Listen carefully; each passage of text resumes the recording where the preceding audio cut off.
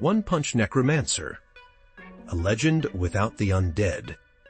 They call me a necromancer, but I've never summoned the undead.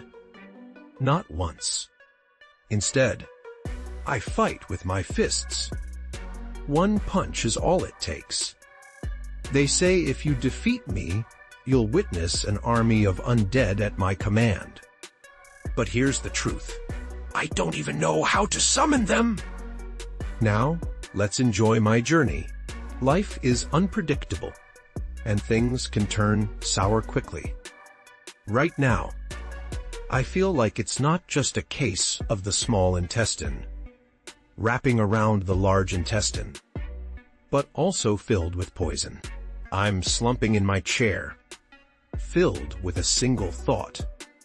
I wish I could start my life over. This is Kaiji Star, a parallel world highly similar to Earth. The biggest difference is the incredibly advanced brain, computer interface technology here. Scientists have built a complete metaverse, known as the Lie World. I've been in this world for 18 years. When humans on Kaiji Star reach adulthood at 18, they only need to implant a crystal chip in their brains to achieve human computer interaction, and they can directly enter the Lie World. All the sensations in the Lie World are identical to reality, similar to a large-scale 3A game masterpiece.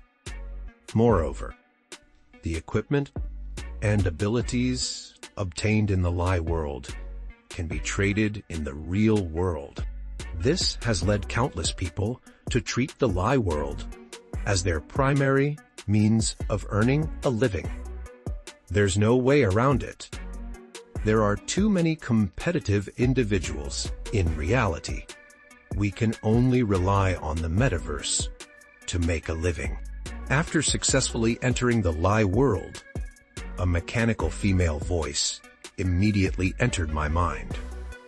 Unbeknownst to me, a blue and white glow was also quietly entering my mind at that moment. Welcome, player Xiao Yu, to the Lie World for the first time. Would you like to begin drawing a class?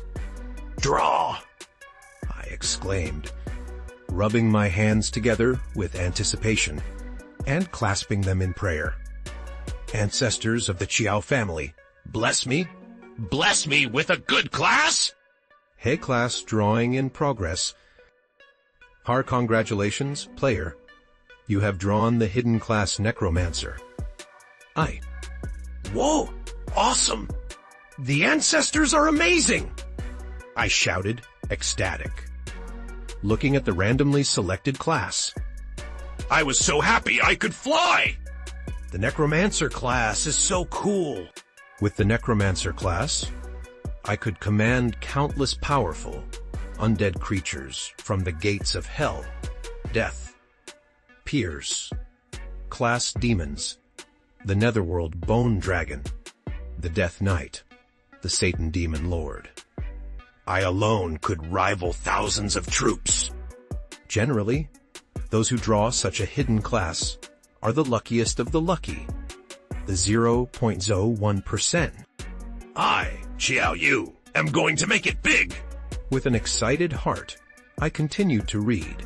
Name, Xiao Yu class, Necromancer, level apprentice, ALV1. Strength, tense as young and vigorous.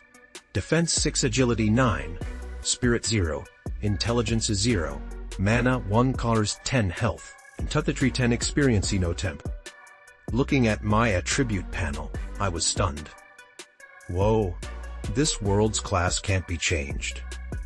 My spirit and intelligence are both 0.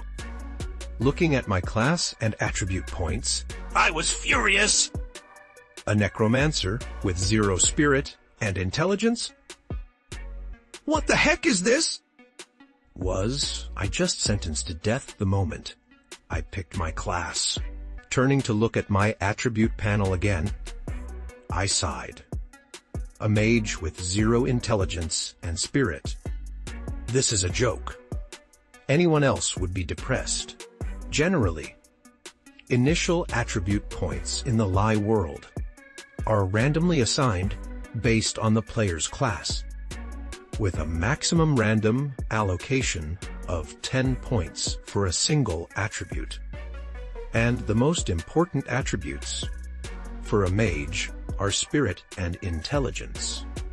If these two are both below 5, the mage is essentially useless, and I have 0 in both. Trying to become a necromancer in this situation is like training a cockroach to get into Harvard. Dogs on the street would shake their heads at my talent. The mechanical female voice rang out again.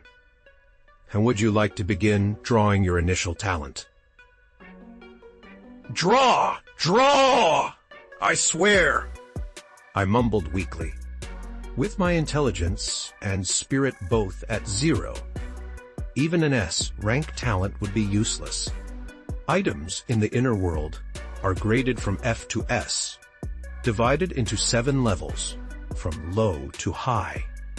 For the same profession, the higher the talent, the stronger the power, and the faster the cultivation. Others call it drawing in progress. A blue-white glow flashed in my mind. Hey, congratulations, player. You have drawn the talent Courageous Heart of a Mage. Level unknown. Reward 10 free attribute points. Passive effect. When the player, Qiao Yu, detects that you are defeating enemies with close combat, you will receive free attribute point rewards. Kinsha active effect. Unique. The player can increase other attribute values to the same level as a single attribute value. Looking at this talent, I swallowed. My pupils instantly turned green. Free attribute points are extremely difficult to increase. Only leveling up will reward you with free attribute points. Otherwise, you can only rely on your own cultivation to increase attributes. For example, lift weights to increase strength, meditate to increase spirit, and solve problems to increase intelligence. But this Courageous Heart talent's passive ability allows me to increase free attribute points just by engaging in close combat with enemies. It's simply too overpowered. Even more terrifying is this talent's active effect. Although it can only be used once, it allows me to raise all my attribute values to the same height. I currently have 10 strength. If I use this active ability now, I would become an all-rounder with 10 in all attributes. A beginner with 10 in all attributes is unprecedented in the history of the inner world. But that's not enough. I have bigger ambitions! Since the passive ability encourages close combat, doesn't that mean I need strength? Sister, use all 10 free attribute points to increase my strength. The mechanical female voice rang out again. Congratulations, player Qiao Yu. You have successfully allocated your points. Strength, Tsum Tunnen, name Qiao Yu. Profession, Realm Apprentice, LLV1. Strength 20 Zevers Strong. Defense 6, Agility 9, Spirit 0, Intelligence 0, Mana under 10, Health Untundry 10, Experience 0 10. Talent, Courageous Heart of a Mage. Level unknown. Looking at the attribute panel, I nodded in satisfaction. Even a perfect talent isn't enough for me. The Courageous Heart's active talent can only be used once. If I wait until my strength reaches 1,000, or even 10,000, or 100,000, then use it, an undead mage with 100,000 in all attributes, Just thinking about it makes me shudder. Even the top experts probably don't have 100,000 in all attributes, do they? Next is the newbie quest. I murmured to myself. Only by completing the newbie quest will my registration be considered complete. Enter the inner world. As I willed it, my figure slowly appeared beneath a majestic tower. The tower was located in the center of the town, surrounded by crowds of people coming and going. This is the safe town of the inner world, also known as the newbie village. Combat is prohibited here, and various monsters will not appear in Safe Town. Newbie players can only leave Safe Town after reaching level 10 or entering a dungeon. Is this the inner world? It's so realistic! If you didn't know any better, you'd think you'd crossed over into another parallel world. I clenched my fist excitedly. The touch felt exactly the same as in the real world. Great! Let's go to the place where mages receive quests. With my agility at 9 points, my walking speed was even faster than in the real world.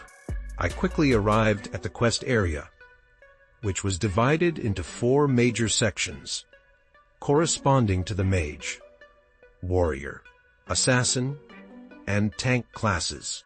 Each major class had countless sub-classes and specializations. For example, my undead mage belongs to a sub-class of the mage class. The warrior class has sword masters, blade masters, archers, and even physical trainers, among others. I walked straight to the mage area, where a sweet-looking young lady in a Lolita dress said to me, "Hello, respected player. I am Guide Eileen. How may I help you?" It's a pity that such a beautiful young lady is just an NPC. It would be great if she were real. "I've come to register and receive my beginner quest," I said. "No problem. I'm happy to help," Eileen said. Eileen smiled sweetly, and with a wave of her hand, a skill book, a robe, and a staff appeared before me. "Han, congratulations. Player Chuayu received initial equipment.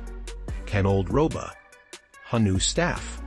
Can congratulations player received F grade skill book. A skeleton summoning technique." I put on the robe and swung the staff around in my hand, and it did look like a wizard. Not bad. This staff looks sturdy. Combined with my 20 points of strength, it would be very effective as a club! As for that summoning technique, I didn't even bother to look at it. With my intelligence at 0, I wouldn't be able to summon anything anyway. "Eileen, what's my beginner quest?" I asked. Eileen said with a smile, "Your beginner quest is to escape the Mist Cave." As soon as she finished speaking, a portal appeared before me. I didn't even think about it and stepped straight in. The portal slowly closed behind me. To complete the Escape the Mist Cave quest, you must not kill any skeleton soldiers. Escape as quickly as possible. Eileen had just begun to explain the details of the beginner quest, but I didn't hear a word of it. Crunch! As soon as I entered, I stepped on a piece of white bone. It was true that weathered bones crumbled underfoot, just like in the movies. The unbelievably realistic sensation fascinated me. Crunch, crunch, crunch. I was very excited to enter the inner world for the first time, and I specifically stepped on bones as I walked. In the early stages of the game, mages were particularly mana-hungry, draining their mana bar with just a few skills. A mage with no mana was practically useless. And with a fragile build, they were easily killed by monsters. However, I wouldn't have to worry about that. I soon encountered my first monster, a skeleton soldier wielding a rusty iron sword, with eerie blue soul fire burning in its empty eye sockets. I checked its stats. Her common monster, skeleton soldier, level ALV1 tran HP 2 20 use strength 5 feet definitive defense A0 H and agility 1. The skeleton soldier rushed at me as soon as it saw me. Wielding its iron sword, I quickly drew my new staff and swung it with all my might, slamming it right into the skeleton soldier's head. 20 ow. A crimson number floated above the skeleton soldier. Crunch! Crunch! Crunch! The familiar sound of bones cracking echoed as the skeleton soldier's head exploded, and the eerie blue soul fire extinguished instantly. I couldn't help but sigh. It's a tough battle without spells! Detected player. Qiaoyu solving the skeleton soldier with melee combat, rewarding 1 free attribute point. Experience Flight 3. I immediately added the point to strength, bringing my strength to 21, and my experience went from 0 gauge 10 to 3 gauge 10. Her ding! Congratulations, player Qiaoyu, on killing the first monster in the inner world through melee combat. Rewarding an A grade passive skill, strength beyond expectation. A grade. This is a nice surprise. I quickly started to check out the skill. Other strength beyond expectation. Grade A. Affect each point of the player's strength attribute is converted into 2 points of attack power. So, if the opponent has no defense, I now have 42 damage with a normal attack. I scratched my head in confusion. Strength determines physical damage. Defense determines damage reduction. Agility determines dodge and movement speed. And spirit determines magical damage. Intelligence determines casting speed. 1 point of strength equals 1 attack power. And the same applies to other attributes. This skill is equivalent to me being able to use 1 point of strength as 2. It's simply unfair. A level 1 newbie only has 10 HP, and I might even owe them 3 lives with a single punch. Never mind. My top priority is still to complete the newbie quest. I continued walking forward, and skeleton soldiers appeared one after another. But they couldn't withstand a single hit from my staff. After killing 4 skeleton soldiers, I finally reached level 2. Congratulations player on leveling up. Current experience, 5d20. Rewarding 5 free attribute points. Added to the 4 points I got from killing the skeleton soldiers. My strength reached an amazing 30 points. You know, even reaching 10 for a single attribute is considered genius for a newbie.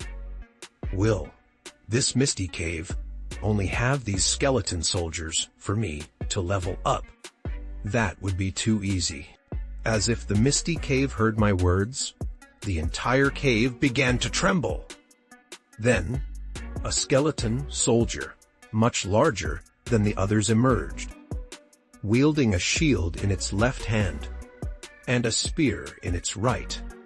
Its stats appeared before my eyes. Common monster. Skeleton soldier captain. My stats flashed before my eyes. Level 3, 50 dive, 50 health, 15 strength, 20 defense, and a pathetic 1 agility. The skeleton captain, upon spotting me, immediately raised his spear, the sharp tip aimed directly at me. A hit from that thing would definitely be a gut-wrenching experience. I decided to strike first, swinging my staff. A resounding clang echoed as the staff met the skeleton captain's shield. Huh. Does this monster actually use a shield? I tilted my head in confusion. A crimson 40 appeared above the skeleton captain's head. The monster was instantly reduced to 10 health. I swung again, shattering the skeleton captain and his shield into fragments. A notification popped up. Key detected player Xiao Yu, defeating the skeleton captain in melee combat, awarding 3 free attribute points. Experience 10. What a formidable opponent! I exclaimed, but also wondered how others managed to complete this difficult beginner quest. The defeated captain dissolved into a soul core. I approached and searched, discovering a pair of bone fist gauntlets. Skeleton fist gauntlets. D-grade disposable item, used to guarantee a critical hit on your next attack! Critical hits deal double damage. For example, with my 60 attack power, a crit would deal 120 damage. Teach. A disposable item. It would be much better if it was permanent. I scoffed, but honestly tucked the gauntlets into my storage space. Just then, the entire mist cave began to tremble. A skeleton captain and 5 skeleton soldiers appeared before me. I instantly became serious. Even at level 2, my health was a meager 20. Getting skewered by a skeleton soldier would be a disaster. It would mean experiencing the pain of death and losing my progress, having to start over. Fortunately, these skeleton soldiers had only 1 agility. After 10 minutes of kiting and maneuvering, I successfully cleared them all. I was panting, my staff almost smoking. My level had also increased to level 3. Sadly, none of the skeletons dropped any items. I opened my attribute panel. Name, Xiao Yu. Class Death Knight. Realm Apprentice. CLV 3. Strength 46. Strong. Defense 6. Agility 9. Spirit 0. Intelligence 0. Mana 80 kite 80. Health 30 dice 30. Experience 20 a 30. Talent. The Courage of a Mage. Unknown level. Skill Miracles through Strength. A. Rank it. I killed all the skeletons. Why haven't I been notified that the quest is complete? I scratched my head in confusion. Were there any stragglers? I kicked the bones on the ground. A raspy, eerie voice echoed through the mist cave, sounding like an old woman scraping her nails across a blackboard. The outcry echoed through the desolate plains, a furious roar against the uncaring heavens. I, Lin Lang, had been pushed too far. For years, I had endured the scorn, the mockery, the outright hostility of the Skull Clan. They considered me a mere human, an insect beneath their notice, a plaything for their cruel amusement. But their latest transgression, it was the final straw. It started subtly. Disappearing hunting spoils, deliberately misleading directions, minor sabotage of my traps. I dismissed it as youthful arrogance, the recklessness of a clan accustomed to easy victories. After all, the Skull Clan was the dominant power in this region, renowned for their strength and skill in martial arts. I was just a solitary hunter, eking out a living on the fringes of their territory. But their actions escalated. They began targeting my livelihood directly. They raided my stores, poisoned my water source, and even set fire to my small cabin. Each act of aggression was calculated, designed to break my spirit, to force me to flee. They wanted me gone, and they made no secret of it. I attempted to reason with them, to appeal to their sense of honor, but my pleas fell on deaf ears. The Skull Clan held no respect for outsiders, especially not humans. They saw me as nothing more than a source of entertainment, a pawn in their endless games. Then came the ultimate insult. They captured my beloved hunting dog, Black Wind, and subjected him to unspeakable cruelty. They paraded him through their settlement, a broken, whimpering creature, as a trophy of their dominance. That was it. The line had been crossed. My patience had run out. I would no longer tolerate their abuse. I would have my revenge. I began to train relentlessly, honing my skills in the martial arts, studying ancient texts, and seeking out forgotten techniques. I pushed my body and mind to the limit, transforming myself into a weapon of vengeance. I would become a force to be reckoned with, a nightmare for the Skull Clan. They thought me weak, insignificant. They would soon learn the error of their ways. I crafted a plan, meticulous and ruthless. I would strike at the heart of their power, dismantle their authority, and make them pay for their sins. It would be a dangerous undertaking, fraught with peril. But I was prepared to risk everything. I was no longer just a hunter. I was a storm, gathering strength, ready to unleash its fury upon the Skull Clan. Countless bones within the entire Mist Cave were slowly converging towards one direction. All the bones within the cave constructed a huge, terrifying monster. A wisp of soul fire appeared in the monster's hollow eye sockets, fixating on me like an ant. Hey, Common Boss Skeleton King injured state. Egg level LV Pisher HP 400 is 500 me. Strength 40 Firvishi defense 60 he. Shen agility 1 teen chase skills. Bone thorns, bone blast.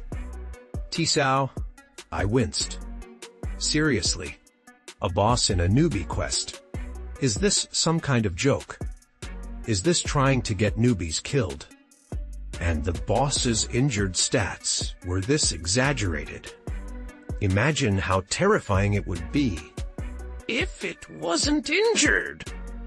D. The Skeleton King's massive bone palm swung down towards me, his anger towards me reaching its peak. This kid was just asking for it.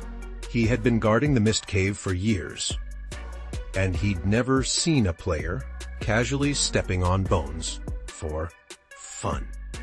If it hadn't been for me turning so many bones into dust, the Skeleton King wouldn't be starting in an injured state. I quickly twisted my body to dodge and swung my staff at the Skeleton King's ankle. 32. This damage made me wince. It meant I had to hit the Skeleton King successfully a dozen more times, while just one hit from him would probably kill me. WDNMD! I turned around and ran without hesitation. A newbie quest with a boss. No way I'm doing it! The Skeleton King clearly wasn't going to let me go. He tore a piece of bone from his body and threw it forward, activating his bone blast skill. Boom! The massive explosion forced me to retreat to dodge, and the Skeleton King followed closely behind. Do you have no idea what a foot care professional is? I was furious. He was really getting on my nerves. I gripped the end of my staff, using it like a metal pipe. I jumped high and struck the Skeleton King's knee. 32. The Skeleton King, furious, tried to swat me, but I kept dodging. His one-point agility meant he couldn't hit me. The Skeleton King's huge brain couldn't comprehend what was happening. He was supposed to be guarding a newbie quest dungeon. Who was this kid? How could a newbie break his defenses? 32. Thirst 2. I circled around the Skeleton King's feet, finding openings to hit his ankles. After a few minutes, his HP dropped to half. The Skeleton King was completely enraged. He roared and launched his bone thorns. Skill towards me! He opened his hands, and a volley of sharp bone thorns shot towards me like lightning. He was going to tear me to pieces! The thorns were too fast. I couldn't dodge at my current speed. In a desperate moment, I threw myself to the side, falling face first into the dirt, barely avoiding the attack. However, one thorn still pierced my abdomen. The excruciating pain made me wince. My HP dropped to only 5 points. The Skeleton King prepared to press his advantage, but found only a pool of blood on the ground. I was gone! A hint of human-like confusion flickered within the Skeleton King's cyan soul fire.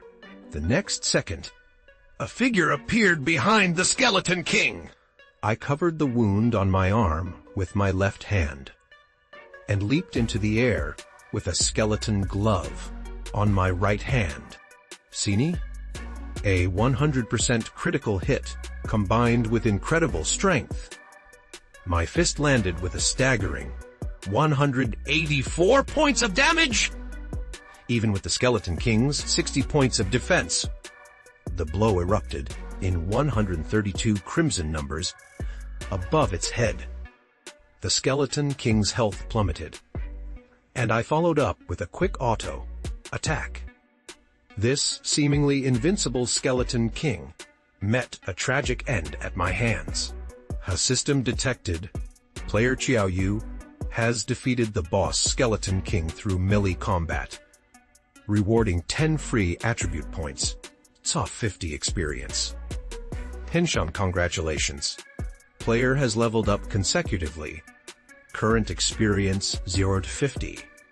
Awarding 10 free attribute points. Although I almost lost to the Skeleton King, the rewards were substantial. I earned 20 free attribute points and leveled up to LV5. Skeleton King, you better drop some good loot for me. I reached out and touched the Skeleton King's soul core, finding some ordinary potions and supplies. But I also discovered a round, chubby ring. A Skeleton King's ring, level C, effect. After equipping, the player's first normal attack damage increases by 50%. Cooldown 24 class restriction known. Not bad! Although it's not as powerful as the skeleton gauntlets, it can be used continuously. I was overjoyed. AC level item could fetch a fortune, easily tens of thousands, if sold in the real world. This was a massive win!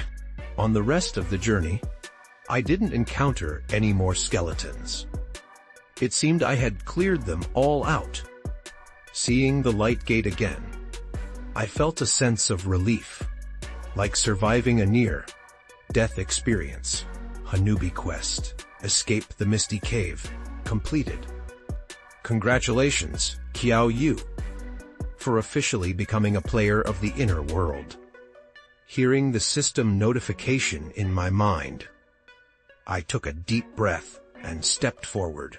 Just as I exited the light gate, I, along with all the other players, heard an official world announcement. Congratulations to mage player Xiao Yu for achieving the first kill of the Misty Cave boss, Skeleton King. rewarding 10 free attribute points. We encourage other players to continue their efforts. What the two? Which dungeon's boss is the Skeleton King? Haven't all the dungeons been cleared already? I don't know. Wait a minute. Misty Cave. Isn't that the newbie quest? A newbie just killed the boss right after entering the inner world. There must be a bug in this game! I did that quest too. You're just supposed to find a way to escape, right? How did this Qiaoyu guy go and kill the boss? Must be some kind of cheater! Others, that even the point? The point is this guy is an apprentice level player who soloed a boss! That's the most ridiculous thing ever! This guy is a bull in a china shop. Unbelievably awesome! Although I couldn't hear the other players' discussions, the world announcement made me feel uneasy. First kill. That meant no one had defeated the Skeleton King before me. How had they cleared the dungeon then? I was completely puzzled. Something about this newbie quest felt off, but I couldn't quite put my finger on it. I decided to check my attribute panel. I'd put all the attribute points I received into strength. Name Qiaoyu, occupation necromancer, necromancer level apprentice, CLV 5th, strength 76, strong defense 6, agility 9, spirit 0, intelligence 0, mana 200 arts 200 health, 50 experience. Yorda's 50 talent, mage's courageous heart, level unknown, skills, strength creates miracles. Grade A, equipment Skeleton King's ring, grade C. Phew. With these stats after the newbie quest, I should be considered decent among my classmates, right? I controlled the chip in my mind and slowly exited the inner world. Returning to reality, a large, chubby face came into view. Young Shangdi, what are you doing? I was startled by my desk mate. Yang Shangdi was practically my only close friend. Qiaoyu, what took you so long? How long did it take you to complete the newbie quest? Did you all finish the newbie quest a long time ago? I asked. Yeah! The last person to come out was half an hour ago! You're so slow! Taking so long for a newbie quest! Yang Shangdi shook his large, chubby face. By the way! What occupation did you draw? I got mage! Mage, you know. Avada Kedavra! Looking at Yang Xiangdi's excited and shaking chubby form, and recalling the dangerous encounter in the inner world, I always felt that they hadn't gone to the same inner world. However, my classmates had all come out earlier, so no one should have seen that world announcement. I breathed a secret sigh of relief. At this moment, the teacher, Xu Jinlong, spoke up from the podium. All right. I believe all of you have completed the registration in the inner world. And you have your own occupations and talents. Let's go around and introduce ourselves by seat number. Tomorrow, when the whole class participates in the newbie trials, we'll strive for every student to pass. Fei. You're the class monitor. You go first. A haughty-looking young man stood up with a proud expression. Teacher, my occupation is swordsman. My talent is grade B. A commotion erupted in the classroom. Wielding the sword with spirit, channeling energy, the king of 100 blades, enjoying a free and unfettered life. Who wouldn't dream of wearing white clothes, wielding a sword, and drinking wine, living a life of carefree joy and vengeance? And swordsman is also a very powerful occupation in the inner world. The class monitor is amazing. Yeah, he's worthy of being the class monitor. I also want to be a swordsman, but I drew assassin. Is this the destined one? Class monitor, remember to take me with you. Listening to these compliments, Maffei's expression became even more haughty. He said confidently, "Rest assured, classmates, I, Maffei, will definitely protect all of you." Xu Jinlong nodded approvingly. Very good. A grade B talent is already considered genius. Continue to work hard, next student. As introductions continued, everyone's occupations were ordinary and unremarkable. There was no sign of any highlights. It was finally my turn to introduce myself as the seating order went on.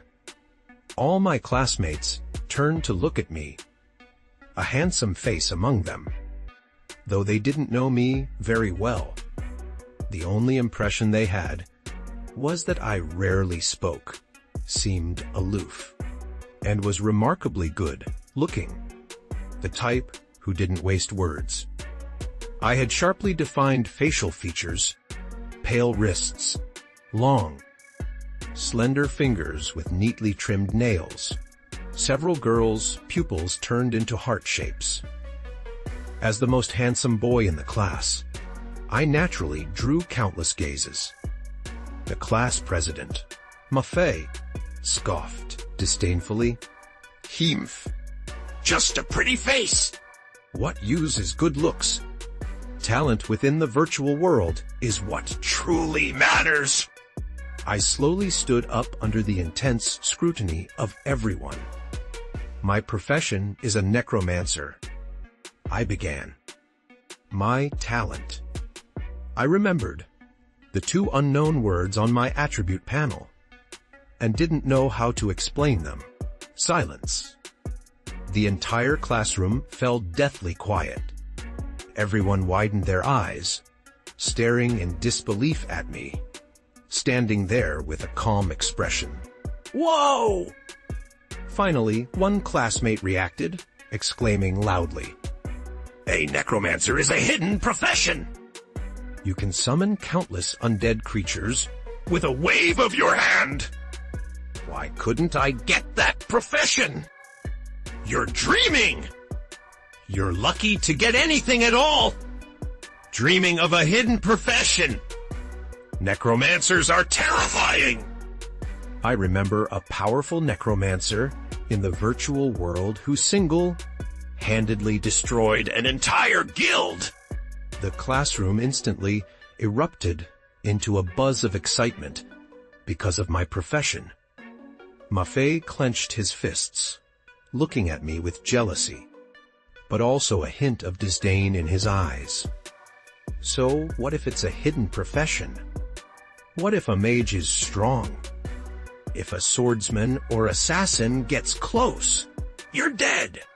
mages are notoriously fragile. The most vulnerable thing about a mage is being ambushed. Necromancers are even more fragile, as constant contact with undead creatures weakens their bodies. Summoning spells take a long time to cast. Without teammates to protect you, violent professions like assassins and swordsmen are a necromancer's natural enemy. Of course, if a necromancer has enough time to summon undead creatures, even 1,000 armies wouldn't be a match. Maffei, as the class president, naturally took his study of the virtual world seriously.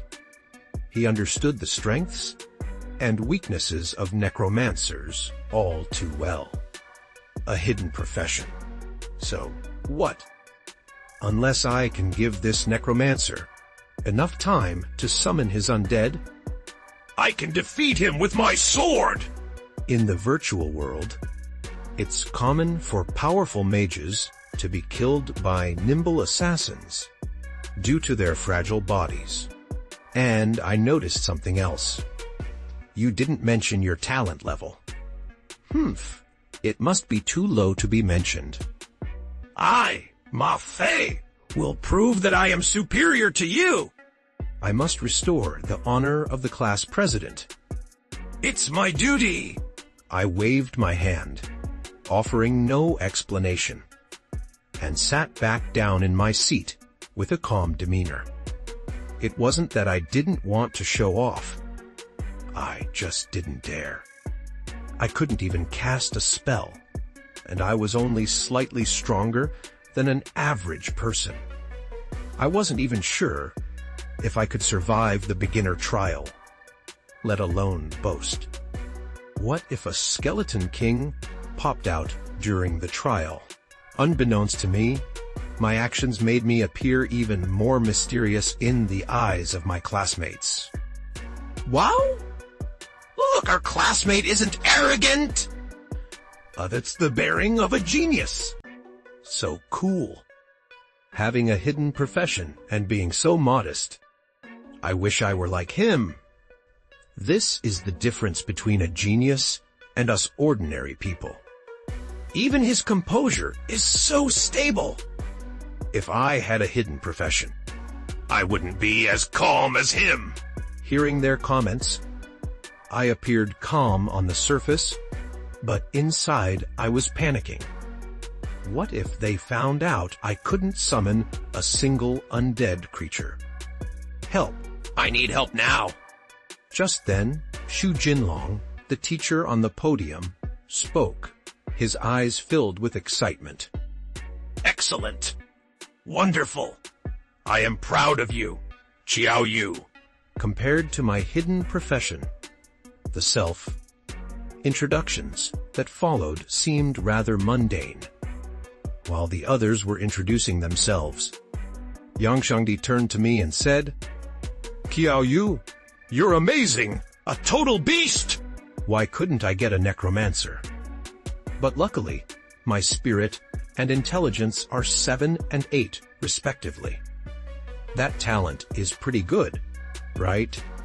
Remembering that his own talent was 0 in both categories, I suppressed the urge to punch Yang Shangdi's fat face and squeezed out 6 words through gritted teeth.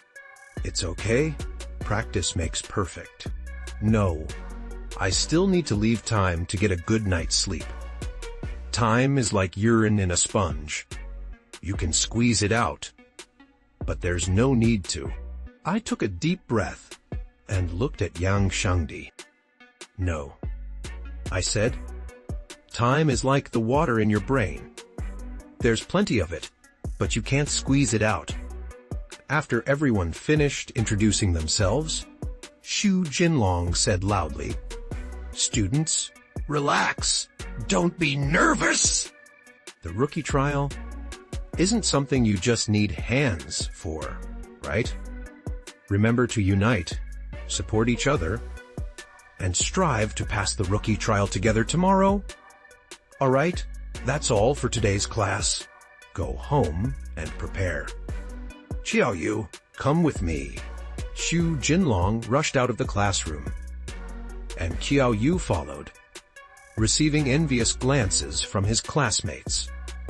However, some students harbored disdain. After all, a fragile necromancer without a team was just a free kill. Warriors and assassins were far more sought after. One with a blade, enjoying the rivers and lakes. One with a sword, practicing chivalry. That's what a man should do. Hiding behind summoning undead was no skill at all. Qiao Yu, you've done well. You finally made it? A hidden class? Once you complete the rookie trial, you'll definitely be able to enter the top universities in the country to continue learning various combat skills.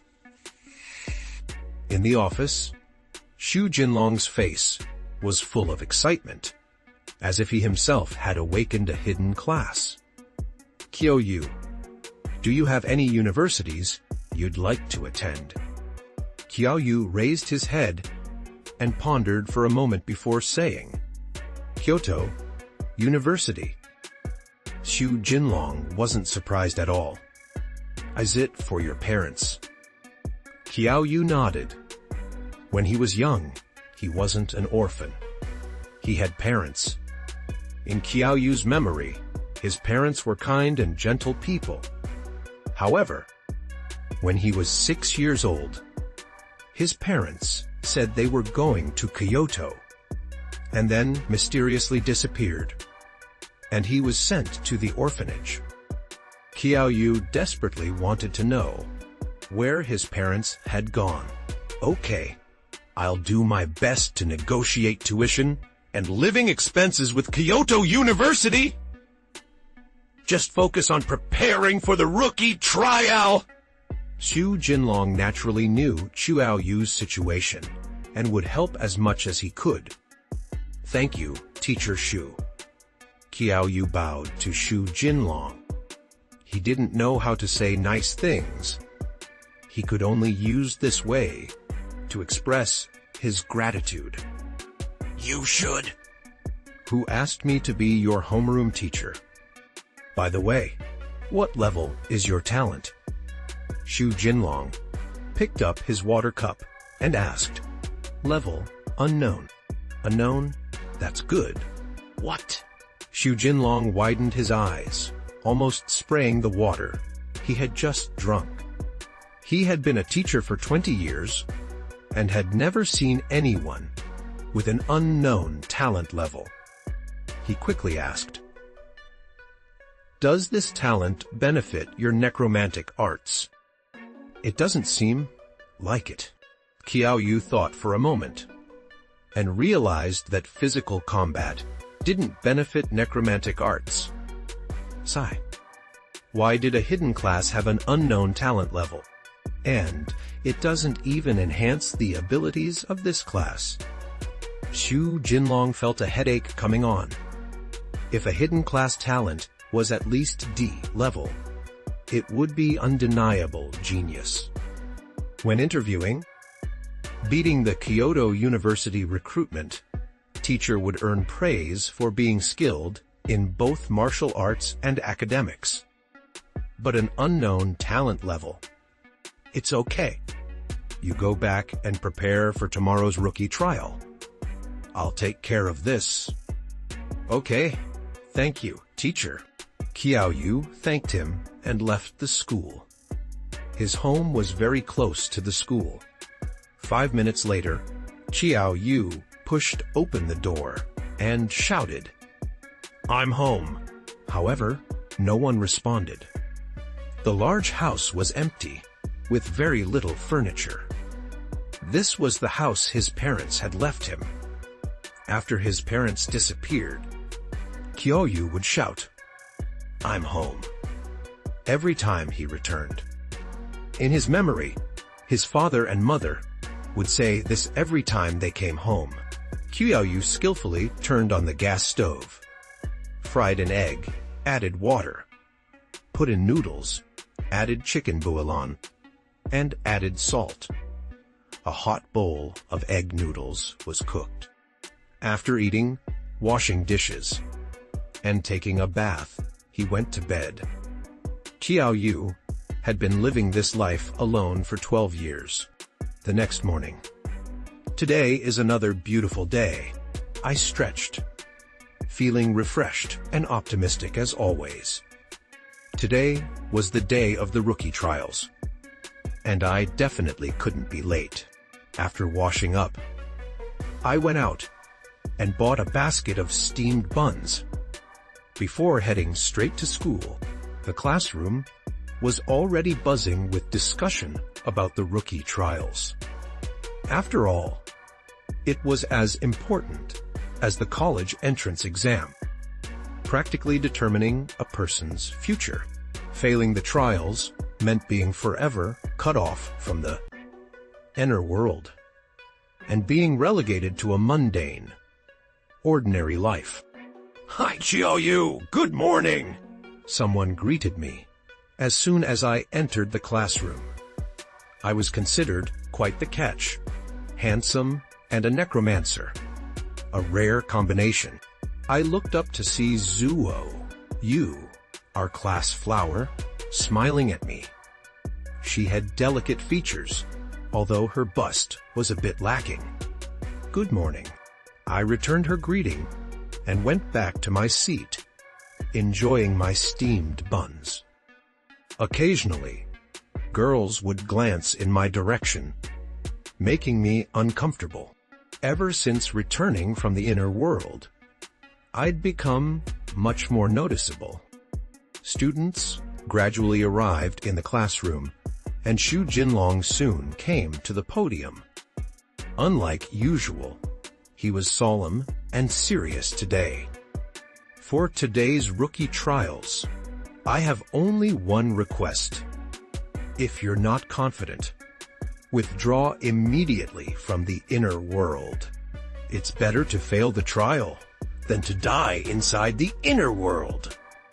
While resurrection is possible, the realistic feeling of death can trick your brain into believing you're actually gone. If that happens, even if you're resurrected, you might end up in a vegetative state. The noisy classroom fell silent. Usually, rookie dungeons weren't very dangerous and rarely resulted in player deaths. But there were always exceptions. Once, there was a major incident where a rookie dungeon wiped out all 50 students in a class, completely without a trace. To this day, no one knows what kind of terrifying dungeon it was, only that it was called Nightmare Village. Don't be so gloomy, everyone. Just withdraw from the inner world in time, and you'll be safe. Xu Jinlong placed a stopwatch on the podium. Everyone knew that when it reached 0, it would be time to enter the inner world. Everyone, prepare yourselves. The rookie trials will begin in half an hour. Students began to discuss tactics with their usual friends. Yang Xiangdi turned to me and asked, "Qiao Yu, what should we do? We don't have many friends, and we're both mages. Who should we team up with? Let's just deal with whatever comes our way." "Don't worry so much," I shrug.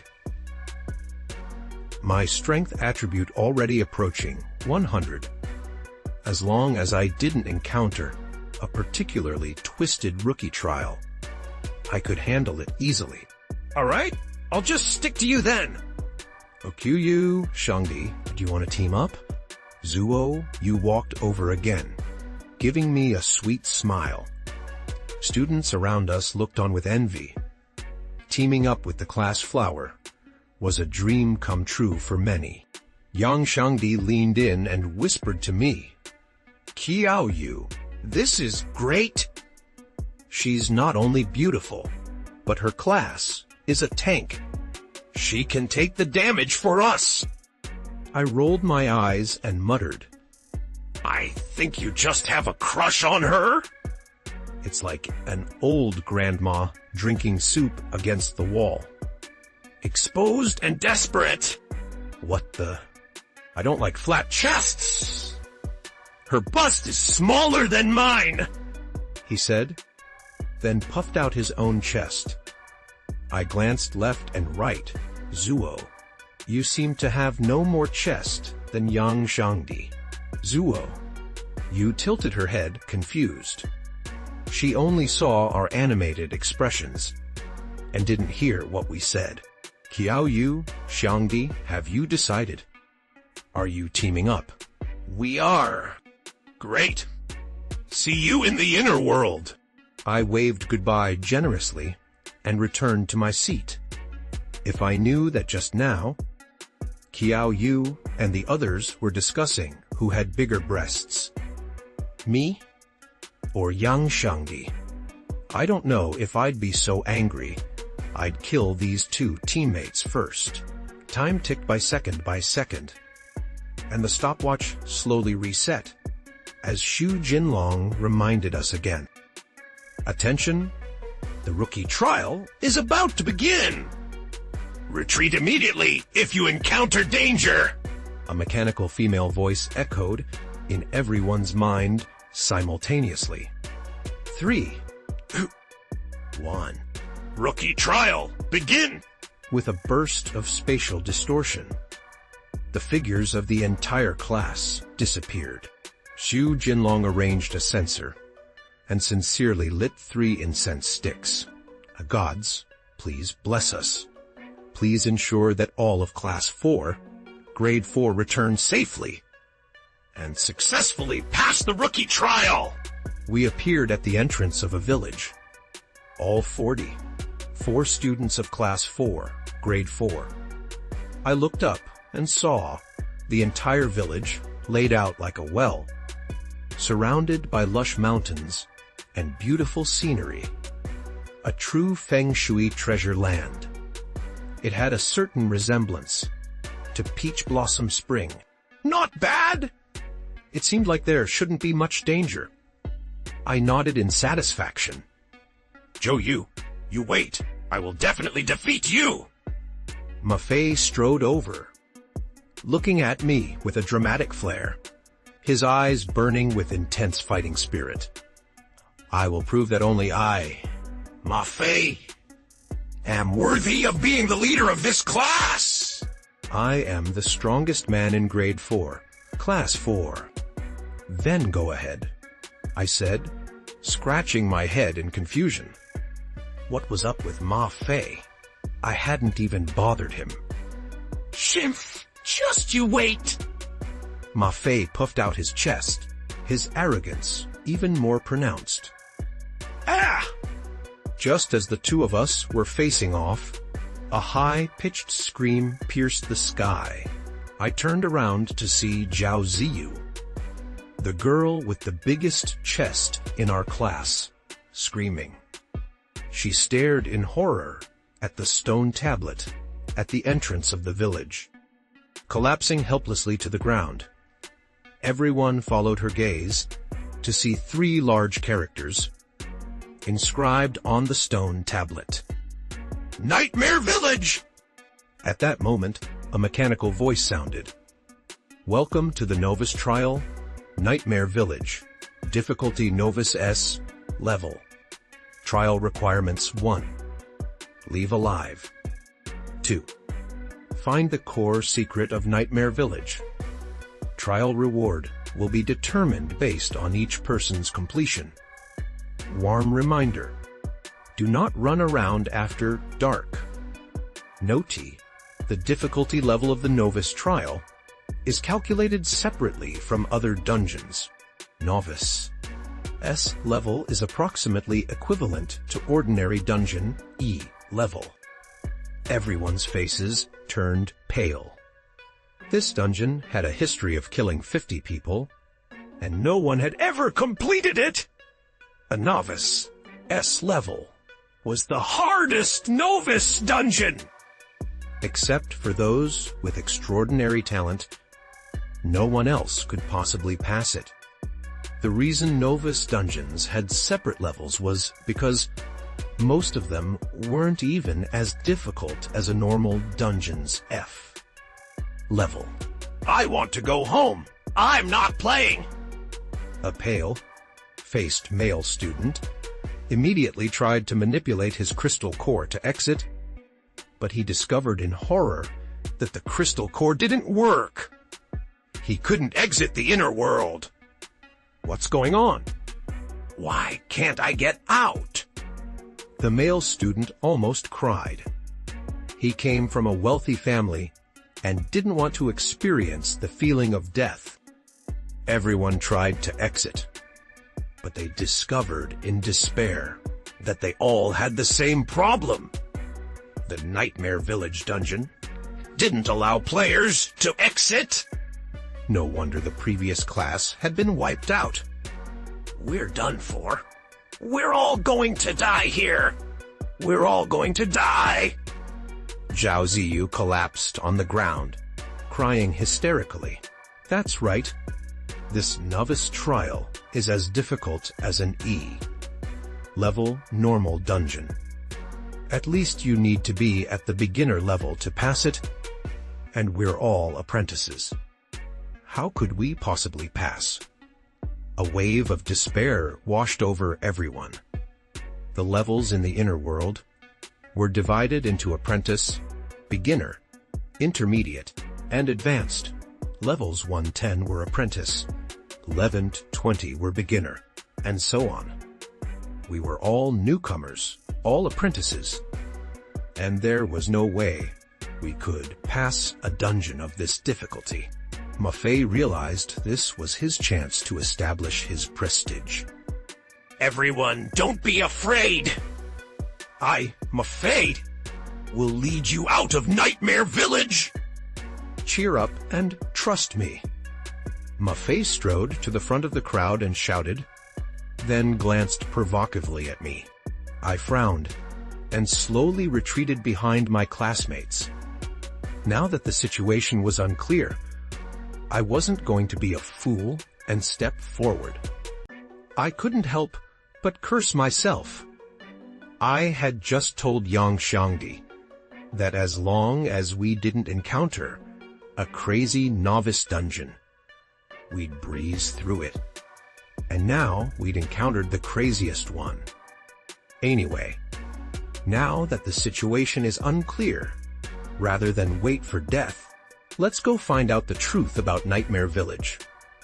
Let's go! Even if there's danger ahead, I, Maffei, will clear a path for you. Maffei walked forward without hesitation, stepping into Nightmare Village. He had dreamed of being a hero since he was a child, and now was his chance to make that dream come true. Inspired by his courage, everyone finally gathered their own courage and followed me. We had all assumed, given the terrifying name of Nightmare Village, that it must be inhabited by monstrous, terrifying demons. However, the first villager we encountered was a remarkably spry old man. Outsiders. It's a shame you're so young, the old man said, initially showing excitement, then sighing sadly. Grandpa, what do you mean by that? I asked quickly. The old man glanced at me and spoke slowly. Anyone who crosses the stone tablet at the village entrance will never be able to leave Nightmare Village! The old man said these words, and everyone turned to look at Maffei. After all, it was Maffei who had brought them here! Maffei's expression was a little embarrassed. He quickly said, "It's impossible to not be able to get out." Everyone rest assured. We will definitely be able to get out. I'll go out and show you. Maffei ran to the left of the crowd. His physique as a swordsman allowed him to run very fast. Then, a terrifying scene happened. Maffei actually appeared from the right side of the crowd. Maffei's face was also a little pale. He knew very well that he had been running in one direction. Why did he come back here? Could it be a haunted loop? He didn't believe in evil and continued to run forward. But soon Maffei appeared in front of his classmates again. The old man watched Maffei, a smirk on his lips, as if he had expected this scene. We're doomed. You brother? No, you father! You'd better protect me later! This is a haunted loop. It's so scary! Yang Di tightly hugged Qiao Yu's left hand, as if that would give him a sense of security. The old man looked at the crowd and said with a laugh, "Since you're here, accept it." I understand. Grandpa, you want us to relax and face it with confidence, right? The class monitor, Maffei, quickly interjected. No. I mean, since you're here, you might as well stay and rest. Everyone. Okay. I'm not teasing you little ones anymore. It's getting dark. The old man's face suddenly became serious. I am Wangan, the village chief of Nightmare Village. Living in Nightmare Village, there are 2 requirements. I'll only say it once. If you can't remember, Don't blame me when you die! everyone listened intently, and several female students even took out notebooks. First, you can live in any empty house, but you must never touch the black stone on the door. Second, you must return to your house before dark and close the doors and windows. Even if Diga Ultraman comes, don't open the door. Village Chief Wangan straightened his back and swept his sharp gaze over everyone. Do you all understand? Village Chief? Why can't we come out after dark? Wangan raised his head, revealing a sinister smile. Because in Nightmare Village at night, another group of people Will appear. The sun set, and it was about to get dark. Village Chief Wangan began shaking a bell around, urging people to go back to their houses. All the students in Class 4, Grade 4, decided to follow the village chief's advice And find a house to hide in! They were divided into 4 groups, each with 11 people. Yang Di, Zhao Ziyu, the class Flower Zuo Yu, the male student Zhong Tianyu, who initially wanted to quit, and 6 other students were assigned to the same house as Qiao Yu. Ma Fei was in the house next door. As soon as they entered, they saw a black stone on the doorframe with a winding, mysterious symbol. They followed the village chief's instructions and quickly closed the doors and windows. Night slowly fell, and the entire Nightmare Village was shrouded in darkness. Strange noises and the sound of animals chewing occasionally came from Nightmare Village at night, which was chilling. Qiao Yu and the other 11 people sat in the brightly lit 3rd floor hall. In such a terrifying environment, they had no time to sleep. Zhao Ziyu blushed and leaned towards Qiao Yu. She had fair skin, rosy cheeks, and a pair of standard apricot eyes like a pool of spring water. She pretended to be shy and said, "Qiao Yu, if there is danger later, remember to protect me. I'm a healer or a milk mom, and I can give you a lot of blood." Zhao Ziyu narrowed her eyes, and her white lips bit her small, red mouth. Any man who saw her like this would be unable to resist feeling a surge of emotion. However, Qiao Yu had seen through everything. He glanced coldly at Zhao Ziyu. "Want to trick me into being a free-licking dog?" No way! Zhao Ziyu saw Qiao Yu's gaze fall on her and straightened her waist, protruding her melon-sized breasts. Zhao Ziyu, do you have any shame? There are so many classmates watching! Zuo Yu, the class flower, couldn't help but scold her. She looked like a delicate jade beauty, like a sweet and innocent loli, and her face was far more beautiful than Zhao Ziyu's. However, Zhao Ziyu had a charming and fiery figure. Let's just say both women had their own strengths. I'm happy to. What's it to you? Flat chest! Zhao Ziyu looked at Zuoyu's chest with disdain, making Zuoyu blush with anger. Although she had a delicate face, her figure was flat, which was her long-standing pain point. Do you think it's beautiful to be like a cow? At least it's better than having nothing at all. Yours is just from being fat? Just as the two girls were arguing endlessly, no one noticed that I, sitting by the window, slowly moved towards the window, because I saw my grandmother by the window. She stood outside the window, just like I remembered, with a kind smile. "Hey you, my good grandson, Grandma is cold. It's so scary out here. Can you open the window and let Grandma hug you?" Grandma stretched out a wrinkled hand and gently caressed the glass window. Grandma, I miss you so much! I couldn't restrain myself. I was already very afraid of Nightmare Village, and seeing my family made me even more excited. I reached out to open the window to give Grandma a hug. My eyes were empty, as if I was bewitched. Stop! That's not your grandma! Q.U. finally noticed what was happening with me. He quickly shouted, "This is the 3rd floor!" How could an old woman appear outside the window on the 3rd floor? A flying old woman. However, it was too late.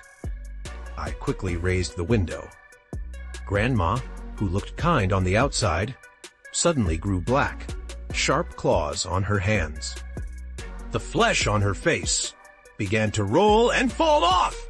The next second, my grandmother turned into a terrifying and ugly nightmare.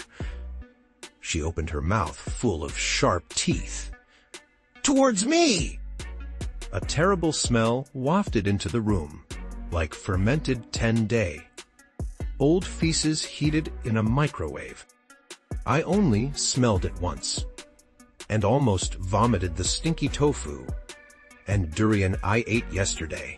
The nightmare rushed into the room, extending its claws towards my throat. Sand entanglement. At the critical moment, Yang Shangdi drew his staff and let out a roar.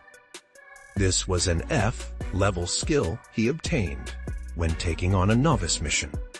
Countless sands turned into whips, trapping the nightmare. I quickly rolled away, escaping.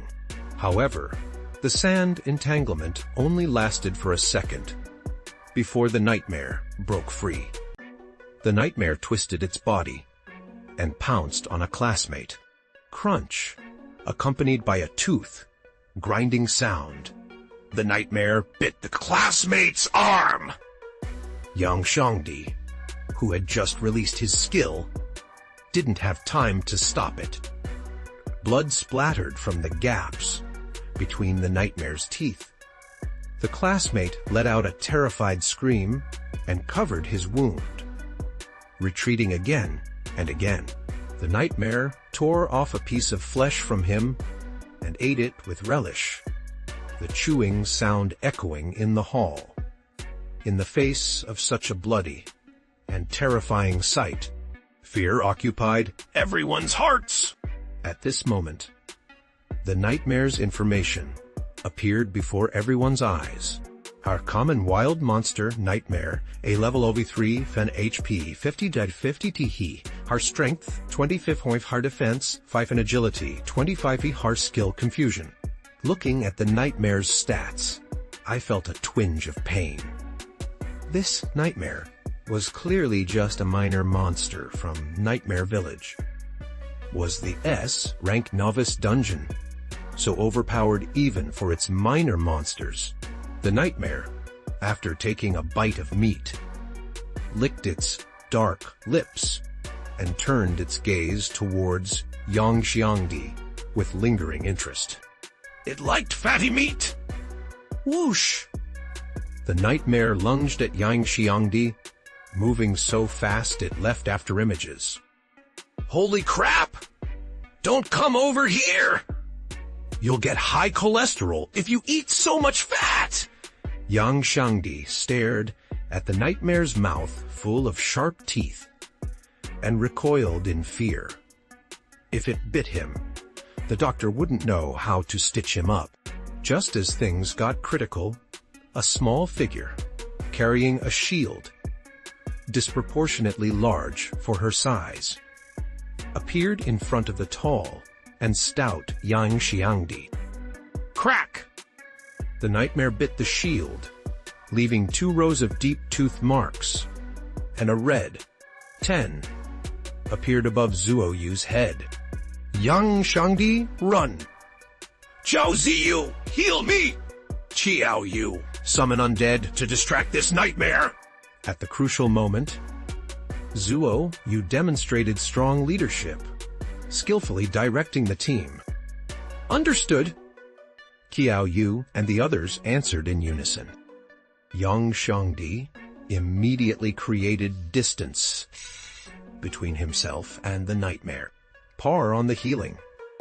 Zhao Ziyu released her skill, and Zuo Yu's health bar instantly filled up. Zuo Yu breathed a sigh of relief and smiled. As long as everyone cooperated well, defeating this nightmare wouldn't be difficult. Now, all that was missing were Qiao Yu's undead creatures.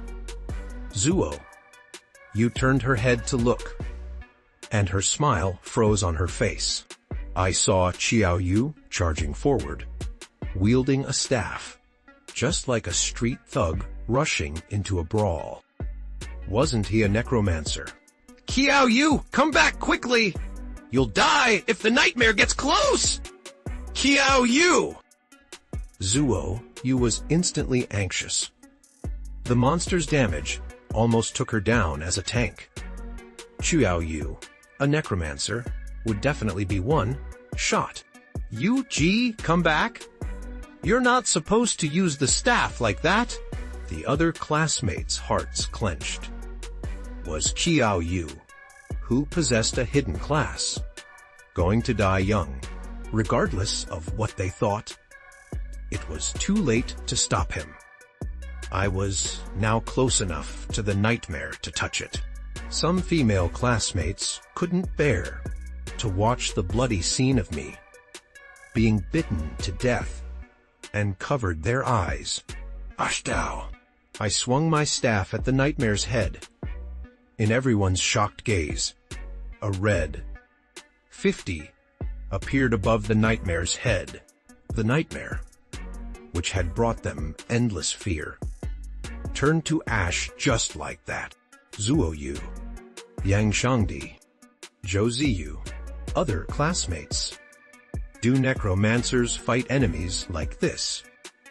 A nightmare with 50 health points was instantly one shot. Was Qiao Yu cheating? I turned my head to look at Zuo Yu. Zuo Yu, did you just call me? It's nothing. I just wanted to ask if you've eaten yet. Zuo Yu was completely stunned. She suspected she was hallucinating. She'd actually seen a necromancer engage in hand-to-hand combat. I walked over to where the nightmare had died to take a look around.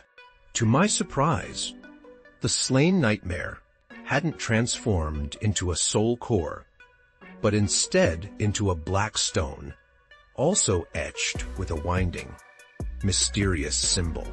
I picked up the stone and went downstairs to compare it. I discovered that it was identical to the black stones the village chief, Wogan, had forbidden them from taking. I had a vague feeling that this stone must be related to the core secret of Nightmare Village. And I had another question.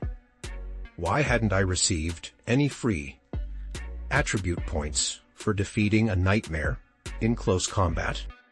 Could it be? QU, did you find something?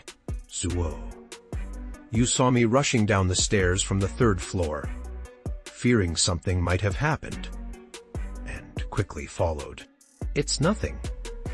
Probably just my imagination running wild. I slipped the stone into my pocket and shook my head. The night passed without incident, and the first rays of dawn tore through the long darkness.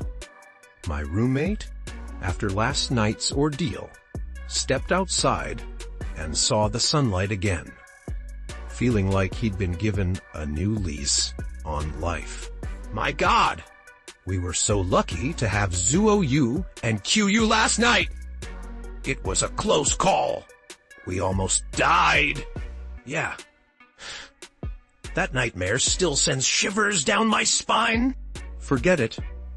I think clinging to QU's leg is the right move. He's so strong. He took down that nightmare in one shot. But Zuo Yu also shielded the nightmare's attack with her shield. Zuo Yu is awesome too! Ma Fei, who had just come out of the next room, slightly twitched his ears. The chatter of his classmates immediately reached him. After listening for a while, he finally understood what had happened in the neighboring room last night, and immediately spoke up. Humph. If I had been there, I definitely wouldn't have let a girl like Zuo Yu take the damage. hiding behind a woman is not the way of a true man. A mere nightmare. One sword strike would be enough. Ma Fei finished speaking and drew his beginner's longsword from the virtual world, executing a stylish sword flourish. Just then, QU and the others came out of the room, and they looked at Ma Fei, who was striking a pose, with surprise. Class monitor, you're doing morning exercises so early. You're really hardworking. Yang Shi, with his chubby face, was full of admiration. I also nodded in agreement. After all, he was the class monitor, and his dedication surpassed many others. Cough, cough. I'm just practicing casually. Ma Fei coughed embarrassedly a couple of times, and quickly walked up to Zuo Yu. Zuo Yu, stay in the same room as me tonight. I absolutely won't let you take the damage. Ma Fei glanced provocatively at me after speaking. Zuo Yu was confused when she heard this. But my profession is a heavy tank. I don't take damage, do you? Ma Fei's expression froze instantly. He quickly explained. No. I mean, I can take down a nightmare on my own. I don't need your help at all! In Ma Fei's view, even Chu Yu, a mage, could defeat a nightmare in close combat, so he, a swordsman, could easily handle it. Ma Fei! Zuo Yu's expression became serious. Your thinking is wrong. Teacher Shu said that we should unite and help each other. Individual strength is not as good as teamwork. You can't always think about working alone. You should learn more from QU. Ma Fei was speechless after being lectured. He turned his head and saw Chu Yu's indifferent expression, feeling extremely frustrated. He was about to say something to redeem his image when village chief Wogan suddenly led a large group of villagers rushing over. The villagers held pitchforks, hoes, and firewood axes. Clearly not here for friendly conversation. Wogan, walking in the front, was full of murderous intent. Capture them all. Later, take these people to the pyre and cleanse their sins with fire. Anyone who dares to resist will be killed on the spot. As soon as the village chief, Wogan, gave the order, countless simple villagers showed fierce expressions, grabbing farm tools as weapons, intending to subdue me and the others. I silently counted the number of villagers and found it was only slightly more than the number of people in our class, and the villagers were all about the same age. Wait a moment. Village Chief Wogan, is there some misunderstanding? Ma Fei stepped forward first. Misunderstanding? Ha! Wogan's face was filled with gloom. He said with a sneer, "Do you not know what good deed you did last night?" Last night? Are you talking about us killing a nightmare? Ma Fei thought hard. The only unexpected incident last night was that we killed a nightmare in our room. Shut up! That was the guardian spirit of our nightmare village! Wogan was agitated, and saliva flew from his mouth. You must have broken the rules of Nightmare Village last night. That's why the guardian spirit punished you! And you. You actually killed a guardian spirit. You deserve 10,000 deaths. 10,000 deaths! Wogan stared at us with red eyes, as if we had an irreconcilable hatred. After listening to Wogan's words, the classmates looked at Zhong Tianyu with a hint of blame. If it weren't for Zhong Tianyu opening the window last night, the nightmare wouldn't have rushed into the room and wouldn't have been killed by us. Ma Fei also didn't have time to argue with me at this moment. He couldn't just stand by and watch his classmates fight with the villagers of Nightmare Village. He quickly asked, "Village Chief, is there any way to redeem our mistake for accidentally killing the guardian spirit?" Wogan sneered. Heh, of course there is! It's to anger the guardian spirit. When night falls, you must stay outside the house! Can you do that? Ma Fei's face was uncertain. No one knew how many nightmare monsters were in Nightmare Village, and who knows what other dangers might be hidden in the night. Staying outside the house when night falls was no different from sending someone to their death. Just as Ma Fei was hesitant, my voice came from behind him. The guardian spirit nightmare was killed by me. I will wait for the night to fall here. Ma Fei rushed over to cover my mouth. Are you crazy? You can't gain attention like this! You're just looking for death? Ma Fei turned his head to the village chief and said, "Village chief, sorry, my classmate isn't very right in the head." Don't take him seriously! Don't worry, class president, I'm not crazy. I have some things I want to verify. Maybe it can help us leave this dungeon. Good, brave.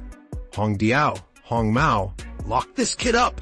As Wogan gave the order, two other muscular old men rushed over with large iron chains, locking my legs to a stone pillar.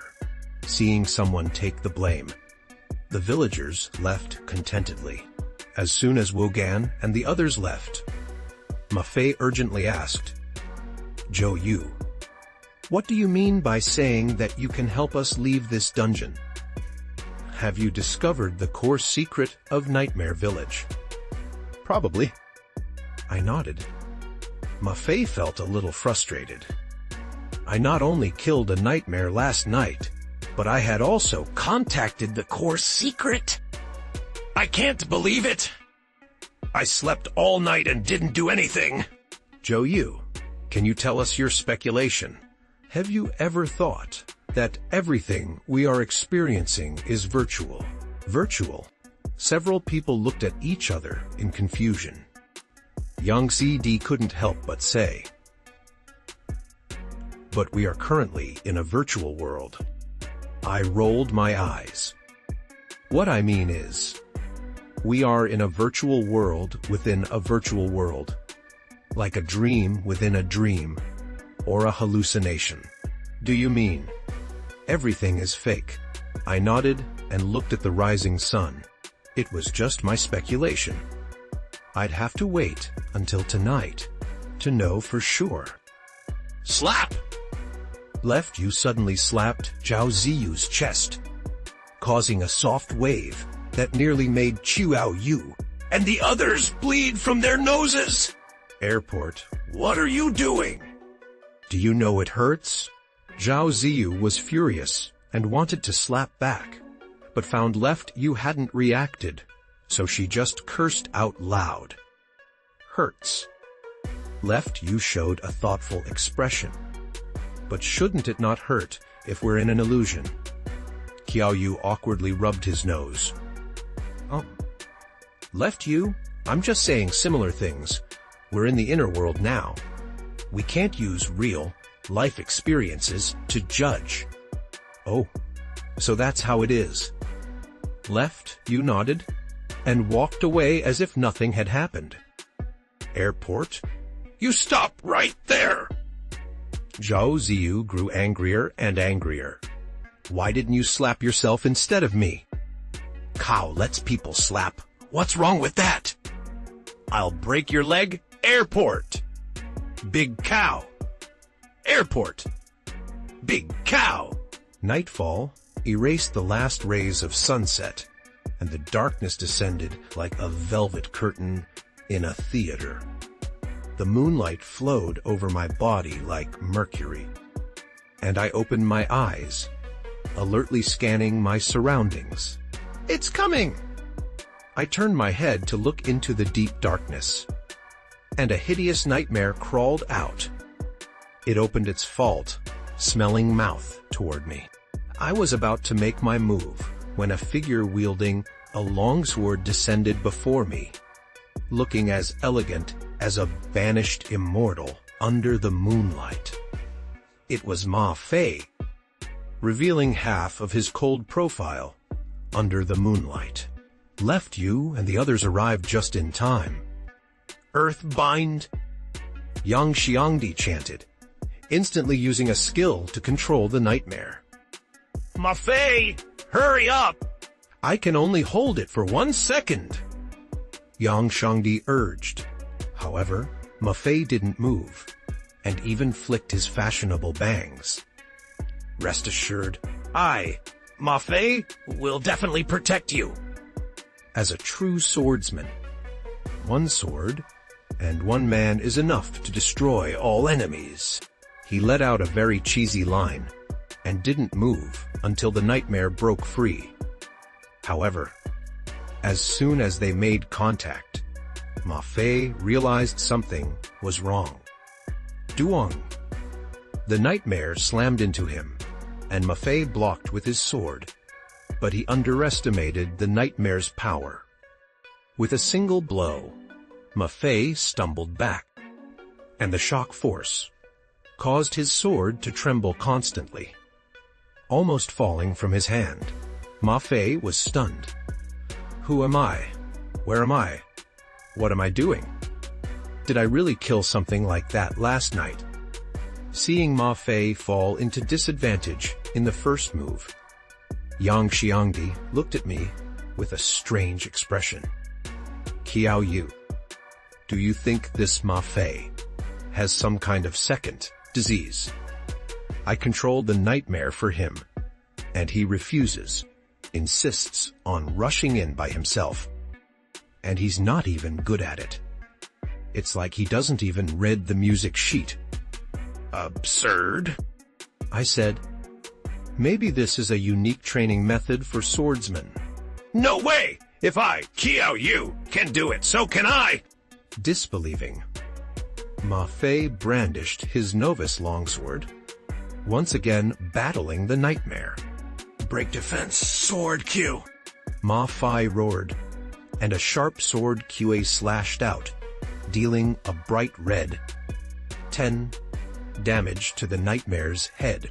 However, this enraged the nightmare, which surged forward and launched a furious assault, pushing Ma Fei back step by step. Ma Fei gritted his teeth, remaining silent. Speaking of which, why did you all come out? Didn't I tell you to stay in the house and wait for me? I asked Zhu Yu and the others why we're afraid you'd be in danger alone, so we came to help you. That way, we could also watch out for each other. Zhu, you said, then cast her gaze at the chains on my feet. Speaking of which, How can you act while chained like this? Should we ask Ma Fei to try and cut them with his sword? No need, before Zhu Yu and the others could even react. I grabbed the chains and yanked. The thick chains, as thick as my thighs, snapped instantly. See, that's all it took. Yang Shi fell silent for a moment, then looked at me with a lingering gaze. Yuji, tell me honestly, are you really not cheating? No, I Qiao Yu am not cheating. I was resolute. I simply allocated all my attribute points to strength. How could that be considered cheating? A sudden scream came from Ma Fei. He'd been scratched by the nightmare's claw, and blood gushed out immediately. Ma Fei's health bar plummeted by half. Ma Fei, we're coming to help you. Zhu Yu and the others were about to move. Zhao Ziyu, already holding her skills ready. But Ma Fei raised his hand to stop them. No! I can do this! True warriors are forged in battle! Scars are a man's medals! Yang Xi seemed to have an idea, and quickly said, Master Ma! Don't fight it head on. Try attacking its head! The nightmare's weakness is its head! Zhu Yu immediately understood. Right. Ma Fei, Yang Xi is right.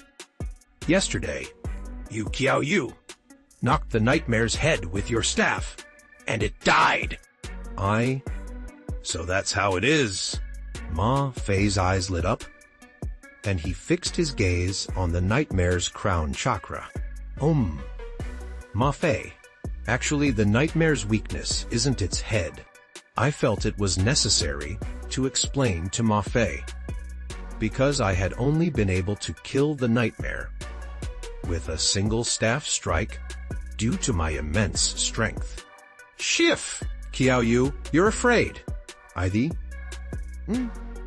Ma Fei revealed a knowing smirk. You're afraid Ma Fei will surpass you. You need your teammates to help you take down a nightmare, while I only need a sword. Ma Fei's gaze burned with intense battle intent as he stared at the nightmare. You'll be watching this next strike. Why? Because this strike will be awesome. Ma Fei held his sword with both hands, let out a roar, and unleashed a break defense sword chi, dashing forward, and precisely stabbing the nightmare's crown chakra. 10. Ma Fei stared blankly at the nightmare as a red on 10 appeared above its head, but a bead of sweat trickled down his forehead. Nightmare brother, what's going on? I hit your weak point. Why aren't you going down? The nightmare's face displayed a human-like confusion, followed by a paw that swatted Ma Fei, sending him flying, landing in a pathetic heap. Luckily, Zhao Ziyu quickly healed him with a massive amount of healing, or Ma Fei would have died on the spot. Yang Shi, are you sure the nightmare's weak point is its head? Are you tricking me? No, that's not right. Qiao Yu did hit the nightmare's head, and it died instantly. I pondered for a moment, then suddenly clapped my hands and jumped up. I get it! It's because you weren't using a staff! You need to hit the nightmare's head with a staff to trigger the instant kill. Here, let me lend you my staff! Qiao Yu. So you didn't even listen to what I said? The nightmare's weakness isn't its head! Fine, I'll believe you one more time! Class monitor, maybe we should help you. Zuo Yu asked cautiously. No! The best help a swordsman can get is from his sword. But you're currently holding Yang Xiangdi's staff. Ma Fi? Hey! Haha, Having no sword is better than having one. This is a deeper realm of swordsmanship. You wouldn't understand. Watch this. I'll instantly kill this nightmare. I just lacked confidence earlier. Watch me do it again. Qiao Yu already covered his forehead, shaking his head helplessly. He had a feeling he knew how this would end. Sure enough, when Ma Fei hit the nightmare on the head with the staff at the right moment, the damage dealt was only 5 points this time. It was even less than his own sword. Bang! Ma Fei let out a scream and was sent flying once again. Zhao Ziyu quickly healed him. Yang Xiangdi, you tricked me! Ma Fei shouted in anger, his white robe torn and tattered from the nightmare's attacks, looking like rags hanging from his body. He looked like a beggar. That can't be right. Yang Xiangdi leaned on his hands, deep in thought. I get it. If it's not the head, and it's not the staff, then there's only one possibility left. What? Ma Fei asked. Yang Xiangdi looked at him meaningfully. The problem is you. You're just not as good as Qiao Yu. Ma Fei exploded upon hearing this. His eyes turned red, and he trembled as he pointed a finger at Qiao Yu. I'm not as good as him. I'm a swordsman, and I farm monsters worse than a necromancer. The facts are right here. Eliminating other possibilities, the only explanation is that Qiao Yu is stronger than you. Yang Xiangdi said, spreading his hands. Bullshit! I can't be worse than Qiao Yu. You watch this!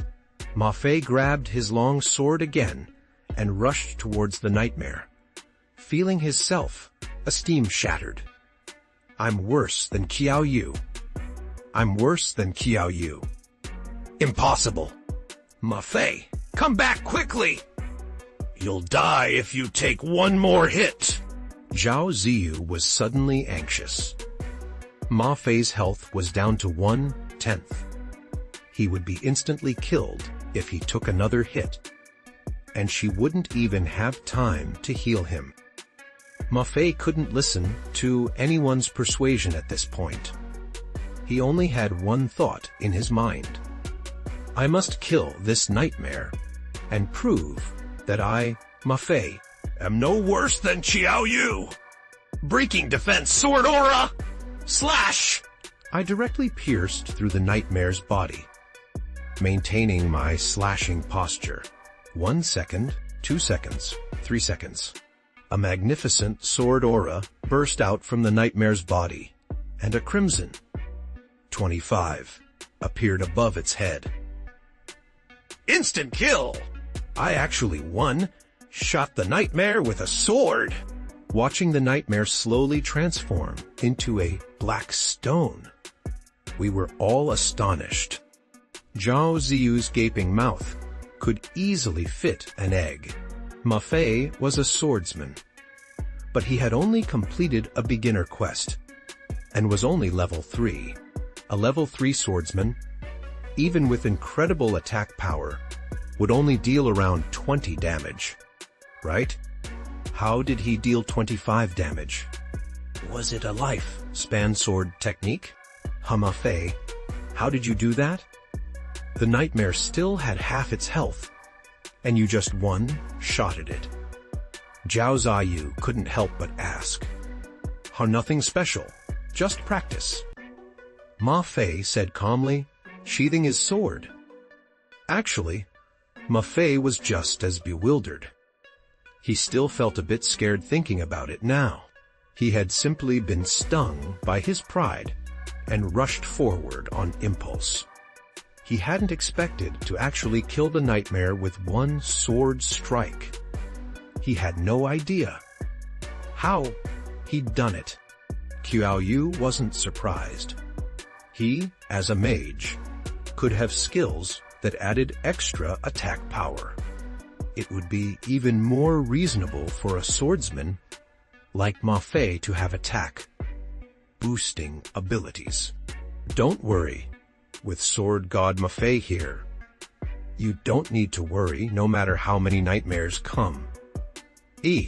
Ma Fei secured his long sword to his back, tilted his head slightly, allowing the breeze to tussle his side, swept bangs. Under the moonlight, he truly resembled a moonlit sword saint. Hara, Ma Fei, you might want to check your back first, Qiao Yu asked. Griff! What's there to see? If there's an enemy, I'll just slice it to pieces, Ma Fei scoffed, but his eyes obediently glanced backward. And holy crap! Ma Fei jumped in fright. 5 or 6 nightmares were glaring at them menacingly. He had barely managed to defeat one nightmare. 5 or 6 would surely tear him to pieces. Let's go inside. We don't need to fight these nightmares. I think I know how to clear this. Qiao Yu picked up the black stone on the ground, revealing a confident smile. Good! You go in first, I'll hold them off! Zuo Yu, barely reaching 1.5 meters tall, pulled out a 2-meter high shield to block in front of the others. All right. The group orderly retreated into the house, accompanied by Yang Shangdi, throwing a sand-binding spell to restrain the nightmares, and Zuo Yu successfully returning inside. After closing the door, the nightmares outside seemed afraid of something and didn't dare to come in. Qiao Yu, what's your plan for clearing this? Zuo Yu asked curiously. Han, you'll find out tomorrow. Qiao Yu smiled mysteriously. Kun, is there anything we need to help with? Probably not. Wait. Come here. Qiao Yu gathered Ma Fei and the others and began discussing something in hushed tones. Early the next morning, the village chief Wogan, once again, led a large group of villagers to rush over. They brandished their fists, demanding that Qiao Yu and the outsiders be killed.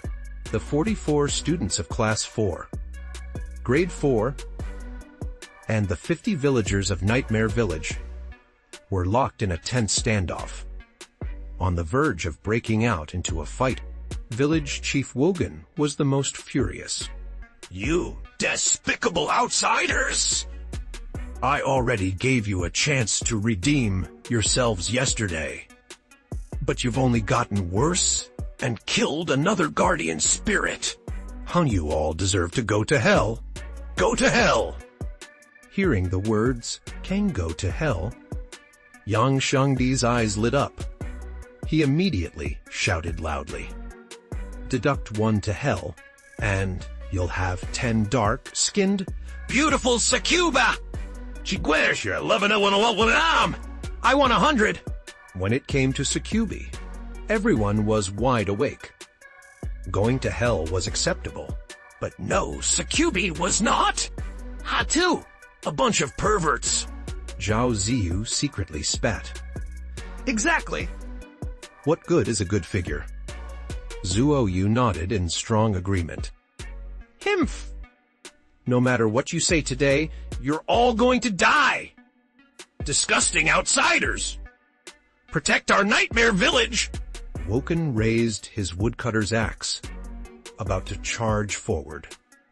But Qiao Yu quickly stepped in front of everyone. Hold on, Village Chief Woken. Are you sure you're really villagers of Nightmare Village? Qiao Yu stared intently into Woken's eyes. Nonsense! Our ancestors have lived in Nightmare Village for generations. Don't try to stall for time. You're all doomed. Woken retorted, I'm not stalling for time. Now that we've reached this point, it's time to reveal the truth about Nightmare Village. What do you mean by that? Woken demanded, his voice laced with anger. I pushed up non-existent glasses and extended a hand. The scheming frog has been touching your belly. The truth is only one thing. You, and you. I pointed at several villagers of Nightmare Village. None of you in this village are original inhabitants Of Nightmare Village. The 50 of you are the class that was wiped out in the Nightmare Village instance. Everything here is fake. Everything we see, everything we experience, Is all fake. this explains why we can't Exit the inner world. Because we're currently in a massive illusion. I was absolutely certain of my Deduction. the inability to exit the inner world, and the fact that defeating nightmares didn't grant him free attribute points. All confirmed my suspicions. A long silence followed my words. Neither Woken and the villagers, nor all the students of Class 4, Year 4, could immediately accept this revelation. Ha ha ha. Ha ha ha ha. Woken suddenly burst into laughter. I have to say, your storytelling ability is quite impressive. I almost believed you. Let's be honest. You're just afraid of dying. You're trying to deceive us with lies. Everything you said is just a story. With no evidence. Of course, I have evidence, I said, and pulled a black stone from my pocket. The moment village chief Woken saw the black stone, his face instantly changed, and he began to tremble. Guardian Stone. You actually took the Guardian Stone. You deserve death for this. It's not just him. Ma Fei, Zuo Yu, Yang Shangdi, and Zhao Ziyu each pulled out a dark black guardian stone. Woken was so frightened that he couldn't speak. In his memory, the guardian stone was the supreme sacred object that protected them from being attacked at night if anyone disturbed the guardian stone. That adult would surely Bring down divine punishment. This isn't a guardian stone at all. This entire illusion is constructed from these black stones And the mysterious symbols on them. As long as we destroy the black stones, This illusion will have a flaw. Brothers, let's do it. I said, and punched the black stone. Ma Fei and the others followed suit, striking their own black stones. The 5 black stones were instantly shattered into powder. I looked at Woken and the others with confidence. I believed my deduction wouldn't be wrong.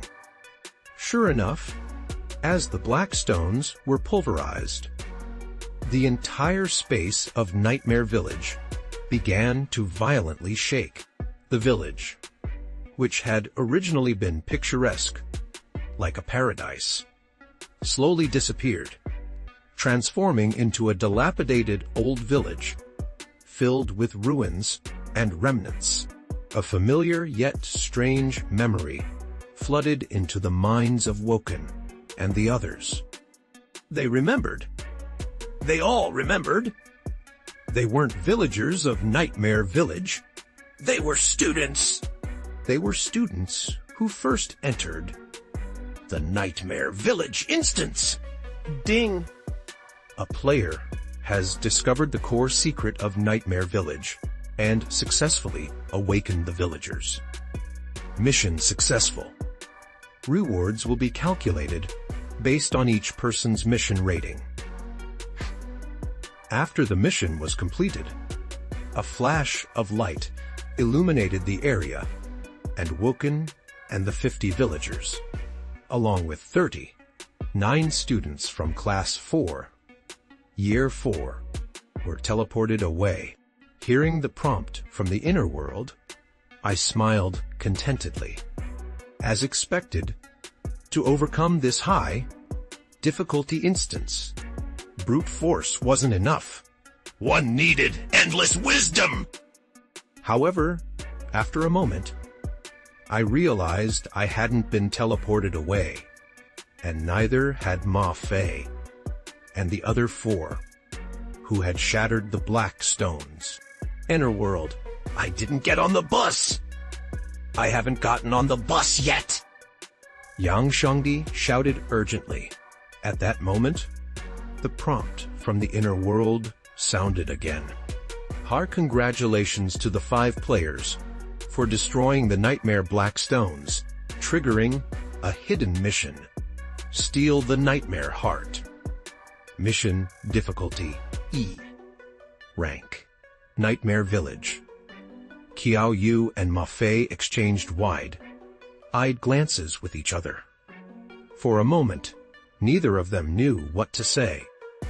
A hidden quest was a rare opportunity within the inner world. Hidden quests often yielded extremely valuable equipment or skill books. Many players would spend a fortune just to obtain information about a hidden quest.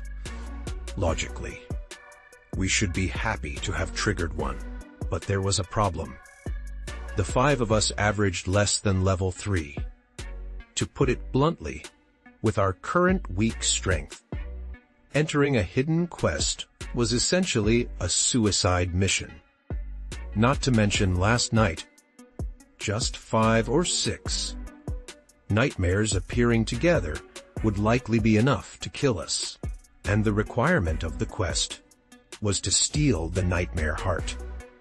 We didn't even know what a Nightmare Heart was, or where to steal it from. Qiao Yu, do you think is it possible that we just needed to awaken the village chief of Woken Village, and didn't need to break the black stone at all? Zuo Yu looked at me with a lingering gaze, finally squeezing out the words. After a long hesitation, cough cough, I coughed awkwardly.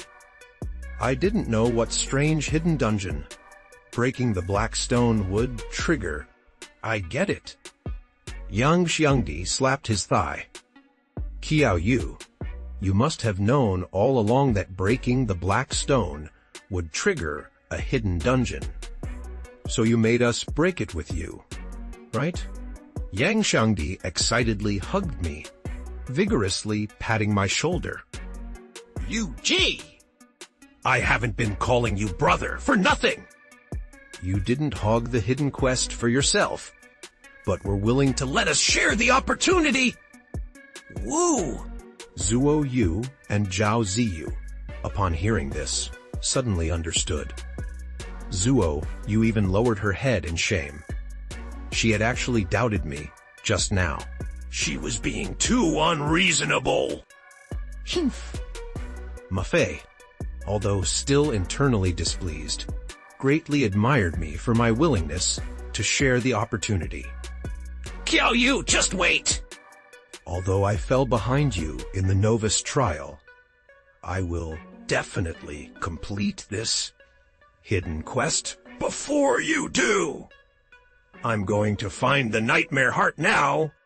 Meanwhile, as I and the others were busy figuring out the hidden quest, chaos erupted in the real world. Pat, pat, pat, pat! The sound of hurried footsteps echoed in the hallway. Xu Jinlong rushed into the classroom. Because his students had returned from the novice trial! Whoa. Is this all it takes for the S-level difficulty of the novice trial? Just this?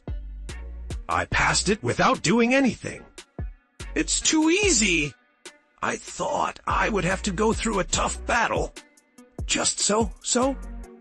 By the way, the novice trial awarded me 5 free attribute points and an F-grade piece of equipment. Awesome.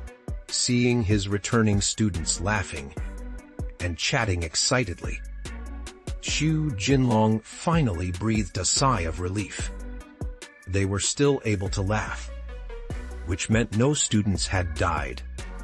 Xu Jinlong's face softened with a smile. It seemed his prayers to the gods had worked. The incense burner was still on the podium. Wait a minute, where is Qiao Yu? Not just Qiao Yu, Ma Fei, Zuo, Yu, Zhao Ziyu, and Yang Shangdi are all missing. A chorus of exclamations broke out in the classroom. They had just been reveling in their relief and hadn't noticed their surroundings. It was only then they realized 5 people were missing. Xu Jinlong's face turned pale. These 5 were the most outstanding students in his class. Besides me, whose talent level was unknown. The talents of the others were all C grade or higher. And the most talented 5 hadn't returned. Something must have happened during the novice trial that he didn't know about. Xu Jinlong rushed into the classroom, frantically questioning the students about what had happened during the novice trial. Damn it! When he heard that Class 4, Year 4 had been assigned the Nightmare Village for their novice trial, Xu Jinlong was so furious, he kicked the incense burner off the podium. What kind of god are you? I asked you to bless my students. And you gave them the hardest one! Continue talking! Half an hour later, Xu Jinlong finally pieced together the sequence of events. His face turned ashen. Logically, after completing the novice trial, I and the others should have returned with the others. Could something have happened to those 5 of them? Students, if everything is all right, you can all go home and share the good news. I have things to do. I left those words and ran towards the principal's office. Qiao Yu, you 5 absolutely must be okay. Cheers. I and the others excitedly clinked glasses, and Yang Shangdi grabbed a large pork, knuckle roasted to a fragrant, oily perfection, and began to devour it. The inner world specifically launched a sense of hunger and a food-beverage mall to enhance player immersion. Players can buy any food or drink that exists in the real world from the mall, spending only 1/10 the price of the real world. Players can taste all sorts of delicacies inside the inner world and don't have to worry about overeating. Though, eating too much will still make you gain weight after searching for the nightmare heart without success. I and my group decisively decided that, at this point, we should just eat. After all, the Nightmare Village, during the day, was no different from an ordinary village, and there were no clues to be found. The 3 boys exchanged for barbecue and drinks, and began to eat heartily. At first, Zuo Yu and Zhao Ziyu were still a bit reserved, but they couldn't resist the aroma of the food, and soon joined in too. Class monitor, thank you for treating us, Yang Shangdi said, mouthful of oily food, slurring his thanks. It's nothing. Doesn't cost much. After a few drinks, Ma Fei also became more generous. I heard you're a rich second-generation class monitor. Now I see the rumors are true. Zhao Ziyu, flushed from the alcohol, looked even more charming. Don't listen to their nonsense. Ma Fei waved his hand. It's my dad who's rich. What does it have to do with me? Qiao Yu, Zuo Yu, Yang Shangdi, Zhao Ziyu. This guy really is putting on a pure and innocent act. Being young men. After several rounds of toasting, We gradually became more familiar with each other. Zuo Yu also asked the question that had been on his mind. Qiao Yu, why do you never use necromantic magic? And why are you so strong? Ma Fei immediately perked up his ears. This was a question he also wanted to know the answer to. My heart clenched. I thought for a moment and said, "Do you know the law of the barrel? The amount of water a bucket can hold isn't determined by the tallest plank, but by the shortest one. Only when all the planks are the same height can the bucket be filled. Necromancers are weakest in physical strength. So I made a decision the first day I entered the inner world. Before my physical body is perfected, I will never use any necromantic spells." Under my deception, Zuo Yu and the others all looked enlightened. Ma Fei secretly clenched his fists. This Qiao Yu really is my rival. I absolutely cannot fall behind him. Seeing that everyone believed me, I finally breathed a sigh of relief. Come on, would I really tell you that my intelligence and spirit are actually 0? And I can't summon a single undead. I slammed the principal's office door open. Other from Principal Hong. I have an urgent matter to discuss with you. Principal Hong was a balding old man. He slowly took out a pair of reading glasses from his shirt pocket and put them on. Sha Jinlong, don't panic when facing a problem. Calmness is key to solving it. Eat, Har Principal. Do you remember those genius students I told you about before? I do. One of them was a hidden profession, named Qiao Yu, right? Principal Hong leisurely took a sip of his tea. All 5 of them haven't returned from the newbie trial. What? Principal Hong slammed his hand on the desk and stood up abruptly, spraying tea all over me. He leaned over the desk, grabbing my collar, and frantically shook me. I felt like my brain was being stirred by Principal Hong's shaking. I raised a hand, my face flushed, and patted the principal's hand. Principal Hong realized he was losing control and quickly withdrew his hand. However, it was understandable. Ever since scientists successfully constructed the metaverse, the entire society had undergone tremendous changes. Any talented individuals within the metaverse were fiercely sought after by top universities. If Qiao Yu and the other 4 had returned from the newbie trial, they would have easily secured admission to a key university, let alone Peking University's Tsinghua University. The disappearance of these 5 top students during the newbie trial was like a bolt from the blue for Principal Hong.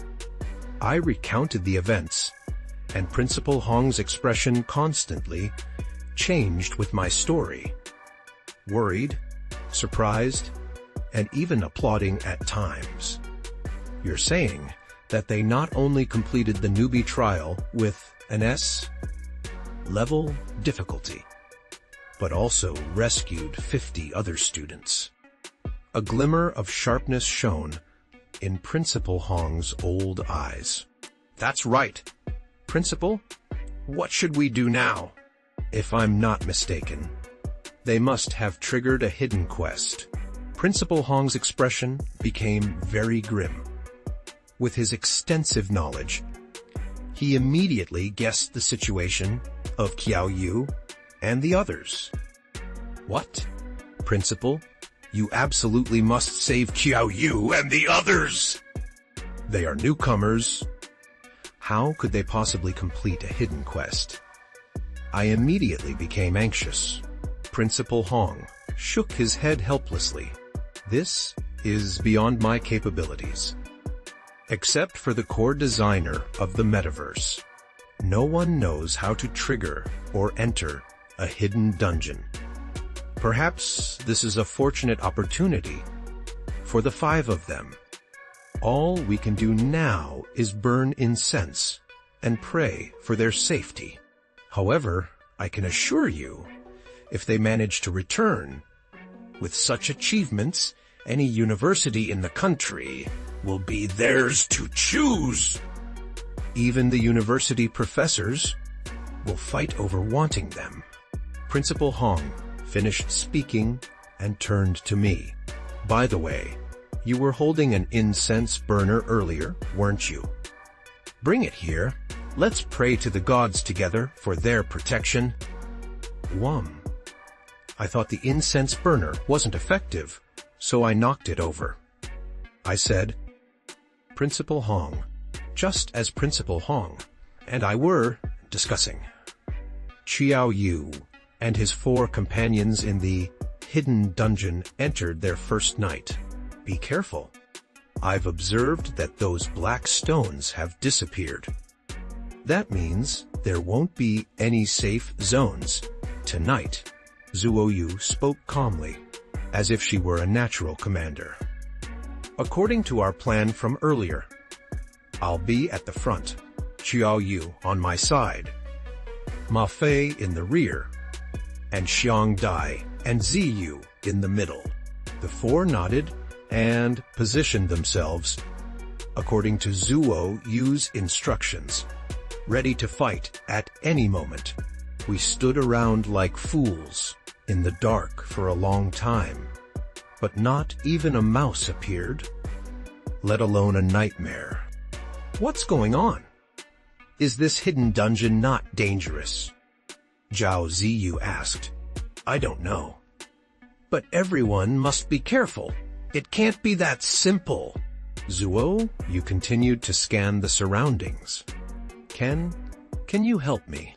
A delicate voice rang out, and a frail girl emerged from the ruins of Nightmare Village. She had fair skin that radiated a delicate glow, rosy cheeks, and almond-shaped eyes with a hint of mistiness, like a pool of autumn water. The girl's figure was slender and well-proportioned, her pale thighs exposed, and delicate feet stepping on the sand, making people feel sorry for her. This suddenly appearing girl was a combination of Zuo Yu and Zhao Ziyu. She possessed Zuo Yu's youthful aura and delicate features, as well as Zhao Ziyu's voluptuous curves. This contrasting combination of qualities gave the girl a captivating allure that made men's hearts flutter. Zhou Yu and the other 2 men had their eyes glued to her. Honestly, who doesn't like a girl with a contrasting personality? Little sister, I'm Ma Fei, a swordsman. May I ask what difficulties you're facing? Ma Fei flashed a smile he considered very dashing.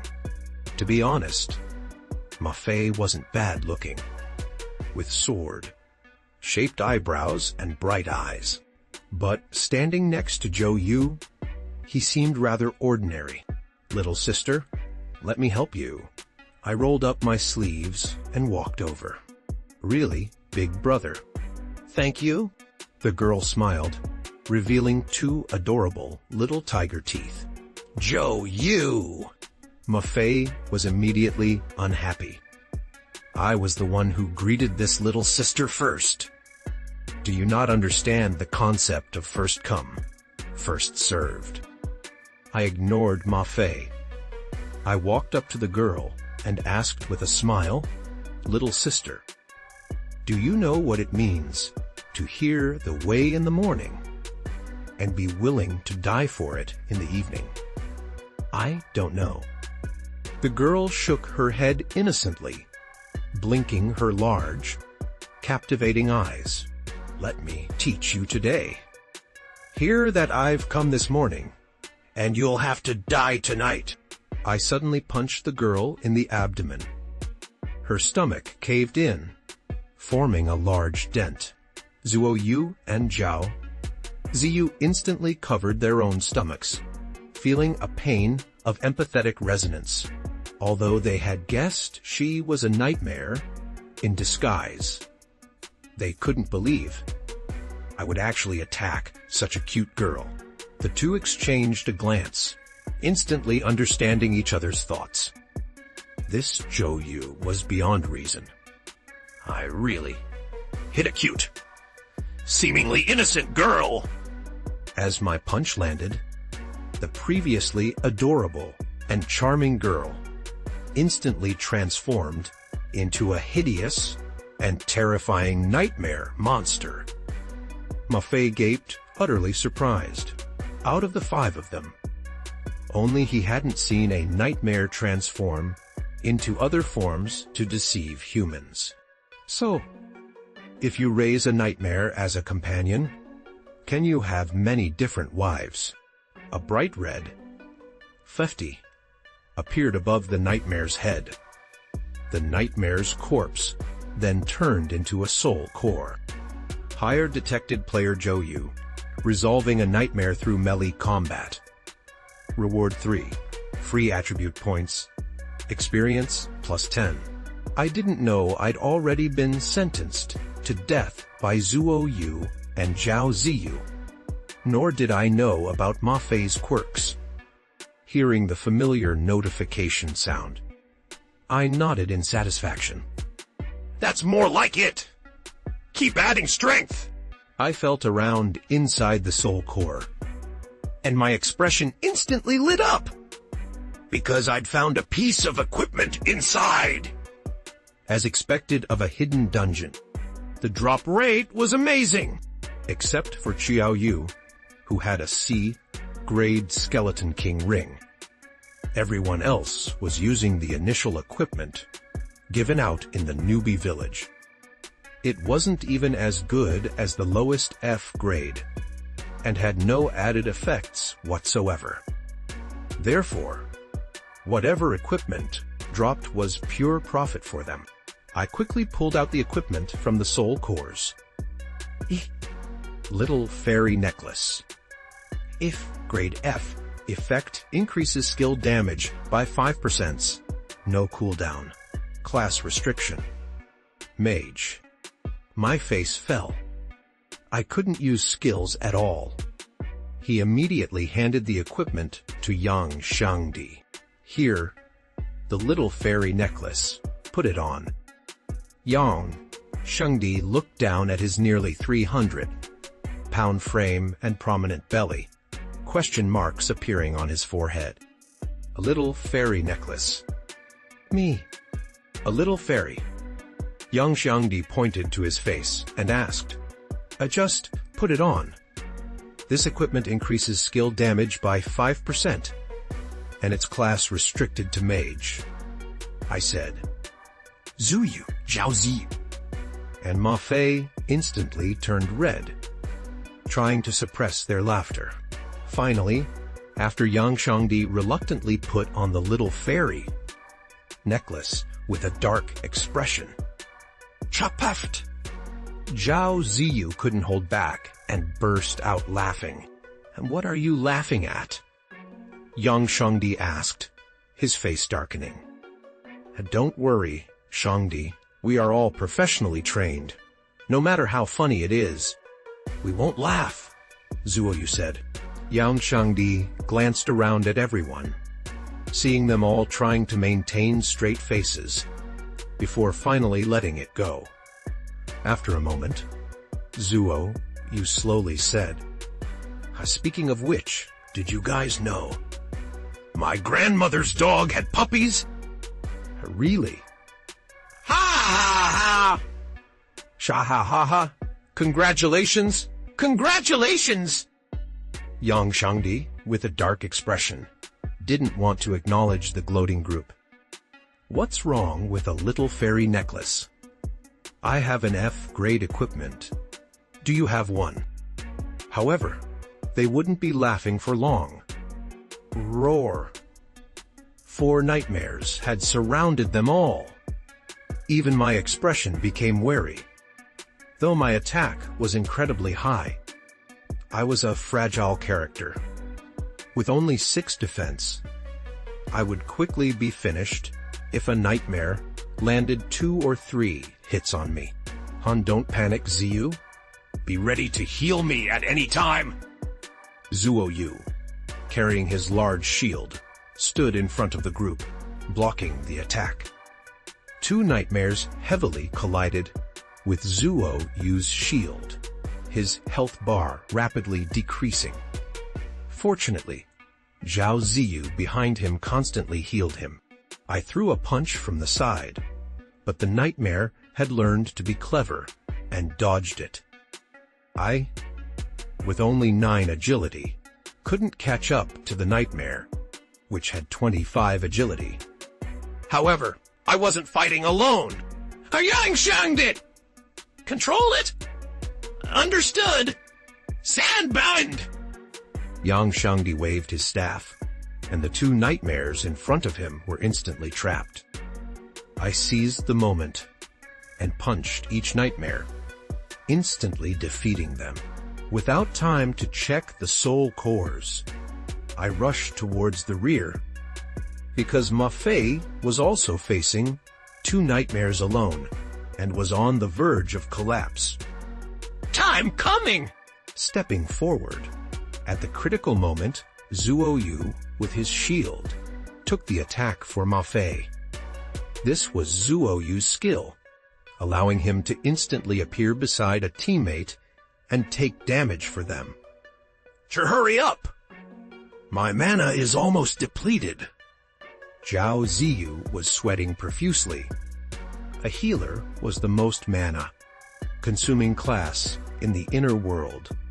Without a doubt, simply put, a healer traded their mana for their teammates' health. Once the blue bar is empty, the healer can no longer replenish their teammates' health. Good! Breaking defense, Sword Q! Having gained experience dealing with the last nightmare, I wasn't playing any fancy tricks now.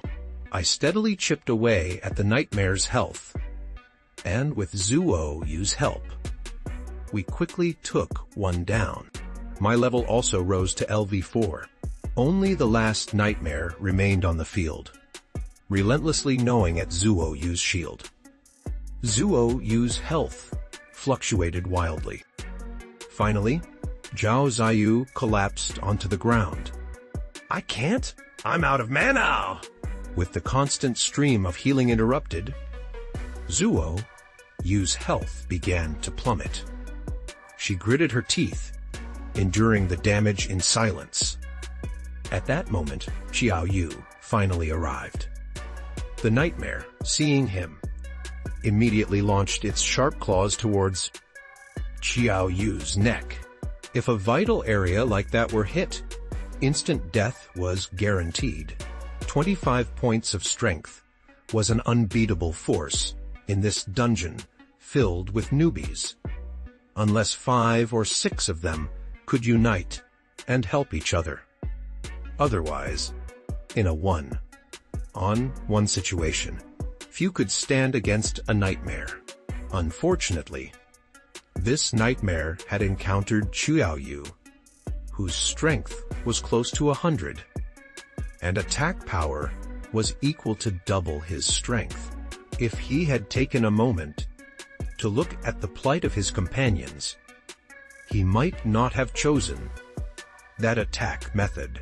Xiao Yu swiftly reached out, catching the nightmare's claws in his hands. The nightmare's claws instantly sliced through Xiao Yu's skin, and blood gushed from his hands. Xiao Yu remained impassive, calmly demanding, "Speak. Where is the nightmare heart?" "Nightmare." "Himph! You won't talk, huh?" Xiao Yu exerted force with his hands, ripping the nightmare's claws off. The nightmare's health immediately dropped by half. Then, Xiao Yu gripped the nightmare's head, lifting the last nightmare into the air. "Quickly say, where is the nightmare heart?" If you don't speak, I'll crush your head. Nightmare. This nightmare was incredibly aggrieved. It wanted to say, But nightmares couldn't speak! the only nightmares that could speak used a mind control skill. And that one was already dead! Fine, you're a man of your word? Qiao Yu said with a shrug. Qiao Yu exerted force with his hands, and nearly 80 points of strength instantly burst the nightmare's head. The pitiful nightmare transformed into a small soul core. A deathly silence fell over the nightmare village. Mafei's Adam's apple bobbed as he asked, "Has anyone ever harshly interrogated monsters from this world before?" Should. Probably not. Zhu, you said somewhat uncertainly. Compared to that nightmare, they suddenly felt. Qiao Yu was more like the big boss of this hidden dungeon.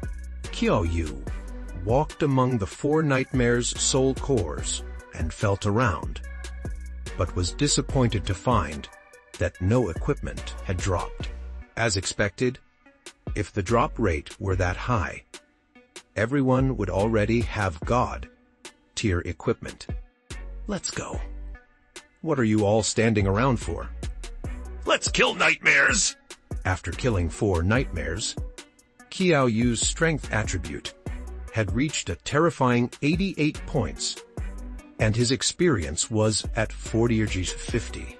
If he killed just 1 more nightmare, he would reach LV6 and receive 5 free attribute points as a reward. Excellent! Yang Xiangdi stared at Qiao Yu for a moment, looking at him as if he were a monster. Qiao Yu, if I remember correctly, the hidden quest was to steal the nightmare heart. Right? Of course I know that. The nightmare heart must be on the nightmares, so killing nightmares is the right path. Just listen to me! Qiao Yu pulled the others along, searching the nightmare village for solitary nightmares. However, no matter how they searched, they couldn't find a single nightmare in the village. The entire village was eerily silent. Not even a mosquito buzzed, as if only the 5 of them were living beings. Damn it, where did these nightmares go? Qiao Yu said angrily after failing to find any nightmares. No sooner had he finished speaking than Zuo Yu and the others wore strange expressions. Listen to this. Was that even reasonable? Since there are no more nightmares, let's split up and search for the nightmare heart. But be careful, there may be other dangers. So don't stray too far apart. We spread out in a fan formation, searching diligently. I frowned, wondering why I couldn't locate the nightmare brush to gain some much-needed experience. Then, a scream pierced the silence. Oh, my expression changed instantly. That was Zhao Ziyu's voice! What's going on? What happened? I rushed towards the source of the scream, where Zuo Yu and the others had already gathered. There was no sign of Zhao Ziyu, only a dark, bottomless pit. It looks like she fell in there. I'll go down and scout ahead for you. Zuo Yu stomped her foot in anger. She didn't know what the situation was below, and what if there was danger? This Ma Fei was acting recklessly! Forget it. Let's go down too. If something happens to them, we can lend a hand. The walls of the long, dark pit were incredibly smooth. I slid down along the walls. I felt like I was on a childhood slide, a super long one. The moment I landed, I let out a strange hum. The texture under my feet wasn't hard ground. Instead, it was soft and squishy, like standing on a sponge. I curiously rubbed my foot against it a few times. Qiaoyu, can you get off my stomach first? Whoa, sorry. I was wondering why the ground was so soft. We were in an underground cave. A foul stench permeated the dark depths, occasionally accompanied by gusts of putrid wind. Is everyone okay? Soon, we found Zhao Ziyu lying unconscious ahead. This place is so smelly. Did we somehow end up in the sewers of Nightmare Village? It's not ventilated down here. The decaying corpses and waste of microorganisms would naturally create a stench. No, that's not right! Look over there! A nightmare, towering 3 stories high, was sleeping not far from them. The foul air we had smelled was exhaled from the nightmare's nostrils. Looking at the boss's stats, I couldn't help but gasp. Do you think the Nightmare Heart is the heart of this Nightmare King? Maybe we should try to find a way to forcibly exit the hidden quest. Since you guys are saying that, I'll let this Nightmare King go. No, there's a chance. I stared intently at the Nightmare King. I had calculated it. With my current strength of 88, combined with the miraculous strength skill, I had an attack power of 176. Adding the 50% bonus from the Skeleton King's ring, I could deal 1/5 of the Nightmare King's health with my first hit! As long as I could land 6 critical hits on the Nightmare King's weak point, there was a chance I could defeat it and complete the quest! However, my plan was akin to grabbing fire. A single mistake would result in immediate death by the Nightmare King. As soon as I finished speaking, aside from the unconscious Zhao Ziyu, the other 3 stared at me as if I were an alien. Yang Shangdi walked forward and touched my forehead. You don't even have a fever! A 10-meter-tall monster. And you're telling me there's a chance? No. Listen to me. I had experience soloing the Skeleton King, so I naturally understood that strength wasn't solely determined by stats. Every boss had weaknesses, like the Skeleton King's weakness being agility. That's why even at level 3, I could solo a Skeleton King. Although the Nightmare King has high stats, its obvious weakness is defense. If winning could be determined just by looking at stats, the inner world wouldn't need a combat system. It could just be a turn-based card game, saving a lot of trouble. Exploit our strengths and attack its weaknesses. We might actually have a chance. I looked sincerely at the group. I think I know what you're going to ask. You need us to distract the Nightmare King, right? Zuo, you pondered for a moment and asked. Zuo, you truly understands me. I nodded heavily. As long as each of you can buy me a single attack opportunity, I guarantee I can kill the Nightmare King. I finished speaking and waited quietly for Zuo Yu and the others to respond. After all, this was essentially dragging them into danger. The Nightmare King's attack power meant that anyone caught by a hit would instantly die.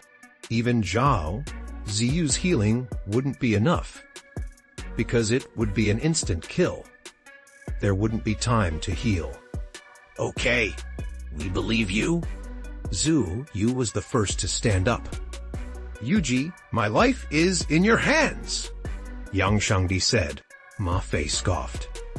If you can't do it, don't try to be a hero. It's not shameful to run away from such a strong boss. I smiled. Don't worry. I'll go wake up the Nightmare King first. You guys move Ziyu to a safe location and prepare to receive me.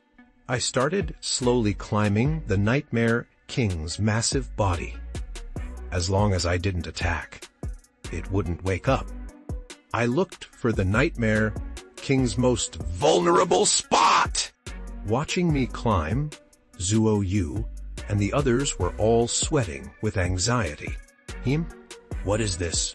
I found a clump of dark red flesh on the Nightmare King's body.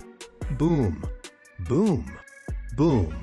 Accompanied by the pulsing of this flesh, a life force like a vast ocean surged forth. Looks like this must be the Nightmare King's weak point. Others showed a delighted smile.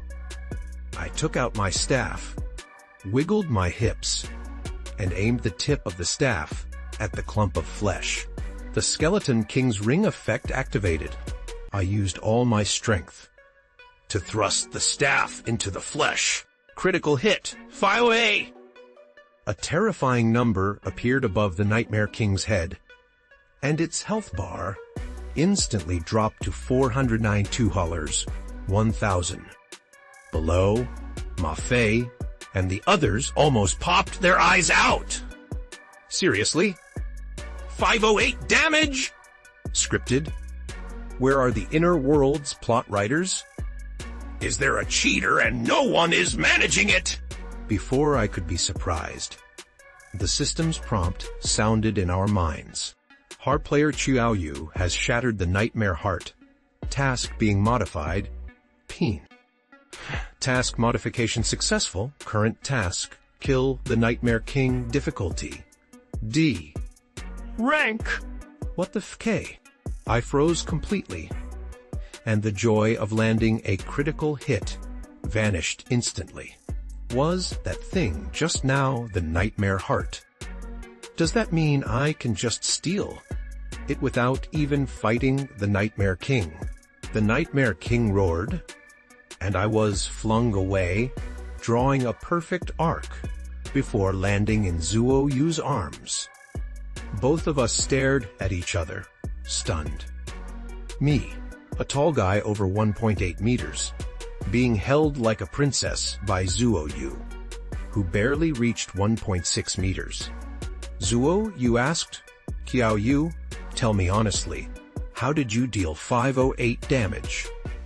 Are you really not using any cheats? Can you put me down first before we talk about that? I replied, scratching my nose in embarrassment. From a distance, Yang Xiangdi gave me a jealous look. Yuji, not cool, man. Using cheats without telling me. No matter how I explained, they were convinced I was cheating. The Nightmare King lunged at me with terrifying speed, completely disproportionate to its massive size. Zuo Yu used her skill to instantly move, holding me and appearing beside Yang Xiangdi.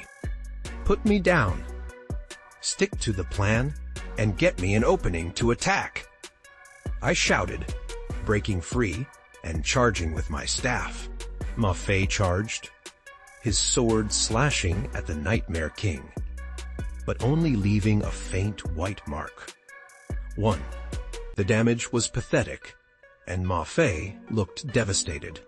Damn it, even if it's weak, I'll chip you to death! Ma Fei shouted, refusing to give up. Suddenly, the Nightmare King turned towards Ma Fei. Insect, I will grant your wish to die! Seeing death approach, Ma Fei raised his sword defiantly. A true warrior fears no death. Qiao Yu, hurry! I'm about to die here! Ma Fei screamed, panic breaking through his bravery. Coming! I shouted, slamming my staff onto the Nightmare King's toe. Ma Fei escaped just in time. The Nightmare King's health dropped to 1/3. A smile appeared on my face. The Nightmare King howled, colorful lights radiating from it. It was about to unleash an illusionary attack. I didn't hesitate. I struck its knee with my staff, breaking its concentration. "Shangdi now!" I called out. Yang Xiangdi responded with Sand Bind. As countless sands wrapped around the Nightmare King, I seized the opening, stabbing my staff between the Nightmare King's legs. Ma Fei and Xiangdi winced. The Nightmare King's health emptied, transforming into a soul core. System messages flooded in. My rating was A, and I received a B rank skill book, Withering Magic. Ma Fei approached me, asking, "Akao Yu, where did you buy that cheat? How much for it?" I reached into the soul core and pulled out a glowing sword, the Dragon Piercer sword.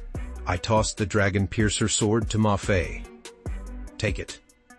"I don't need a B rank sword." I shrugged and said, "Anyway, I can't use it. Among the 5 of us, you're the only sword user. Who else should I give it to?" Ma Fei looked at me, his mouth wide open, staring at the sword, then at me. His emotions were a complex mix of disbelief and excitement. Suddenly, a system announcement echoed across the server. "Congratulations to Mage Player Xiao Yu for achieving the first kill of Nightmare King in Nightmare Village!" Countless players were shocked, and my name started spreading across the realm. "Who is this Xiao Yu? Is he a new lucky player?" they asked. I allocated all my free attribute points to strength, and when I checked my status, my strength had exceeded 100. But looking at my pitiful 70 HP, I sighed. So much strength, but so little health. One touch, and I'd shatter like glass. A bright light flashed, and the 5 of us reappeared in the classroom. Before I could react, a man rushed forward and hugged me tightly. Our teacher, Xu Jinlong, was almost in tears. "You scared me! I thought you wouldn't make it back!" The principal laughed heartily. 5 geniuses! The top universities will compete for them!" Classmates surrounded us, their eyes filled with admiration. "Wow! Our class has 5 geniuses!" they exclaimed. Ma Fei stood proudly, trying to look sophisticated. But he kept glancing at me with a mix of respect and a challenge in his eyes. Zhao Zi woke up, confused. "What happened? Why is everyone surrounding me?" she muttered. The principal rushed out to report our return, leaving our teacher to calm us down. News of our return spread throughout the school, and the students couldn't stop talking about us. 5 geniuses in one class. They marveled. Among the boys, they debated who was the prettiest. "Left Yu is cute, but Zhao Ziyu can take your breath away." The girls, on the other hand, were fascinated by me. "Akao Yu, the genius necromancer, is so cool," they gushed. Ma Fei gritted his teeth, frustrated.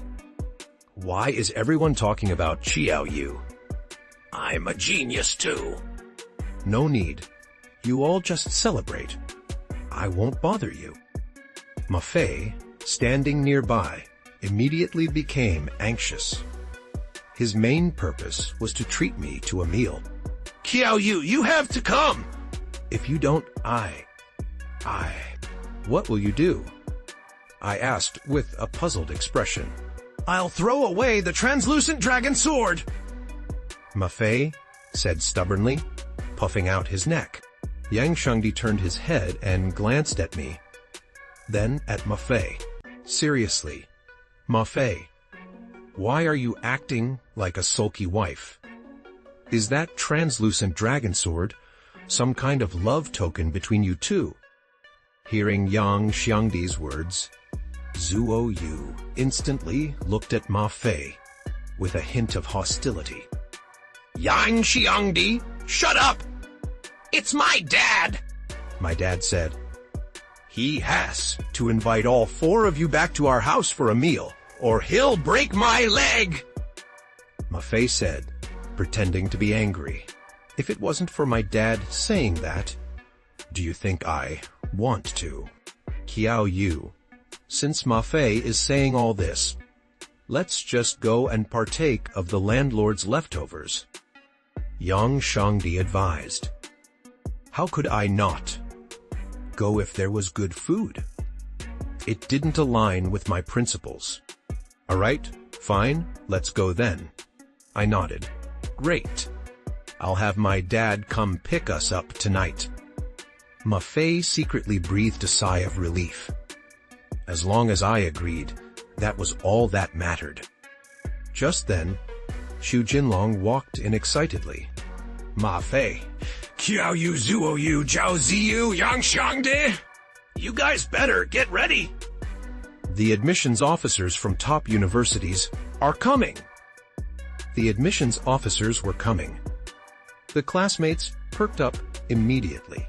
This was a once-in-a-lifetime opportunity to witness the birth of 5 specially admitted students. And these 5 specially admitted students were their classmates, which was as exciting as witnessing their classmates debut as stars.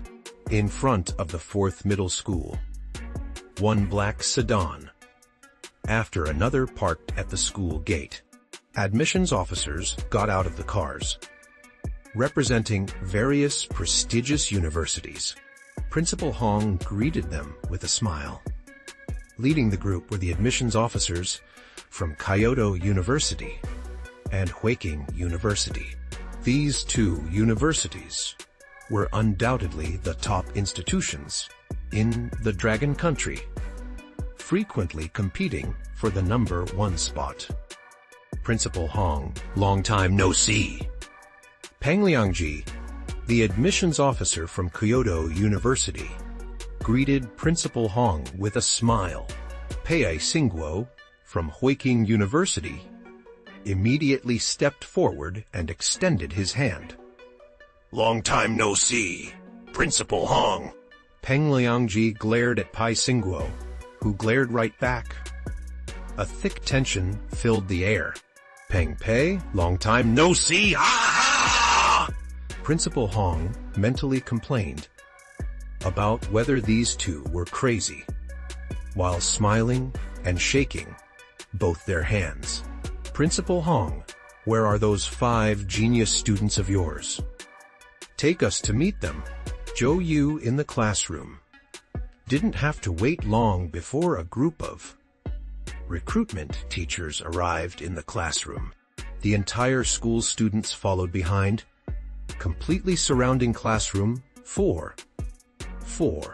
Peng Liangji reacted extremely quickly.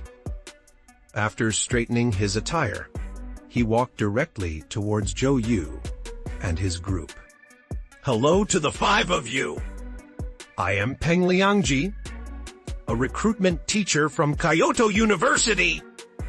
Our school is currently urgently in need of talented individuals from the inner world like yourselves. If you are willing, I can issue your acceptance letters tomorrow. Pei Xingguo said angrily. Peng Liangji! Do you really have no shame? You're starting to poach people without even conducting a test. That's right. That's right. What you're doing, Kyoto University, is really underhanded.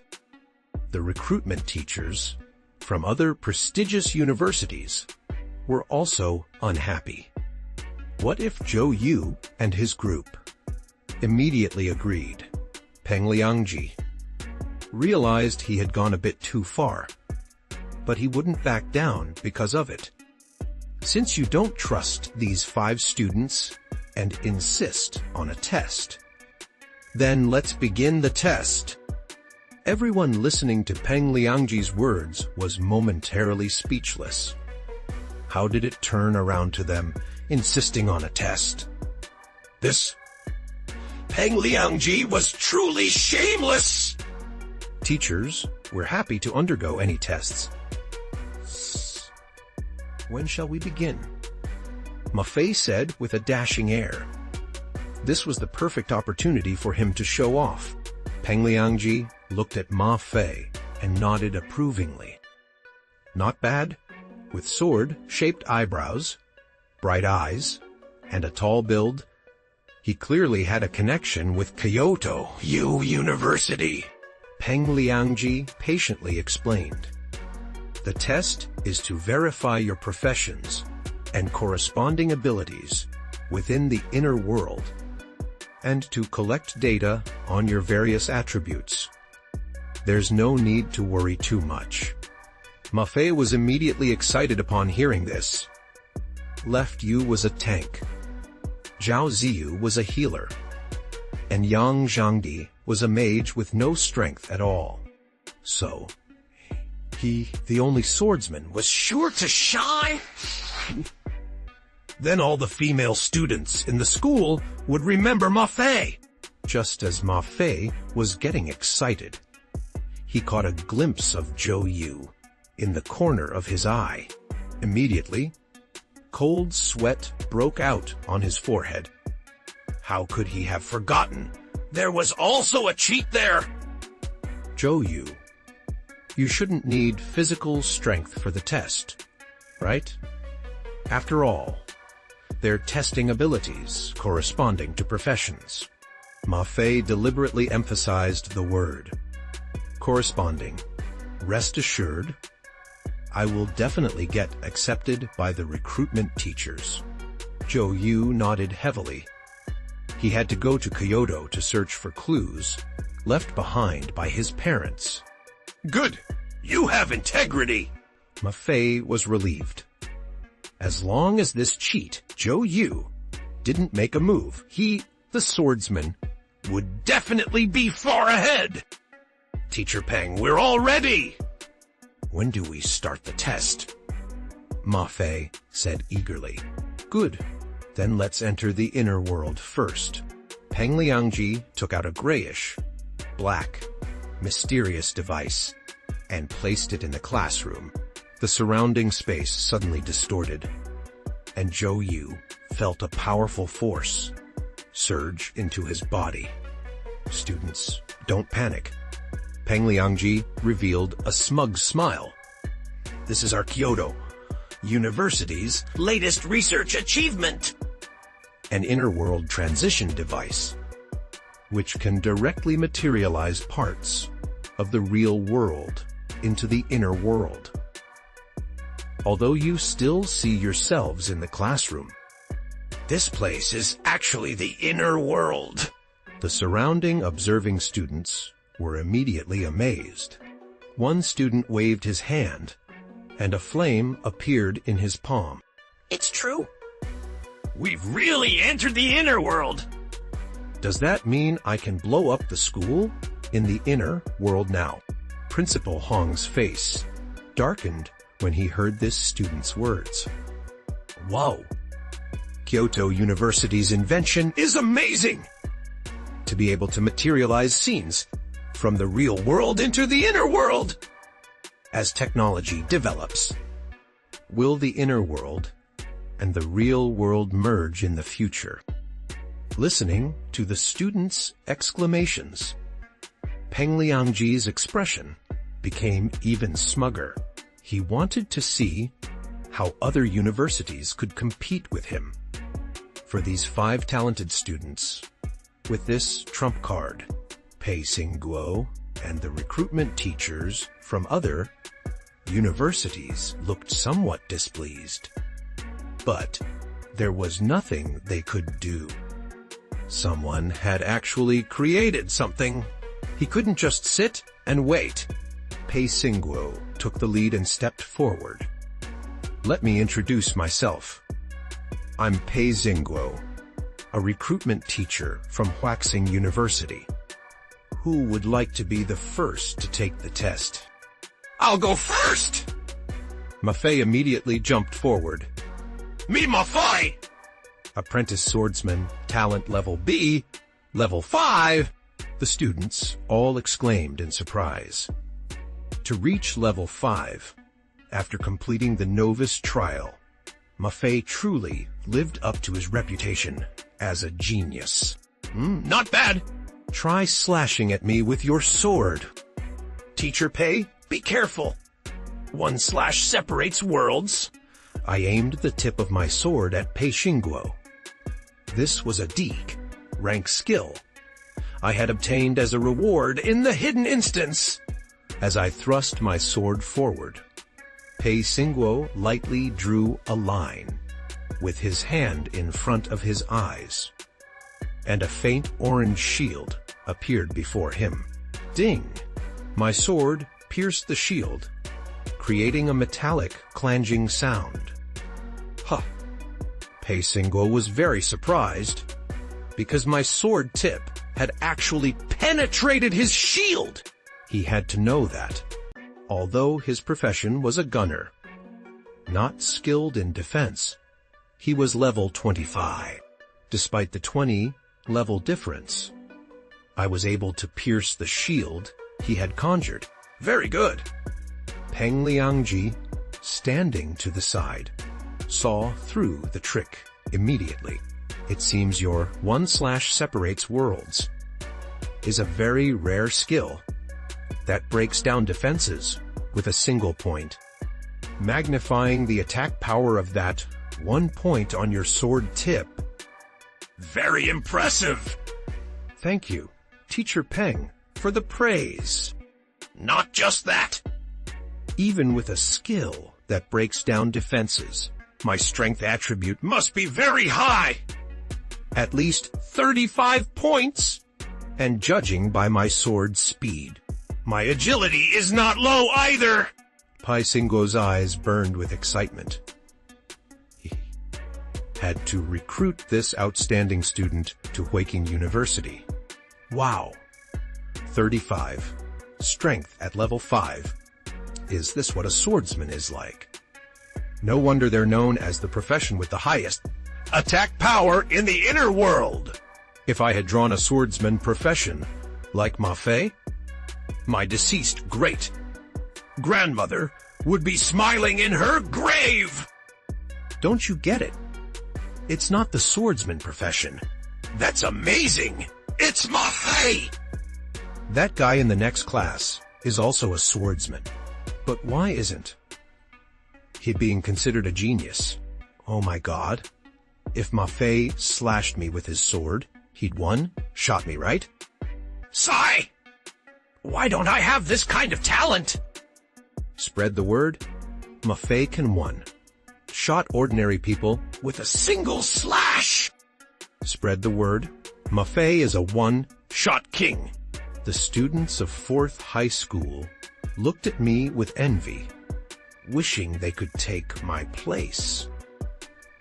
Some of them had only reached level 3 or 2 after completing the beginner trials, while others couldn't even pass the beginner trials.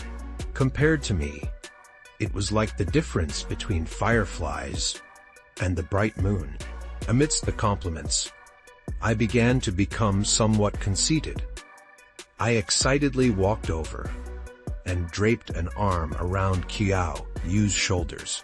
In the past, the girls always talked about Qiao Yu, but now it was finally me. Little Qiao, I hope we can meet at the same university. You have to work hard. That way, I can protect you and take you to conquer the inner world. Qiao Yu, you're the little Qiao. Your whole family is little Qiao.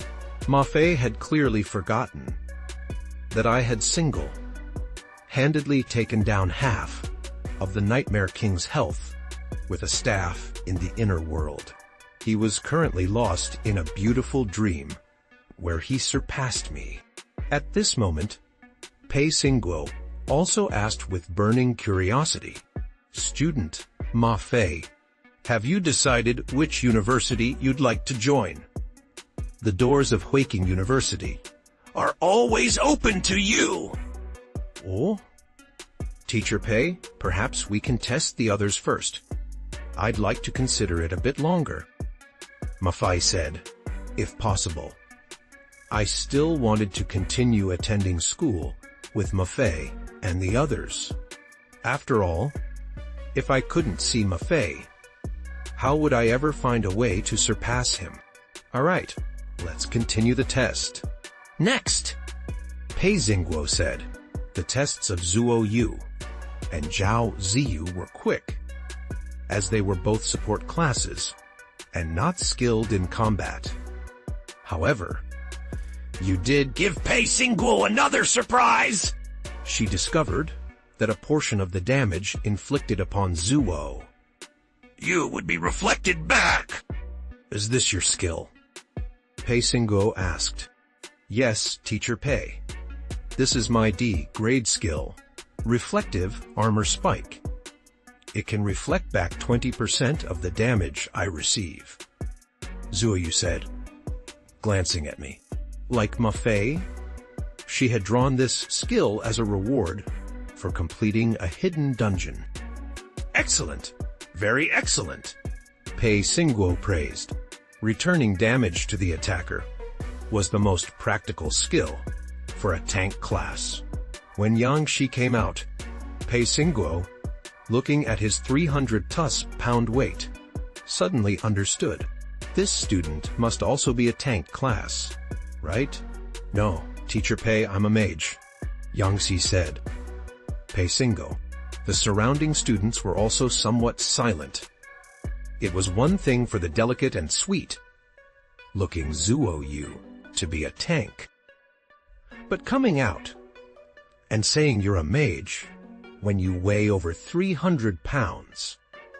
Are you two reading from different scripts? Let's begin the test. Yang Sai took out his staff and pointed it at the ground beneath Pei Xingguo. Brother's a bit rough. Digging once. Bakuhara crude. The entire school faculty and students were stunned. What was Yang Sai saying? Pei Xingguo wore a confused expression. He didn't sense any magical fluctuations. Was this kid just trying to show off? Only I, with a flat expression, covered my ears. Yang Shi shouted, Art explosion! Earth burst! Boo! In an instant, a terrifying and violent force erupted from the ground beneath Pei Xingguo's feet. Pei Xingguo's expression changed, and his body quickly leaped upward like lightning. But the power of the earth burst still reduced his health bar by a small amount. Peng Liangji was also shocked. This skill had no casting prelude whatsoever, exploding directly from beneath his feet. Was this truly a skill cast by a mere level 5 mage? He turned his head and glanced at Principal Hong. At this moment, Principal Hong's face was covered in wrinkles, and the more talented his students were, the brighter his face shone. Peng Liangji couldn't help but think to himself, I must have someone thoroughly investigate this Hong Jiangguo when I return to nurture 5 geniuses within the school. This Hong Jiangguo is definitely not an ordinary person. He might be a powerful figure in hiding. Very good! Truly very good! Pei Xingguo landed and looked at Yang Shi with a look of astonishment. The earth burst was a masterful stealth attack. Pei Xingguo looked at his remaining 497 health points and couldn't help but feel a tinge of regret.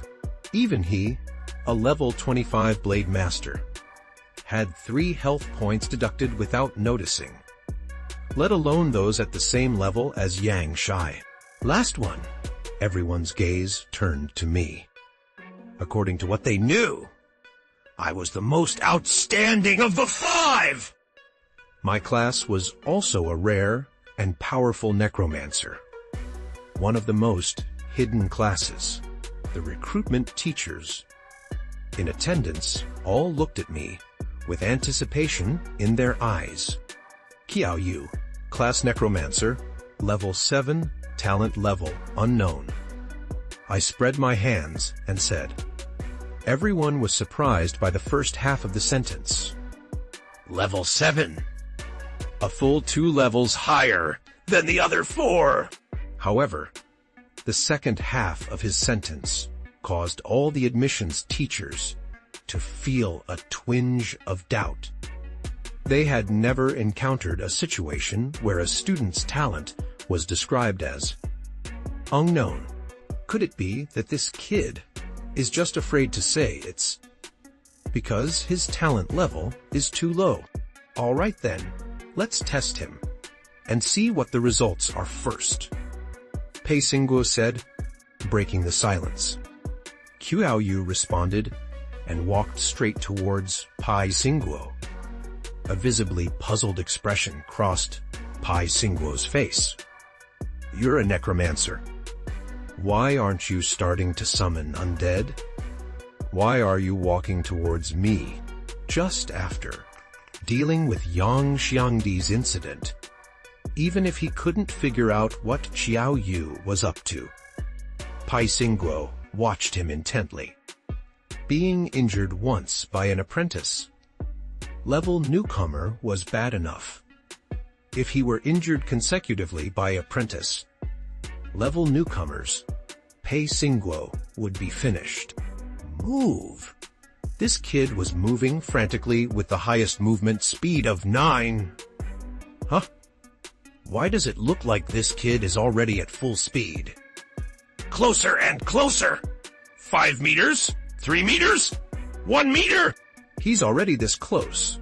Why isn't this kid using any necromantic spells? Wait!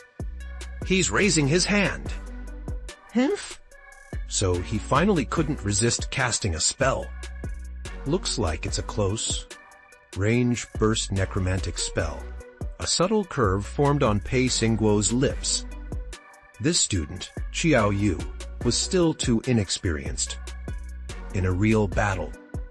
Who would foolishly wait for you to walk right up to them before casting a spell? It seems this most genius title is undeserved. Pei Xingguo shook his head inwardly. At least in his opinion. Both Ma Fei and Yang Xiangdi performed better during the test than Qiao Yu. Wait, what is he doing? This gesture, a right hook. You're a necromancer, walking up to a swordsman like me and throwing a right hook. Are you kidding me? Pei Xingguo's face was full of shock. The next second, he realized what was happening. Good kid. An illusion, huh? I underestimated you. Bring it on. Trying to fool me with an illusion. You're still too knave. Pei Xingguo thought smugly. The next moment, my fist connected with Pei Xingguo's chest. Pei Xingguo's smile instantly froze on his face. His health bar dropped by a third instantly, and I felt like a train had collided with his chest. With that one punch, I sent Pei Xingguo flying like a cannonball. Ma Fei? Zuo Yue. Yang Xiangdi. If. Zhao Ziyu.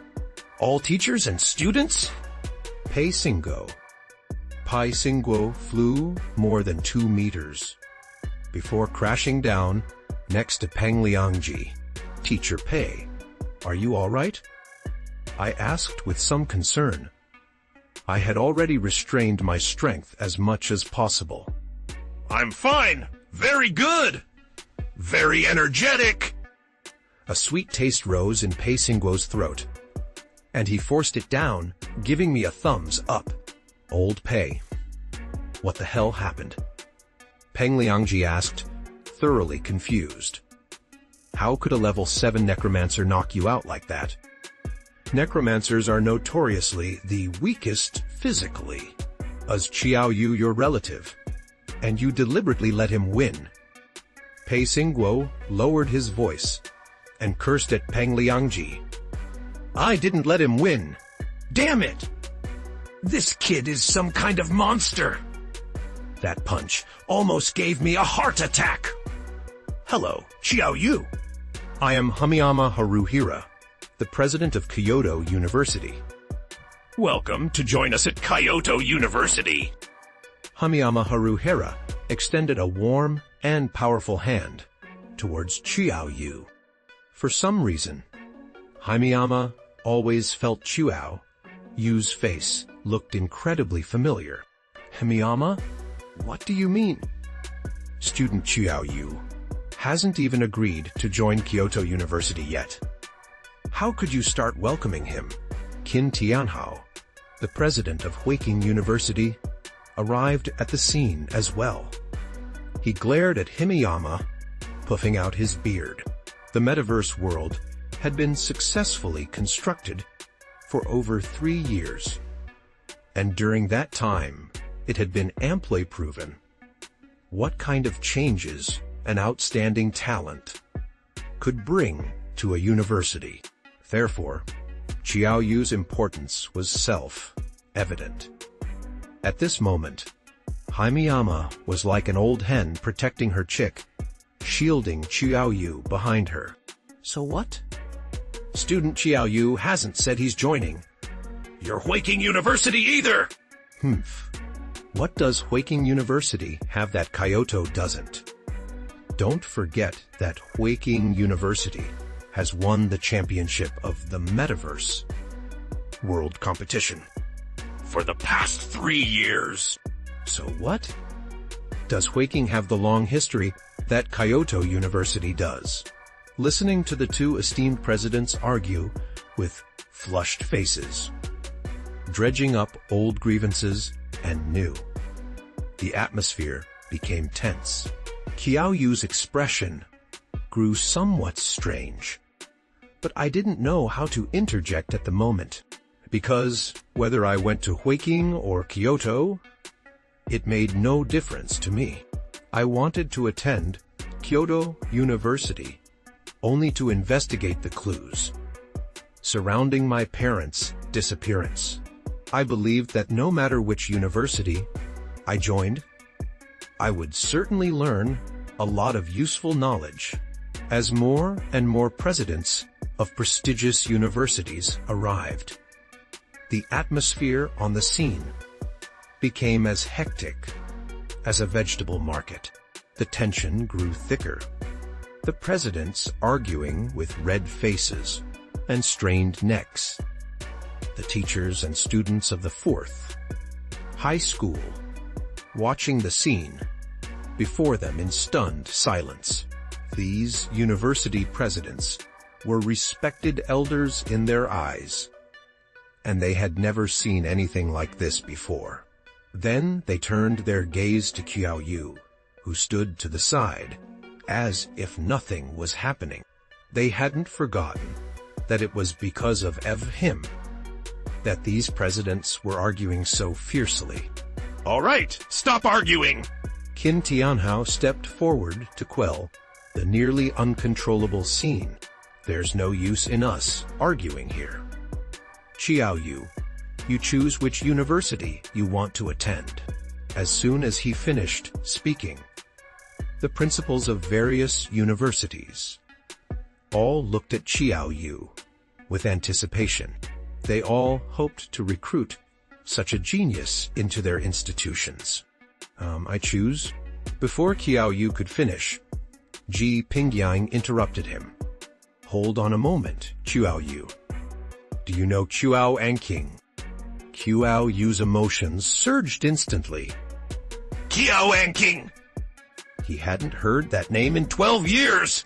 He rushed forward and grabbed Ji Pingyang's arms, urgently asking, Principal Ji, have you met my father? Do you know where he is? Ji Pingyang shook his head with a wry smile. Your father, Qiao Anqing. and your mother, Lu Pingwan, were both my students. I haven't seen them in over a decade. No wonder I felt a strange familiarity when I first saw you. You look so much like your father. So my parents used to study at Kyoto University. Qiao Yu's thoughts swirled. Regardless, he had finally found a clue about his parents. Principal G, I'll join Kyoto University. Qiao Yu said without hesitation. The principals of other top universities exchanged glances, revealing a helpless smile. Ji Pingyang had the parents' buff. With Qiao Yu, how could they compete with blurred figures? They began to leave one after another. Their initial arrival was to compete for Qiao Yu. And since he had decided to join Kyoto University, there was no point in staying. Soon, only Ji Pingyang remained on the scene. He looked at Ma Fei and the others. Since you all come from the same class, why not join Kyoto University with me? That way, you'll have someone to look out for each other in the future. Ma, Fei, and the others naturally had no reason to refuse. This was an opportunity to be guaranteed admission to Kyoto University. Who could refuse such an opportunity? Principal G, I have a few questions I'd like to ask you. Qiao Yu walked forward and asked, if it's about your parents, I can't tell you much. I don't know very much. I can only tell you that your parents were very capable people. Ji Pingyang sighed and said. Qiao Yu was silent for a moment, then nodded. Thank you, Principal Ji. Ji Pingyang gave Qiao Yu a deep look before leaving. Some things he still couldn't bring himself to say. Two adults had silently disappeared for over a decade, and it was highly likely that the 5 genius students from the 4th high school were ultimately all recruited by Kyoto University. Peng Liangji was almost laughing so hard his face hurt. Pai Xingguo was the one who lost out, while Peng Liangji was the one who gained the talented students. This was simply too satisfying. Little Pei, don't be discouraged. I'll let you choose first during the next recruitment. Get lost. Peng Liangji smiled and walked towards Qiao Yu and the others, handing each of them a small booklet. This contains recommended stat builds and training methods for various professions, developed by our Kyoto University experts. It also details the walkthroughs for exclusive dungeons. It's best if you clear the exclusive dungeon for your chosen profession before school starts. This will earn you more attention from the faculty. The booklet also includes a detailed route map from Sicheng to Kyoto University. You can take a look at it. Qiao Yu took his booklet and flipped through it. The more he read, the stranger his expression became. Undead Mage, recommended stat build. Primarily Spirit, secondary Intelligence. Reason, unlike traditional mages, the Undead Mage relies on undead creatures to deal damage and tank. You only need to cast spells to regulate the battlefield, so you don't need a very high casting speed. The strength of your undead creatures is the most important. Qiao Yu chuckled and closed the booklet. This booklet was useless to him, as he would probably be the first undead mage to focus entirely on strength. Seeing that they had all finished reading the booklets, Peng Liangji smiled and shut down the virtual world transfer device. when the car stopped in front of Ma Fei's house. I and the others were stunned. This wasn't a house. It was a castle. Ma Fei's house reached 8 stories high and featured an independent sightseeing elevator on the outside. The courtyard boasted an open-air swimming pool, golf courses, a gym, a KTV. Ma Fei's house had all these entertainment facilities and more. As soon as we stepped through the gate, we were greeted by a luxuriously decorated hall. Intricate lighting fixtures emitted a cool glow, and the high walls cast somber shadows onto the plush carpet. The walls were adorned with various famous paintings, the eyes of the figures seeming to pierce into one's soul. I swallowed, my Adam's apple bobbing. I had changed my impression of Ma Fei.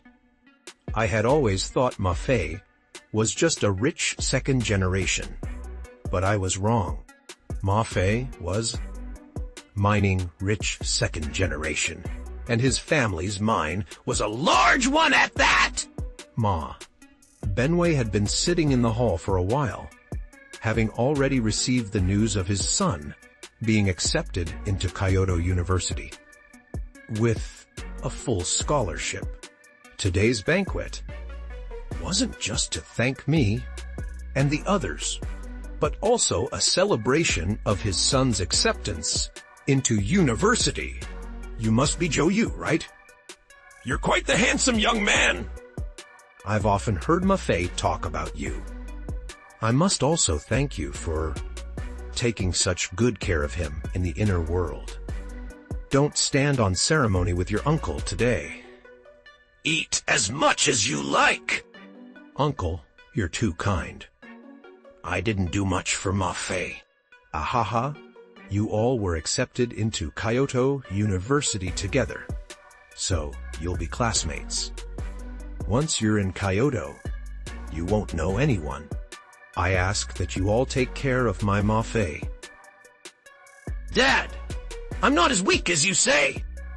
Ma. Benway gave him a subtle warning glare.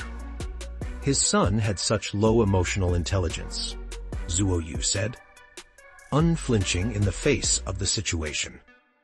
It was Ma Fei who usually took care of us. We just look out for each other. I breathed a sigh of relief.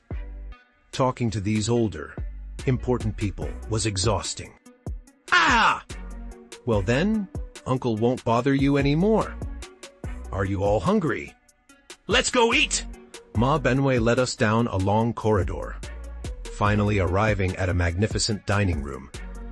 Goose barnacles, king salmon, black grouper, bluefin tuna, champagne crab, black abalone. Various expensive ingredients were lavishly displayed on the table, leaving me and the others wide-eyed. Many of the ingredients we hadn't even heard of, let alone seen. Eat as much as you want. Don't be shy. Make yourselves at home. Your uncle has things to attend to, so I won't bother you young people. Yang Shangdi was the happiest of the group, exclaiming that Ma Fei was truly generous. He grabbed food from the table and devoured it greedily, like Zhu Bajie eating ginseng fruit. The atmosphere at the dinner table was lively and cheerful. As we ate, Yang Shangdi began to cry. Ma Fei, if I want to eat such delicious food again in the future, will I have to rely on eating at your table? Ma Fei's chopsticks shook, nearly stuffing crab meat into his nostrils. Yang Shangdi, are you trying to die? Do you want to go practice in the inner world? That's right. Yang Shangdi, you're going too far. Zhuo Yu stopped Yang Shangdi and turned to Ma Fei. By the way, Ma Fei, how much do you usually give as a gift at these banquets? Well, usually, Ma Fei realized something was wrong again. Damn it! So they thought he was inviting them over, so they could freeload off his meals. Zhou Yu, understood. You want to practice with me in the inner world. Zhou Yu's words almost choked Ma Fei. He hadn't forgotten the image of Zhou Yu, sending Pei Xingguo flying with a single punch, practicing in the inner world with that guy. He'd have to prepare to eat his meal. It's okay. I just like your name, so I called you. Ma Fei said through gritted teeth. I swore that the day I could use the translucent dragon sword, I would absolutely beat the living day out of Qiao Yu to vent my frustration. Just as I was feeling down, the restaurant doors were suddenly thrown open. 3 young men, dressed in designer brands from head to toe, and radiating an over-the-top, arrogant coolness, walked in. Ma Fei, long time no see. The red-haired young man at the front laughed and gave me a hug. Shi Wennian, what are you guys doing here? The other 2 were Deng Yanggang and Zhou Xinyuan. The 4 of us had grown up together as childhood friends, our families being of similar financial standing.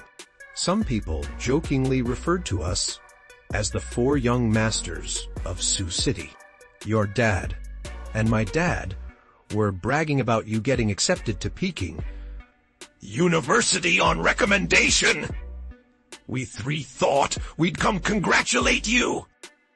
I instantly perked up, a sorrowful and melancholic expression appearing on my face, incongruous with my age. When I found out I was recommended to Peking University, I was incredibly conflicted. I was thinking, go.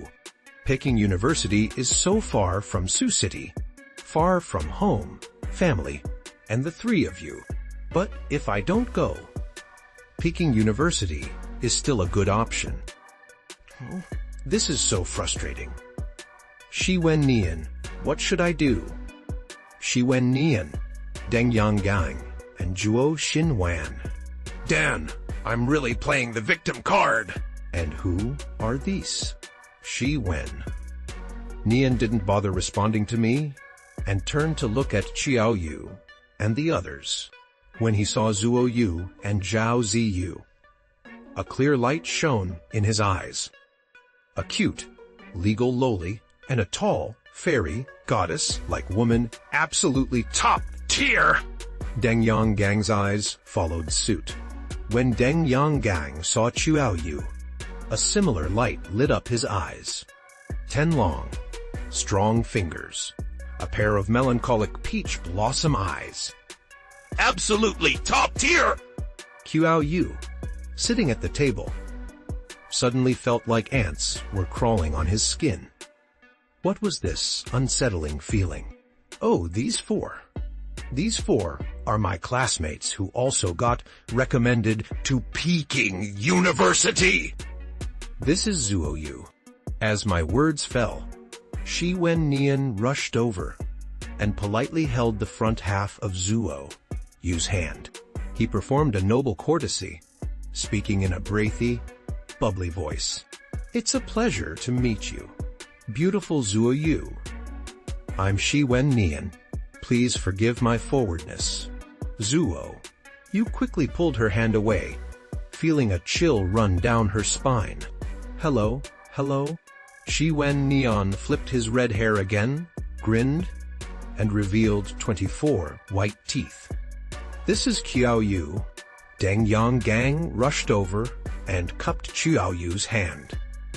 Only when he was close did Qiao Yu realize that Deng Yanggang not only wore earrings, but also applied eyeshadow and blush. Deng Yanggang stroked Qiao Yu's hand as he said, Qiao Yu, Geej, older brother. Hello, I'm Yanggang. I'll work hard to try to get into Peking University with you. and then you have to take care of me. Okay? Kyo-yu. I utterly despise the fact that this is the real world. If this were the inner world, I'd be unleashing my 246 attack power right now. Does anyone have a device that can convert this to the inner world? I need it desperately. Online now! Deng Yang Gang! You've gone too far! If you keep acting this gay, I'll clean house with the Sioux City 4. Young masters right now! Zhuo Sinyuan, who had been silent until now, cursed out loud. Deng Yanggang pouted his lips in grievance, saying with a mournful expression, Sinyuan-ji, I was wrong. Okay? Don't scold me. Wah! Kiao Yu turned his head and glanced at Ma Fei. To be considered one of the Sioux City 4 young masters alongside these people. Ma Fei clearly wasn't a decent person either. No way! I needed to reassess my relationship with Ma Fei. I, Xiao Yu, would rather not accept his invitations. Let's all sit down first.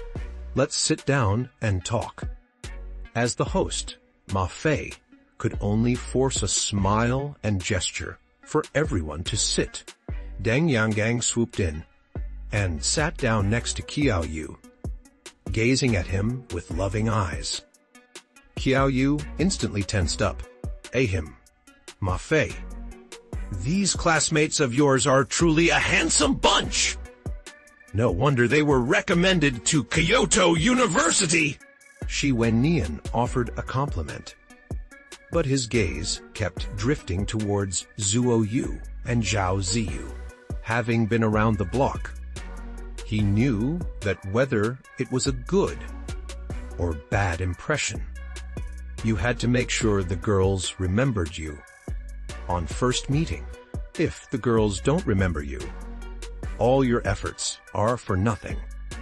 This Zhuo Yu classmate looks so delicate and fragile. She must be a mage or assassin, right? After all, only damage dealers deserve a face like Zhuo Yu's. Shi Wennian said with admiration. No, I'm a heavily armored tank. Shi Wennian. Well, that backfired. How could a girl who's barely 5 feet tall be a tank? Oh, hee. A tank is good. Tank is really good. Maybe we can team up later and run dungeons. Shi Wennian patted his chest and said, I'm a physical build warrior. My attack power is Currently as high as 30 points. If we team up, you take the damage and I deal the damage. Wouldn't we be invincible? Puffed. Yang Xiangdi, who was devouring abalone, choked and burst out laughing. 30 attack power wasn't even as high as my face! Zhuo Yu's face also became quite strange. She glanced discreetly at a certain someone who had just dealt 508 critical damage with a single strike. Shi Wennian thought they were shocked by his performance. After all, his stats were among the best in their first high, not to mention getting into Tsinghua or Peking University. Getting into a decent university was no problem. Shi Wennian seized the opportunity and struck while the iron was hot, sweeping his red bangs to the side and saying flirtatiously, and I haven't cleared the exclusive dungeon for physical builds yet. Once I do, I'll become even stronger! Maybe we can even be classmates at Kyoto University then. The so-called exclusive dungeon was a dungeon that every profession had to experience. The exclusive dungeons for different professions were also different. Beginner quest, beginner trial, exclusive dungeon. After completing these 3 stages, you had officially passed the beginner phase. and become a mature player in the inner world. By the way, does anyone here play a physical build? Shi Wenyan felt that words weren't enough. He still needed to show off his skills in front of them to demonstrate his excellence. No, but there's a death mage who's planning to apply to Kyoto University's physical build program. Do you want to meet him? Yang Xiangdi clearly guessed Shi Wenyan's intentions. Huh? A death mage who's applying to the physical build program. Not only Shi Wenyan was stunned, but Deng Yanggang and Zhuo Sinyuan were also taken aback.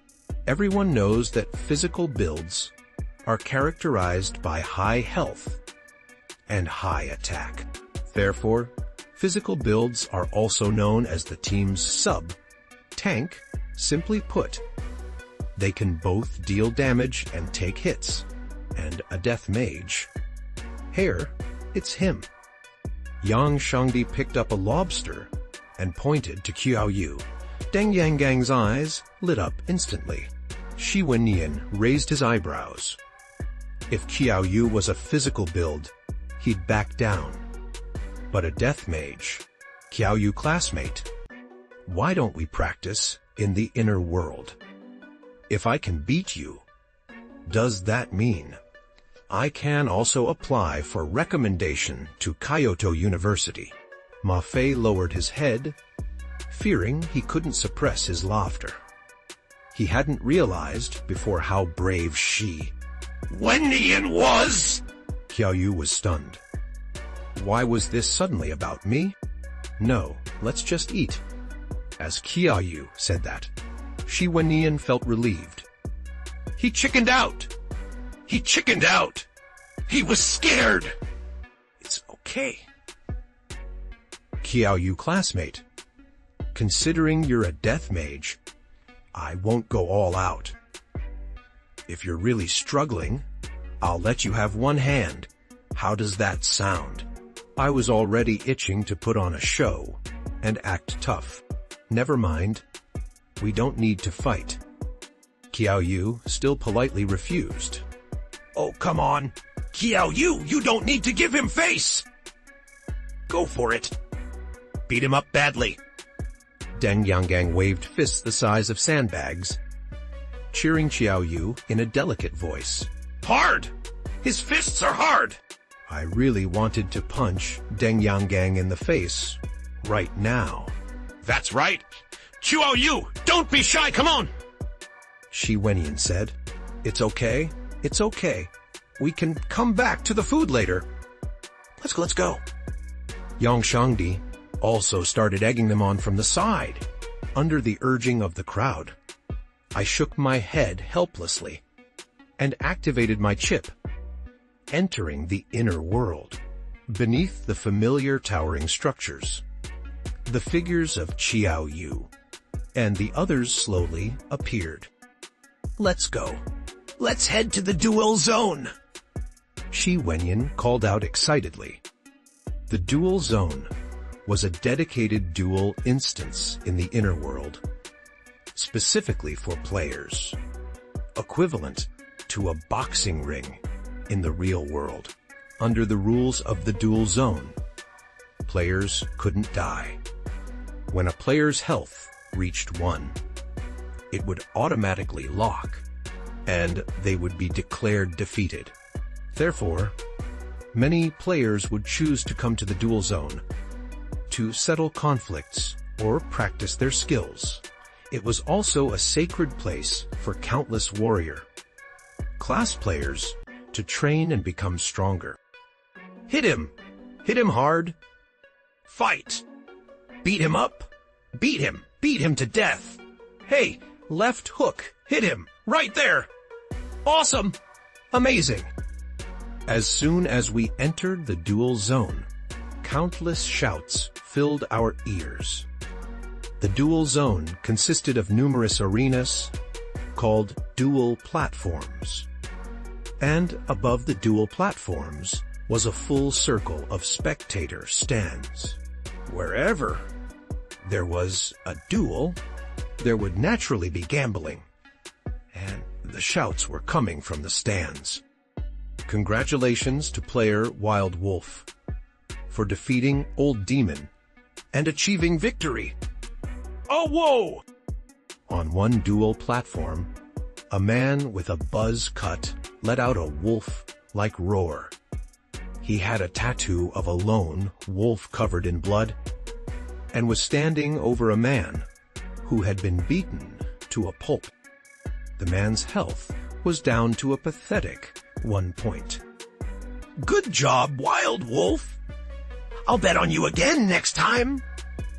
Wild Wolf, I love you, keep going. Old Demon, you worthless piece of trash. Why don't you just die?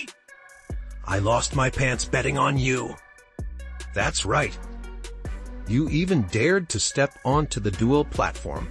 Go eat some dung and kill yourself. Roars echoed from the stands, making it clear who had won and who had lost, and was furious about it. Seeing me staring intently at Wild Wolf on the duel platform, Shi Wenyan feared the bloody scene would scare me and quickly comforted me. Don't worry. He reached out and patted me on the shoulder, giving me a gentle smile. Qiao Yu, I won't beat you up that badly. We'll stop when it's enough. Qiao Yu didn't pay attention to Shi Wenyan, still intently staring at the Wild Wolf on the stage. He asked Yang Shangdi, Shangdi, do you remember him? Yang Shangdi's face also became incredibly serious, his eyes flashing with deep, seated hatred, even if he turned to ash.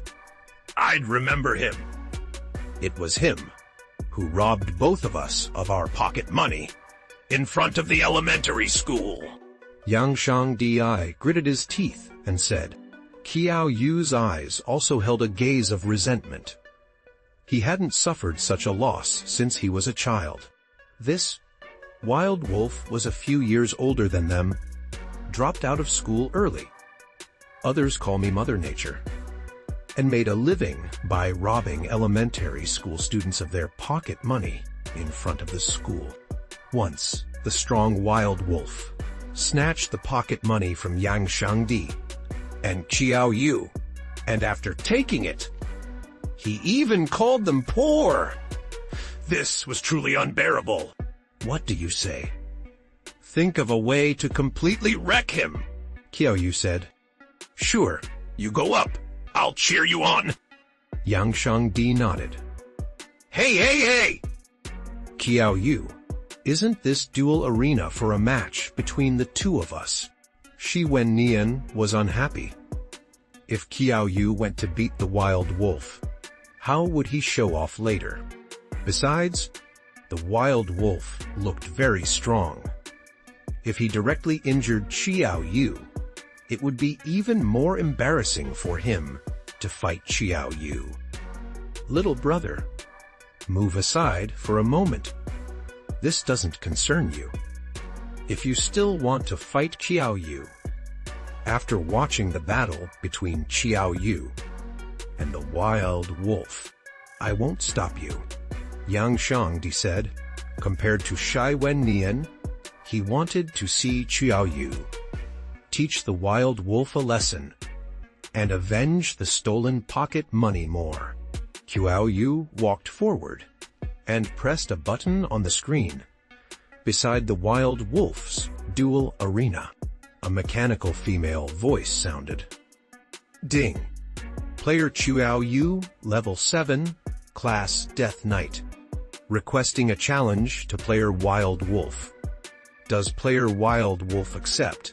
As the system prompt sounded, the cheers from the stands abruptly stopped, and everyone was stunned. Immediately afterwards, a burst of laughter erupted from the stands. Ha ha ha, where did this funny guy come from? Level 7 challenging Wild Wolf. And he's a Death Knight. Isn't that class the worst for 1v1? He can probably only beat a healer. Look at his small frame. He's as skinny as a bamboo shoot compared to the wild wolf. Can those thin arms and legs even throw a punch? Won't the wild wolf knock him out with one hit? The wild wolf is a level 11 early. Stage physical cultivator. Fighting this apprentice mage is like playing with him. I predict the wild wolf will finish him in 3 rounds. 3 rounds. This is too much. The wild wolf can slap him to death in 1 hit. I bet on the wild wolf winning. All in. Everything. I'm all in too. If I win, I'll mess around in the club. If I lose, I'll go work hard at sea. People on the stands were discussing excitedly, but without exception. They all thought Qiao Yu had no chance. The odds of betting on Qiao Yu even reached 1 to 20. The wild wolf also looked at Qiao Yu with contempt and asked, "Kid, are you mistaken? A level 7 death knight challenging a level 11 physical cultivator in 1v1. You're so small. I'm not responsible if I knock your poop out with 1 punch." Qiao Yu stood on the duel arena without saying a word, his handsome, expressionless face revealing no emotion. "You dare to ignore me?" The wild wolf's face darkened. He decided to knock the other party's face into a pulp. The voice of the inner world system sounded again. "Please, both players prepare. The match begins." As soon as the words fell, the wild wolf rushed forward. He hated anyone who was more handsome than him. He was going to smash that handsome face. However, before the wild wolf could react, bang! A heavy punch struck his abdomen, and he instantly bent over in pain. The wild wolf's face flushed red, blue veins bulging on his forehead.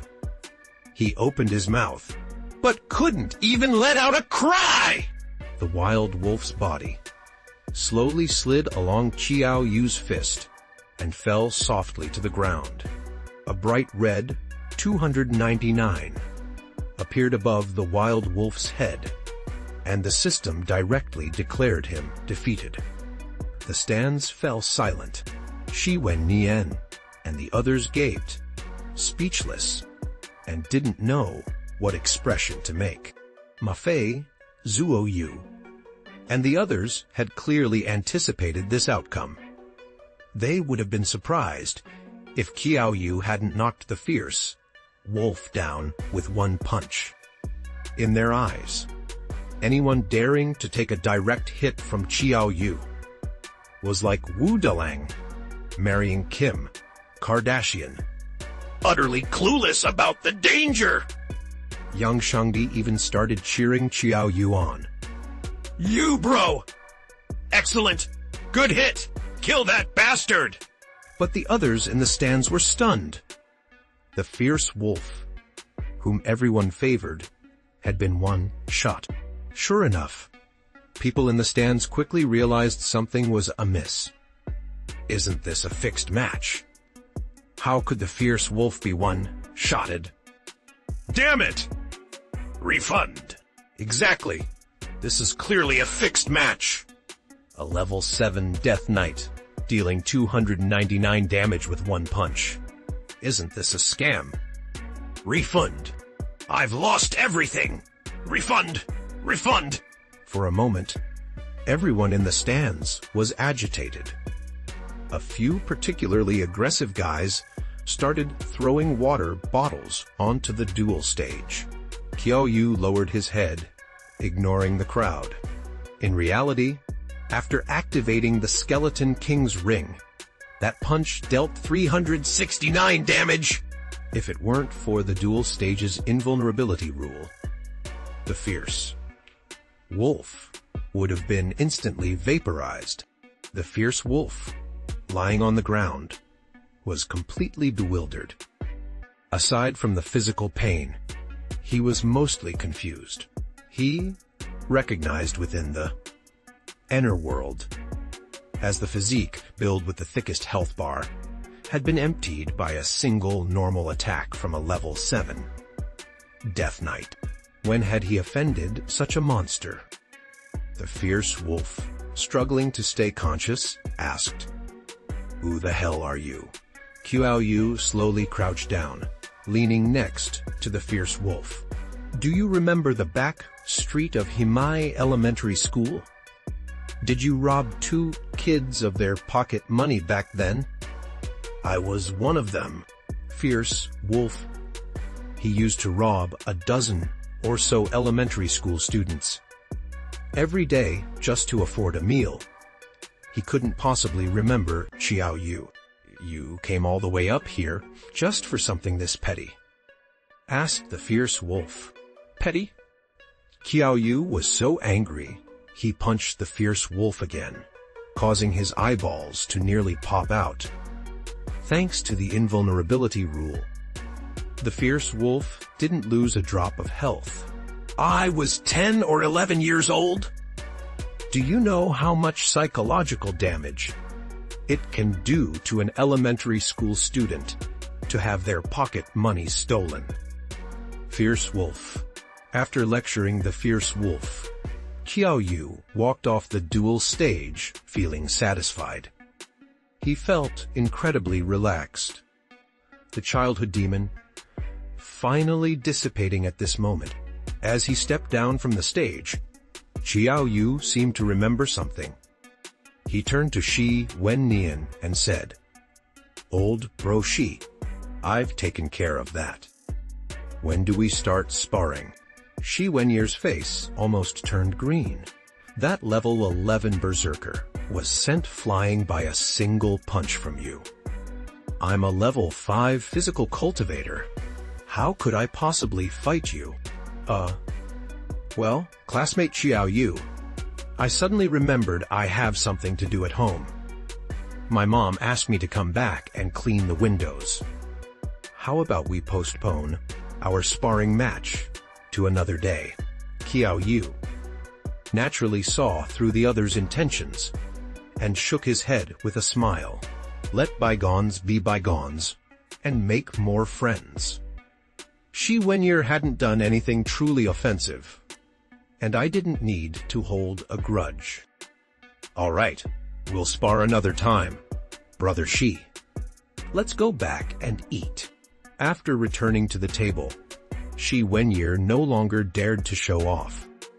He sat upright, looking like an elementary school student, waiting for the teacher to ask a question. He couldn't help it? A true powerhouse who could one-shot a level 11 physical cultivator was sitting right there. He didn't dare speak. Instead, Deng Yanggang's eyes shone even brighter.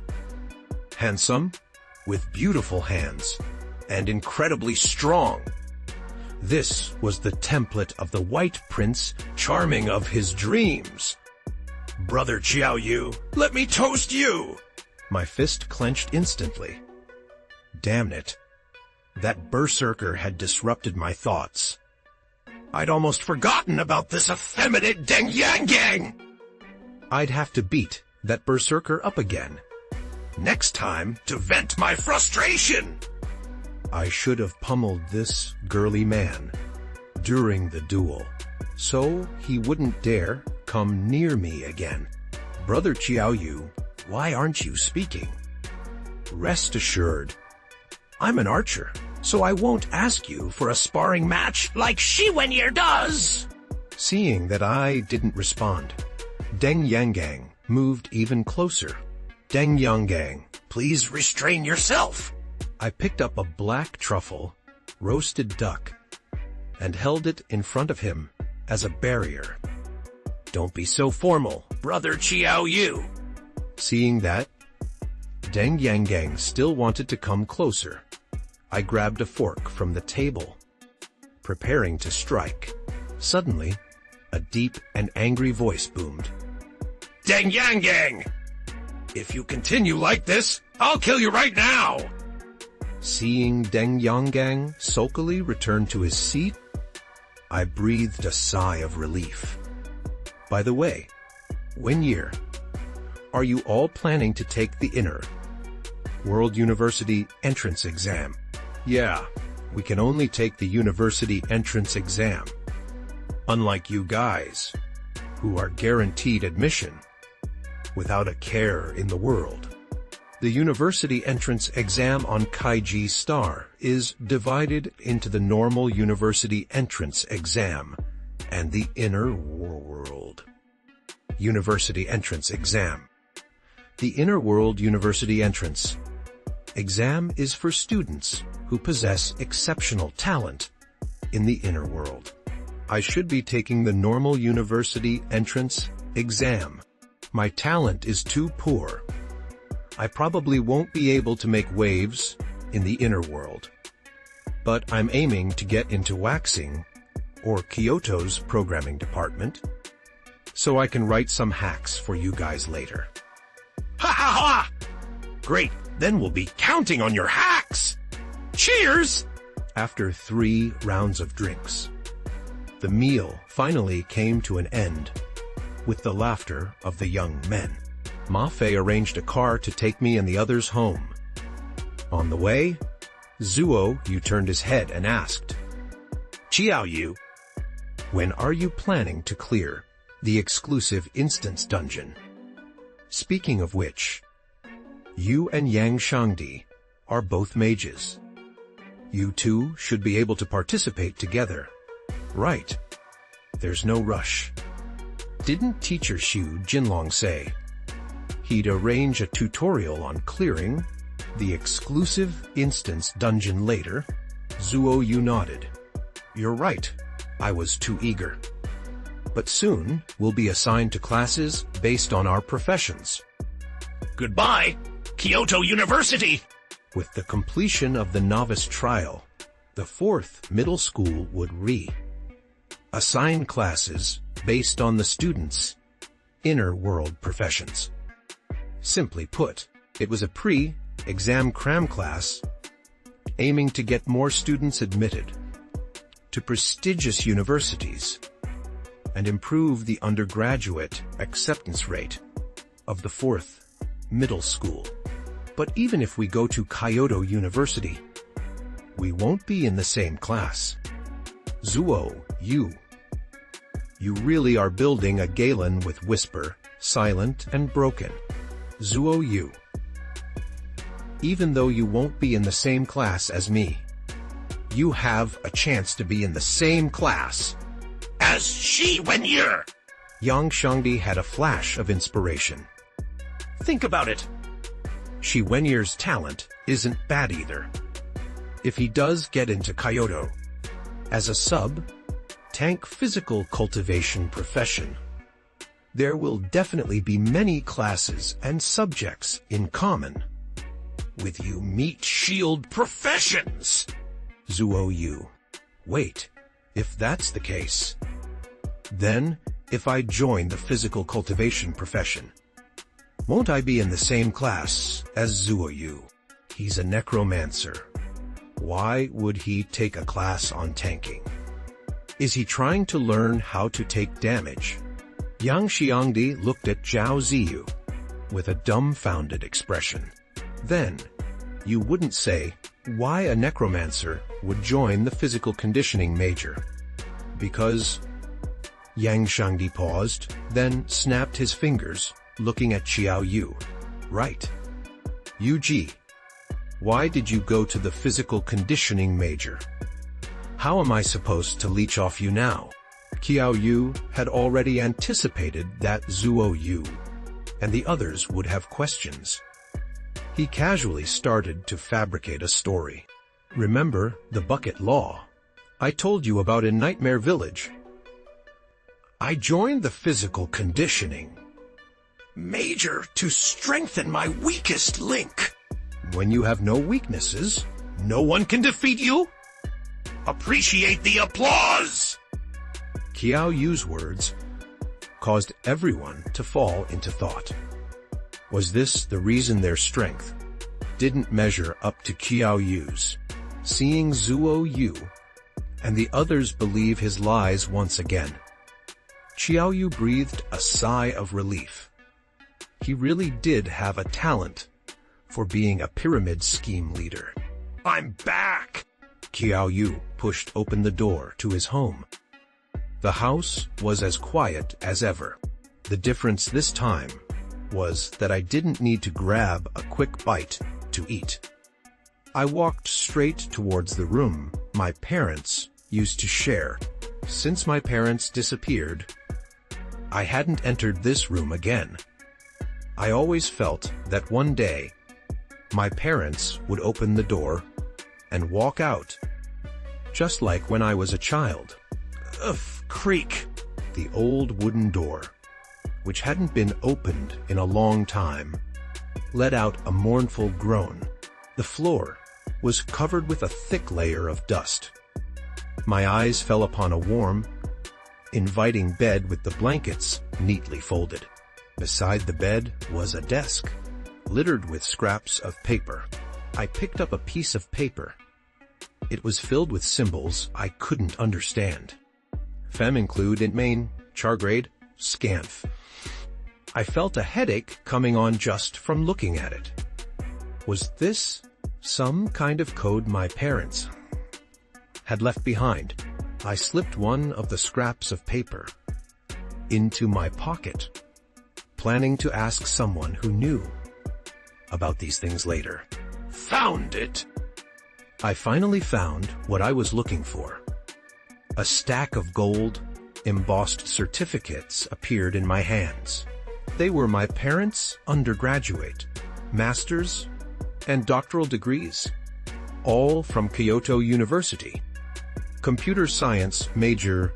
I flipped through them, one by one, discovering that my parents had studied the same major from undergraduate through doctoral studies. Besides these certificates, I didn't find anything else useful. The rest were just clothes or daily necessities my parents had left behind. Looks like I'll have to go to Kyoto University to find more clues. 4th high school. After a night, when I returned to campus, the new class rosters had already been posted. Countless students gathered in front of the school's information bulletin board, checking to see who their new classmates were. Wow! I'm in the same class as Qiao Yu! We're both in Mage Class 2! Why am I in Class 1? I'm crying! Seriously! Class 1 isn't bad either. You have young Shengdi! He's also directly admitted to Peking University. It's just terrible in our Class 3. There aren't any geniuses. It's okay. The exclusive instance dungeon should have all 3 mage classes participate at the same time. Then we can still cling to those 2 big shots' legs. Ding, ding, ding. As the bell rang to signal the start of class, everyone excitedly returned to their new classrooms. I happily walked into Mage Class 2, and I would still be Qiao Yu's homeroom teacher. Good! Everyone, quiet down! I am your homeroom teacher, Xu Jinlong. Today, we will talk about the Mage Exclusive Instance Dungeon. The Mage Exclusive Instance Dungeons generally test your intelligence and mental strength. It's highly probable they are reasoning or decryption dungeons. So, as long as you cooperate with each other and brainstorm, you'll achieve a synergy effect. 1 + 1 is greater than 2. Now, let's discuss the key points for clearing the dungeon. As I lectured, my eyes scanned the classroom. My brow suddenly furrowed. Where's Qiao Yu? Has anyone seen Qiao Yu? Report. Teacher, We haven't seen him since this morning, a student replied. Humph. Do you think just because he's been directly admitted, he doesn't have to attend class? I'll go find him. I left the classroom, intending to find out where Qiao Yu had gone. Just as I stepped out the door, I almost collided with a graceful figure. Shi Mei, the homeroom teacher of Mage Class 1, also looked anxious. Shi Mei was recognized as the most beautiful teacher at 4th High School. She rarely smiled and was often called the Ice Queen by students. At the school's New Year's Eve gala, she captivated countless students and teachers with a dance performance to the song Pure Land of Bliss. Teacher Shu, have you seen Yang Shangdi from our class? He didn't come to class this morning. Shi Mei frowned and asked, Oh, Kyo. Oh, you from our class also didn't come to class. Could something have happened to them? I said. Shi Mei became even more anxious upon hearing this. What should we do? Let's go find them quickly, okay? I raised my foot to walk, but suddenly stopped. Shi Mei, who was following behind me, almost bumped into me. Wait. Yang Shangdi and Qiao Yu are both missing. Could they be? I suddenly had a suspicion, just as I was still speculating about where Qiao Yu had gone. Qiao Yu was already inside the inner world. Zhangdi, are you sure this is okay? Qiao Yu asked. Oh, what could possibly be wrong? The more people who enter the exclusive instance dungeon, the more dangerous it will be.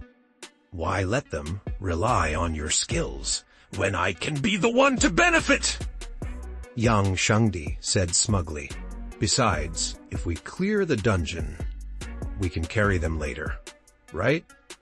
Anyway, the exclusive instance dungeon can be cleared multiple times, although there won't be any rewards. But, no buts. Come on. We have the guidebook given to us by Peking University. We don't need to attend school classes anyway. Yang Shangdi grabbed Qiao Yu and headed towards Eileen. Eileen was wearing a cute JK uniform today, looking incredibly attractive. Hey! That energetic girl. We want to enter the Mage exclusive instance dungeon! Yang Shangdi said boldly. Qiao had a face full of black lines. Fortunately, Eileen was an NPC from the inner world. If she were a real girl, she would kill you for addressing her like that. Eileen didn't mind at all and smiled sweetly. Okay, 2 respected players drawing instance dungeon for you. Dungeon drawn successfully! The exclusive instance dungeon drawn for you is the Cave of Myriad Poisons. A portal appeared beside Eileen. Qiao Yu was about to enter when he was pulled back by Yang Shangdi. What are you doing? Didn't you listen to the quest prompt? Yang Shangdi asked. Qiao Yu widened his eyes. There's a quest prompt. Of course there is. How did you clear the Skull Cave dungeon? Before, if you didn't listen to the quest prompt. Qiao Yu, a hint of suspicion appeared on Yang Shangdi's face. You didn't just rush through the dungeon, killing all the skeletons, did you? Qiao Yu? Yuji, you're a real beast! Yang Shangdi gave Qiao Yu a thumbs up. Elaine's sweet voice rang out once more. Legend says that in Qiandongnan, there exists an extremely ancient and evil tribe. The people of the tribe are all skilled in refining poisonous insects, possess erratic and violent personalities, and can poison people without anyone noticing. Those who are poisoned suffer unbearable pain. And after the poisonous insects reproduce within their bodies, they devour flesh and blood until the host dies. Mission requirements: 1. Locate the legendary evil tribe. 2. Eliminate all poisonous insects. Mission reward determined based on the player's completion of the mission.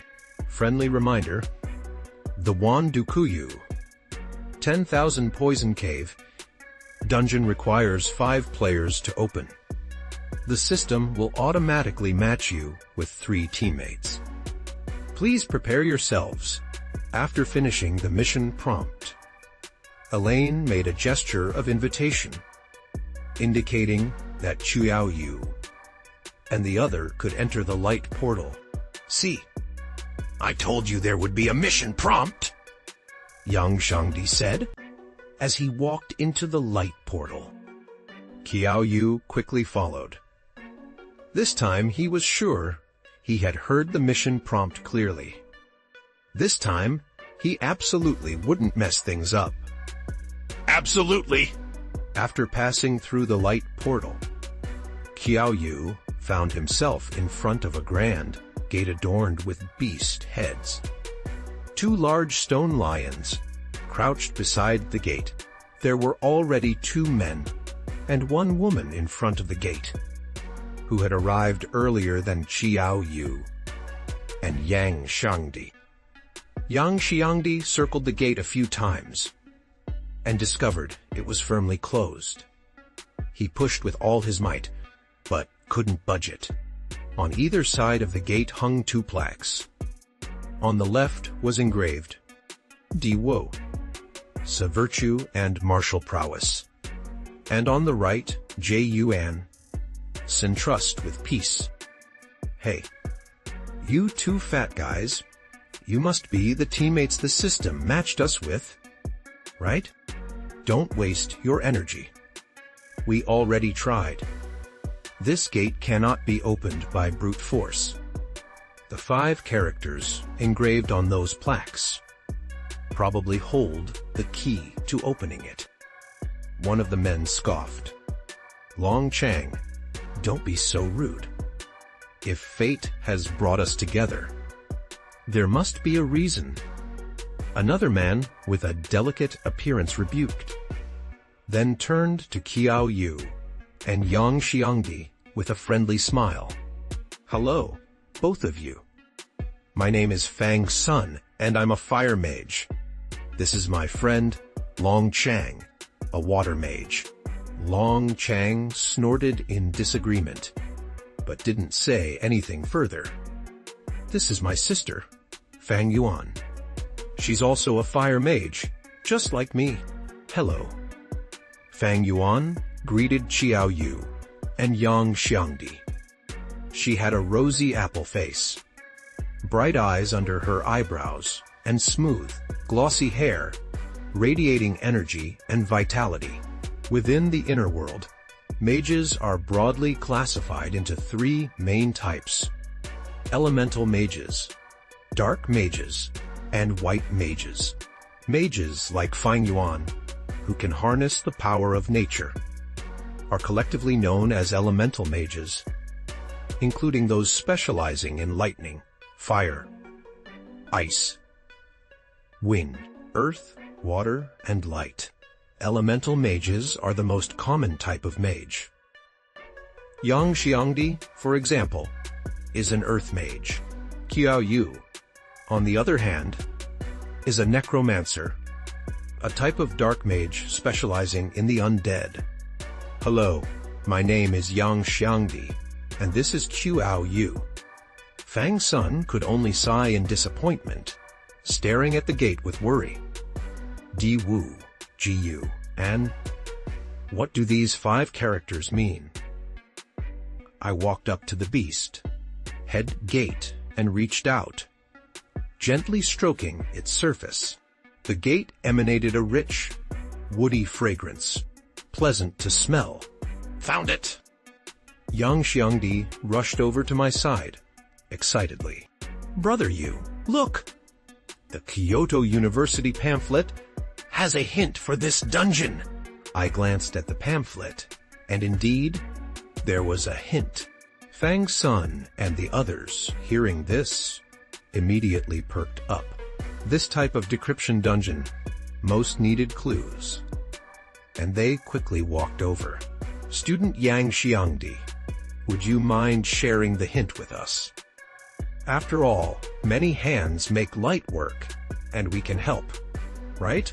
Yang Xiangdi looked at him, and for some reason, he always felt that Fang Sun was insincere, and he didn't like him very much.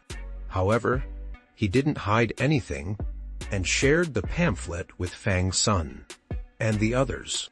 After all, they would all need to cooperate to clear the dungeon later.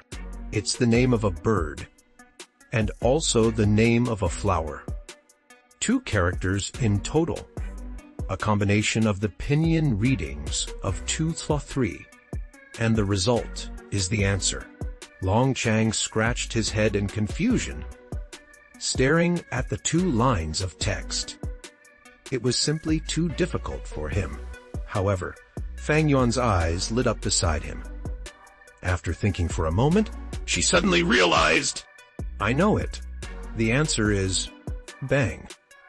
A loud noise interrupted Fang Yuan's words. The seemingly indestructible beast. Headgate shattered into pieces, dust filling the air. Fang Yuan's red lips gaped in astonishment. In front of the gate, a thin and vigorous figure remained in a punching stance. It was clear that this figure was the one who had destroyed the gate. Amazing, Brother Yu. Yang Xiangdi excitedly ran over. Sure enough, working with me to clear the dungeon would make it incredibly easy. I retracted my fist, a little embarrassed, and rubbed my nose. I heard you say this door was immune to magic, so I thought I'd try to break it with brute force. I didn't expect it to be so fragile. The expressions of Fang Sun, Fang Yuan, and Long Chang were all stunned by me. They all felt as if a strange person had mixed into their team. Wasn't this a dungeon meant for mages, who breaks down a gate with a single punch? Fang Sun, you said you knew the answer just now. What was it? The answer is Azalea. Du Ji Yuan Zhuan. Head Ding. Correct answer. Shed Beast, head gate has been opened, accompanied by a system notification. The 2 door pivots, now without a door, slowly began to turn. Fang Sun, Fang Yuan, Long Chang. The door is already gone. What difference does it make if it opens or not?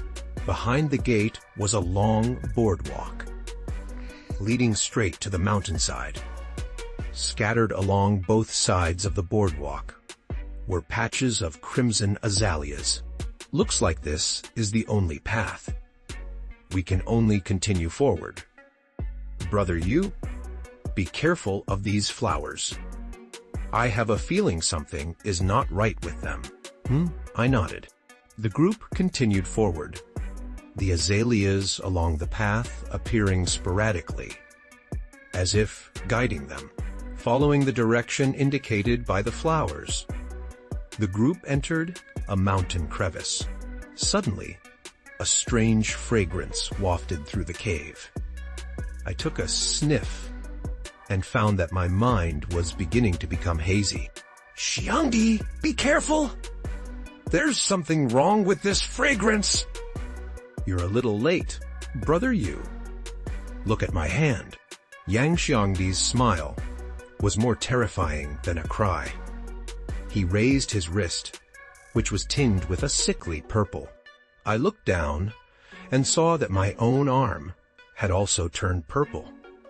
The numbers on my attribute panel were decreasing rapidly. HP 6470's poisoned lose 3 HP per minute. My face turned grim. If that was the case, I only had less than half an hour left to live. Damn it, my HP was still too low. Do you think we've been poisoned? I remember the system, said the tribe we're looking for. Is the most skilled at using poison. Look over here! It seems like something is carved into this wall! Silkworm poison, with a captivating fragrance. Once inside the body, it devours the 5 vital organs, creating hundreds of holes within moments. Oh my god! It really is poison! I've been poisoned by the worms! The expressions of Fang Sun and Fang Yuan also became very unsightly.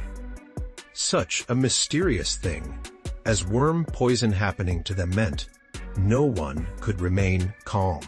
UG, what do we do now? Let's continue forward. Staying here is just waiting to die. After saying that, Qiao Yu walked straight ahead. He believed that this inner world wouldn't set up a dungeon that was impossible to complete. Wasting time by staying put was the most foolish thing to do. Looking at the backs of Qiao Yu and Yang Xiangdi, Fang Sun, and the others exchanged glances and could only grit their teeth and follow. Qiao Yu climbed along the cave for about 15 minutes before reaching the end. The exit of the cave was blocked by a huge rock with a line of text carved on it. Weakness has no strength. Brilliance has no king. One hole, one bend determines heaven and earth. Damn it, what is this again? Will we have to decode and deduce? How many characters will we have to guess this time? We don't have time! Relax, we'll use the old method. Wait, don't rush. I know this! This is a cave. Messing around will cause a collapse! Weakness has no strength is 10,000. Brilliance has no king is poison. One hole, one bend determines heaven and earth. A hole above and a bend below, isn't it a cave? But Qiao Yu didn't even give her time to speak. Since there was a simpler and more efficient way to clear the level, why bother racking his brains? He was currently suffering from severe poison and didn't have time to waste on this. Before he could finish speaking, Qiao Yu slightly curved his right hand backward, slowly closing his fingers into a fist. He lowered his body slightly, using his right foot as the pivot, and used the power of his waist to rotate his entire body. Your father doesn't know this riddle! Bang! Rumble, rumble! Qiao Yu punched the cave wall directly, and the terrifying force instantly caused the entire cave to collapse, burying Qiao Yu and the others inside. Cough! Cough! Cough! Cough! After a short while, Qiao Yu coughed and stuck his head out of the ground. His face was covered in dust, but his bright eyes were filled with excitement, because a cluster of very ancient buildings appeared before Qiao Yu's eyes. My God, what is this place? It looks so magnificent. Fang Yuan and the others also climbed out of the rubble. Qiao Yu's method of clearing the level was quick and effective, but it was truly life-threatening. And congratulations to the player for completing Task 1. Successfully found the legendary evil tribe, Poison Cave. Hearing the system prompt, the expressions of Fang Yuan and the others became very strange. Was this really a decryption and deduction dungeon? Why did they feel like they didn't need to use their brains at all? Huh. Are you guys from outside? A childish voice rang in Qiao Yu's ear. Qiao Yu looked up to see a little girl adorable like a porcelain doll, appear before him. The little girl wore patched-up clothes and carried a small medicine basket. Her large, sparkling eyes were full of curiosity. However, Qiao Yu didn't dare to let his guard down. A little girl who could appear in the 10,000 poison cave must not be simple. Fang Sun couldn't help but ask, "Little one, are you from a tribe within the 10,000 poison cave?" The little girl waved her delicate little fist and said, You're talking nonsense! "Our tribe isn't called the 10,000 Poison Cave! Fang Sun pressed. "Then what is your tribe called?" The little girl turned her head and said, "You're too ugly." I don't want to tell you! Fang Sun almost choked, unable to breathe. He wasn't saying he was as handsome as Pan An, but he wasn't ugly, was he? So, a little girl this young was already a visual critic. What would happen when she grew up? Qiao Yu smiled like a bad uncle who trafficked children. A visual critic. Perfect, he, Qiao Yu, specialized in dealing with them. Sure enough, when the little girl looked at Qiao Yu, her eyes lit up. She said happily, "My name is Sun Dong. You can call me Xiao Dong. Our tribe is not far away. It's called the Spirit Cave. Do you want to come visit our tribe?" Qiao Yu turned and exchanged a look with Yang Xiangdi and said, "Sure, that would be great. Could Xiao Dong lead us to your tribe?" Xiao Dong, with her pigtails bouncing, skipped ahead, and Qiao Yu and the others almost couldn't keep up with her pace. Yang Xiangdi tried to pry information from the little girl. "By the way, Xiao Dong, do people in your tribe know poison techniques?" Xiao Dong said, Of course not! "Our tribal leader would be angry if we used poison techniques Casually! Fang Sun and the others exchanged glances, all thinking the same thing. Their tribe. Definitely new poison techniques! Fang Yuan asked the question that most concerned him. Then Xiao Dong, "Do you know how to cure the sky silkworm poison?" Xiao Dong stopped and thought for a moment. Xiao Dong said, "The sky silkworm poison. That's easy to cure. You put centipede, millipede, snake, and toad into a pot. Add green onion, ginger, and garlic. Then add rice wine to remove any fishy smell. Then add MSG, peppercorns, and star anise, and simmer for 3 hours. Finally, add a little bit of sugar to enhance the flavor before serving, and you can drink it to cure the poison." Qiao Yu, was this definitely a soup recipe? Qiao Yu asked. Xiao Dong, if I'm not mistaken, centipede is a gecko, and millipede is a centipede. Xiao Dong praised. Right. People with good looks are indeed intelligent. You're right about everything! Using the 5 poisons to make soup, and then drinking the soup. Qiao Yu suddenly felt that maybe being poisoned to death wasn't so unacceptable. Xiao Dong asked, "Handsome brother, have you been poisoned by the sky silkworm poison?" Without waiting for Qiao Yu to answer, she rolled up his sleeve. When she saw the purple discoloration on Qiao Yu's wrist, a solemn expression appeared on her young face, incongruous with her age. Xiao Dong said, "It really is the sky silkworm poison. Let's go quickly! The antidote takes 3 hours to brew. If you don't hurry, the sky silkworm poison will eat away at your internal organs." Xiao Dong's pace visibly quickened. Soon, the group of 6 approached an ancient complex of buildings.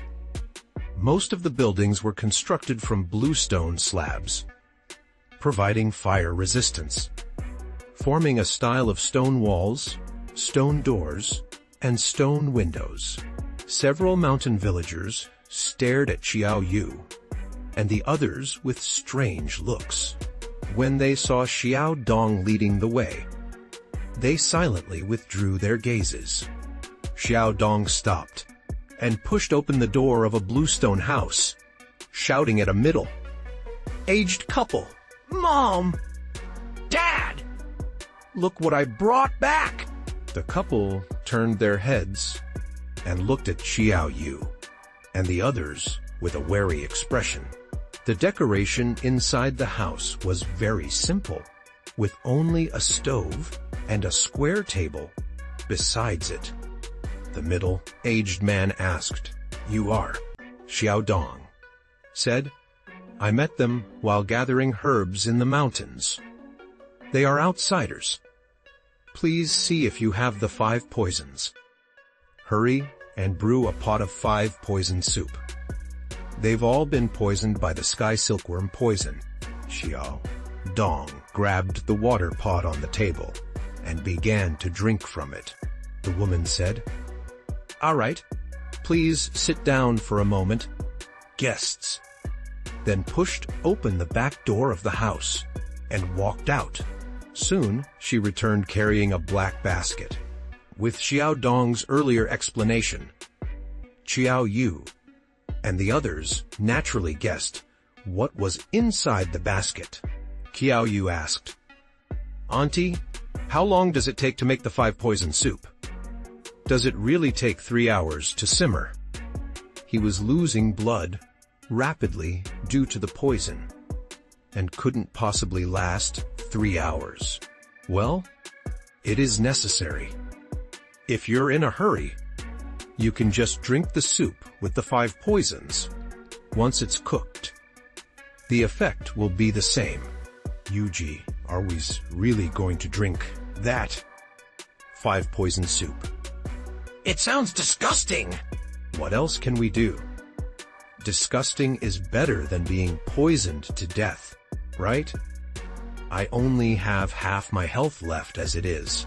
Fang Sun and the others looked terrible, clearly unable to accept this incredibly disgusting 5 poison soup. A moment later, Xiao Dong's father walked over, carrying a large clay pot. The 5 poison soup is here."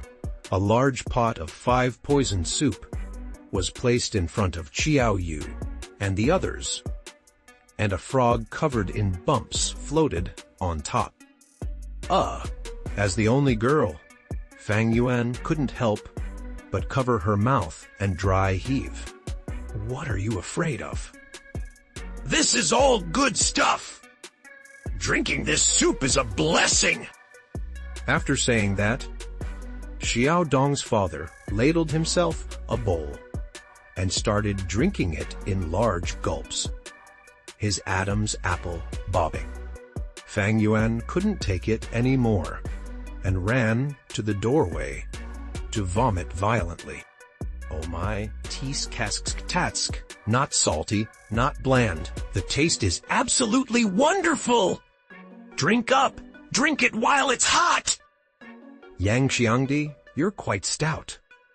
Why don't you go first?" "No way. I'm just soft fat. I'd be heading straight to the bathroom to lay down." Almost dead? You go first, Fang Shun. Looks like you're burning paper offerings for ghosts, trying to fool them. You're this fat, and you call it soft fat. Mind your own business. My dad isn't drinking. Seeing Xiao Yu and the others pass the blame and hesitate to drink, Xiao Dong's father urged them. "Why aren't you drinking? If you don't drink, and the silkworm poison erupts, none of you will survive. I'll go first. I took the lead and ladled myself a bowl of 5 poison soup. I probably had the least health of anyone in the group. Looking at the frog and centipede floating in the soup, I couldn't help but ask, Xiao Dong's dad, do you have any garlic? Inside the Wandu, all poisons. Cave tribe, I and the other 2 stared at Qiao Yu with expressions of utter disbelief. We had just witnessed Qiao Yu, with garlic as accompaniment, devour an entire toad, along with centipedes, snakes, scorpions, and geckos. Qiao Yu himself didn't feel much. Closing his eyes and trying not to think of these things as 5 poisons. He found it quite tasty with the garlic. As the saying goes, eating meat without garlic diminishes the flavor by half. After finishing the soup, Qiao Yu glanced at his attribute panel and said, "The 5 poison soup really worked. My poisoning status has disappeared." Fang Yuan was silent for a moment before saying, "Qiao Yu, after seeing you eat 5 poisons with garlic, even if you were to punch and shatter a massive boulder, or kill the world serpent with a single blow, I wouldn't be surprised." Fang Sun gave a thumbs up. "Qiao Yu, you're truly amazing. A cow riding a motorcycle. Unbelievably awesome," Qiao Yu said, eyeing the large sand pot with lingering interest. "You guys should drink up too. Quickly restore your condition. There might be more dangers ahead," Yang Shangdi asked. "Brother Yu, what does this stuff taste like?" Qiao Yu described. Actually, it's not bad. The toad and snakes taste like very tender chicken. The centipedes and scorpions like exploding in chicken cutlets. Crispy and crunchy. As for the gecko, have you ever eaten jelly? The texture is similar. Hearing Qiao Yu's description, Fang Yuan couldn't hold it in and rushed outside to vomit. Yang Shangdi, after listening, suddenly brightened his eyes. So the 5 poison soup tasted so good. "Little Dong's dad, I want garlic too." Yang Shishangdi devoured the soup greedily, revealing his true nature as a glutton. "Brother Yu, you didn't lie to me. It really does taste good." Watching Yang Xiangdi happily indulging, Fang Sun and Long Chang exchanged glances. Indeed, birds of a feather flock together. A friend who's a weirdo is probably not a normal person himself. Finally, to cure the poison, the other 3 could only pinch their noses and drink the 5 poison soup. They weren't as bold as Qiao Yu and Yang Xiangdi, daring only to gulp it down directly. Not even chewing. Fang Yuan was even more miserable, vomiting while forcing herself to swallow. Little Dong, looking like a miniature adult, walked over and carefully checked the wrists of Qiao Yu and the others, then breathed a sigh of relief. "Okay, the heavenly silk worm poison has been lifted. You're safe now. Little Dong, could you tell us about your tribe?" The Wanling, all spirits, cave tribe. Seeing Little Dong's face tighten, Fang Yuan quickly corrected herself. Their second mission was to eliminate all poisonous insects. Fang Yuan just wanted to solve it quickly and leave this dreadful place. Fang Yuan secretly vowed that in the future, she would never touch a dungeon related to poison. "Not even with a 10-foot pole!" I don't know the tribe's origin. I just know that the chief requires us to live in seclusion and absolutely forbids us from using poison arts at will. Little Dong said, spreading his hands. You guys, now that you've been cured, please leave quickly. We of the Wanling Cave. Tribe don't welcome outsiders, Little Dong's mother said, with some embarrassment. Oh, Mom. Why would you say that? Little Dong said indignantly. We haven't had any visitors from outside in a long time. Why would you want to chase them away? Little Dong's mother gave a sheepish smile and didn't say anything further. Little Dong turned to look at Qiao Yu and the others, revealing a smile with tiny tiger teeth. Don't listen to my mom. You can stay as long as you like, Qiao Yu said, extending his foot to nudge Yang Shangdi under the table. Then we'll trouble you and your family. We just finished curing a severe poison, and we're still feeling weak. Ah, yes, yes! Yang Shangdi quickly echoed. Yay! Handsome brother is staying. Yay! Little Dong happily jumped and ran off. Little Dong's mother's expression was complex. She opened her mouth as if to say something, but ultimately held back. She simply silently arranged accommodation for Qiao Yu and the others. You too. Do you have any clues about the Wan Du cave tribe? As soon as they entered the room, Fang Sun eagerly opened her mouth, questions pouring out like cannon fire. Eleanor said the Wan Du cave tribe is a very evil tribe, but I haven't seen anything evil about them. They even cured our severe poison, and the system task asks us to eliminate poisonous insects. But besides the heavenly silk, worm poison, at the beginning, we haven't seen anything else. We didn't even know what the heavenly silkworm poison looked like before we were poisoned. How can we eliminate all poisonous insects? Yang Xiangdi, hearing this, was displeased and immediately retorted, Don't you have a brain of your own? We're your teammates, not your father! It was clear the resentful chubby boy hadn't forgotten me making him drink the 5-venom soup earlier. Didn't we smell a fragrance before being poisoned? This proves the poison technique isn't that mysterious, and the venomous insects also need certain conditions to enter our bodies. Qiao Yu stroked his chin and spoke slowly. To get more specific information, we'll have to go out tonight and investigate. The system said this was the cave of 10,000 poisons, but Xiaodong said it was the cave of 10,000 spirits. There must be a secret inside that we didn't know.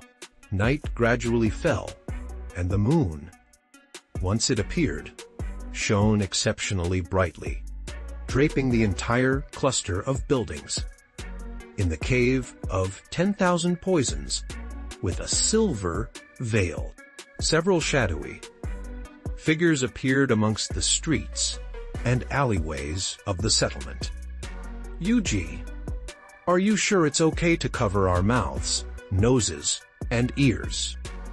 Yang Shangdi, wrapped like a silkworm pupa, with only his eyes exposed, asked, since the venomous insects need a medium to spread, as long as we don't expose our skin, they won't be able to easily enter our bodies.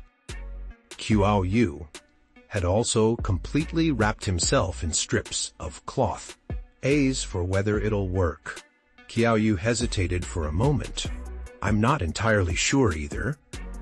Let's just say it's a matter of luck. Qiao Yu and the others circled the entire settlement of the Cave of 10,000 Poisons. They found that the entire settlement was arranged in a ring, with an ancient well built from blue brick at the very center. Qiao Yu stealthily approached and peered inside. He found the ancient well was deep, dark, and bottomless. As for our target, we hadn't found even a single mosquito, let alone venomous insects. Yao Yu, do you think it's possible we've come to the wrong place?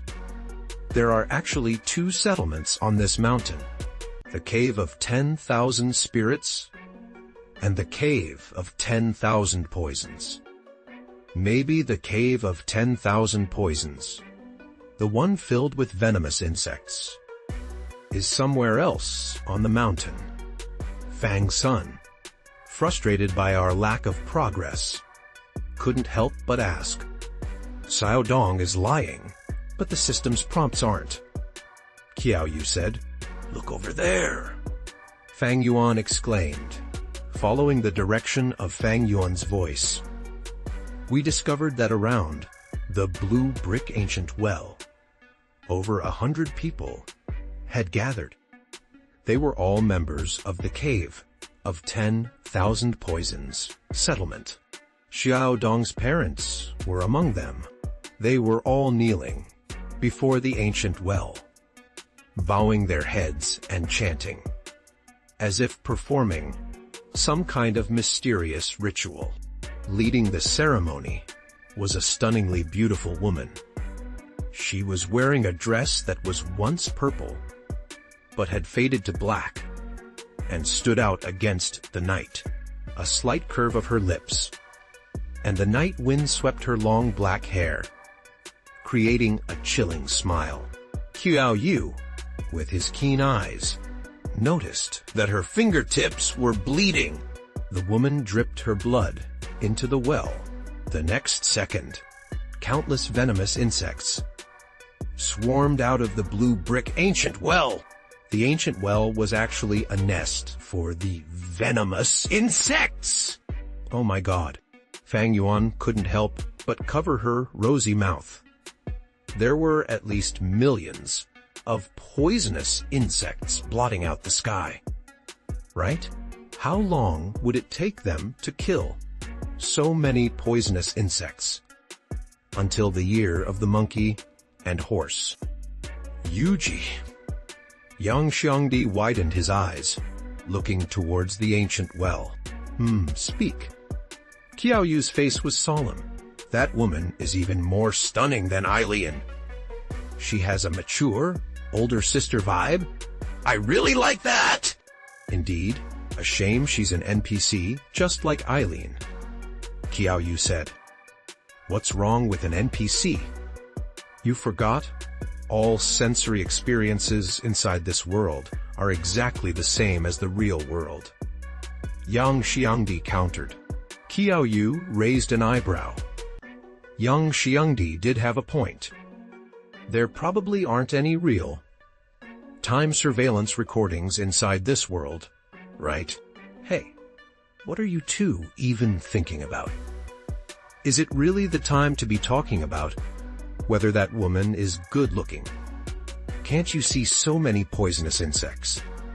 Fang Yuan lowered her voice and scolded them. But Fang Yuan, I think they have a point. Looking at the beautiful woman's graceful figure, Long Chang's Adam's apple bobbed. Indeed, a very valid point. Going around back would definitely get us killed instantly. Fang Sun also stared intently. You guys! You men are all perverts! Teach! Fang Yuan spat. Slap! Slap! Slap! In front of the bluestone ancient well, the beautiful woman clapped her hands. 2 sturdy men carried out a large vat filled with crimson, lumpy material. They placed the vat in front of the well. The unknown substance inside was still writhing, emitting a foul stench. Buzz! Instantly, the countless insects swarmed over, frantically devouring the crimson chunks. The large vat of crimson chunks was quickly half-eaten. Great swarm of insects. Please bless my Wanling Cave tribe with good weather and peace. Protect the people of my Wanling Cave tribe from disease. We will offer you the freshest human flesh. The woman's voice was melodious and graceful, but her words sent chills down the spine. Ah! Hearing that the vat contained human flesh, Fang Yuan couldn't hold it in and covered her mouth, gagging. Who's there? The beautiful woman suddenly turned her head, her star, like eyes flashing with cold light. As her gaze swept over, the swarming insects flew towards Xiao Yu and the others. For a moment, the sky was completely blocked, even the moonlight obscured by the insect swarm, and the tribespeople, kneeling on the ground, lowered their heads even further upon seeing this. Run! Xiao Yu didn't hesitate, grabbing Yang Shangdi and fleeing. Although he had high attack power, he didn't have any area of effect skills. With so many poisonous insects, even if Chu Yaoyu stood still, he would be exhausted killing them all. Damn it! Wait for us! Long Chang and Fang Shun, realizing what was happening, quickly followed. However, how could legs possibly outrun a swarm of flying insects? As the insect swarm drew closer, Qiao Yu could even smell the stench from their bodies. Earthbind!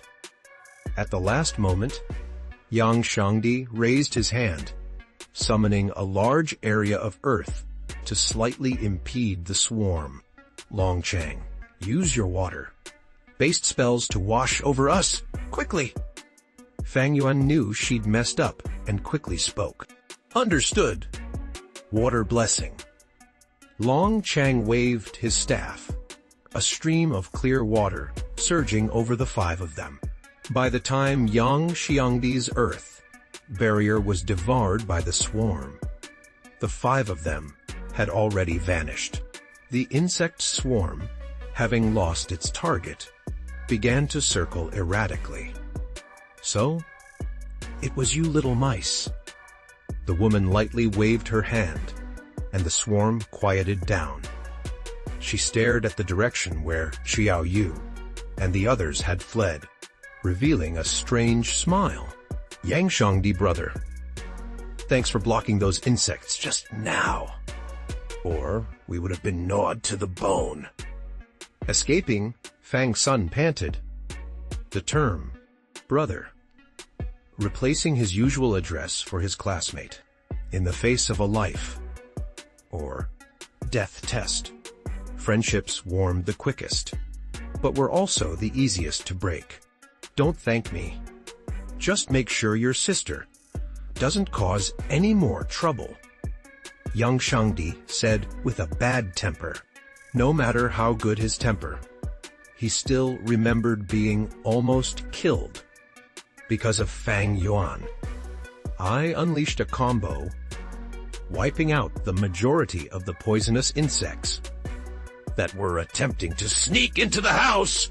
The mage, a class renowned for its high damage output, was beginning to reveal its potential in my performance. Fang Sun and the others stared at me, panting, in shock. They hadn't seen me fight before, and always assumed I was just along for the ride. They never expected this unassuming, chubby man to have such a terrifying burst of power. Imagine if I used that on players. The thought sent a shiver down their spines. Long Chang gratefully glanced at Qiao Yu.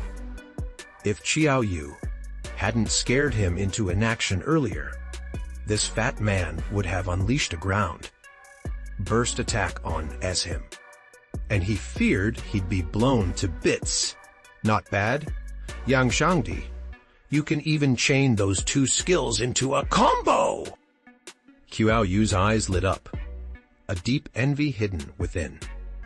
This was the romance of being a mage, a combo that obliterated enemies with a flourish, unlike him, with zero intelligence. What good was high attack power? He could only clumsily rely on his fists to fight. Don't mention it. Those two skills back almost drained my mana. I quickly started taking potions to recover. So it was you guys who were disrupting the people At the Wandu sacrifice! A chilling voice rang out from behind the group, and a bald head, gleaming with oil, emerged from the darkness, a black scorpion tattooed on his face. It was the giant scorpion, returning just now. You dare use witchcraft to slaughter the insect swarm of our Wandu Kuyu tribe?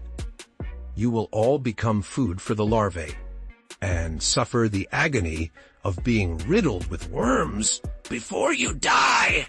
looking at the insect corpses scattered on the ground. The giant scorpion's rough face was filled with rage. These insects were painstakingly cultivated by their Wanduku tribe, and were Incredibly valuable to them.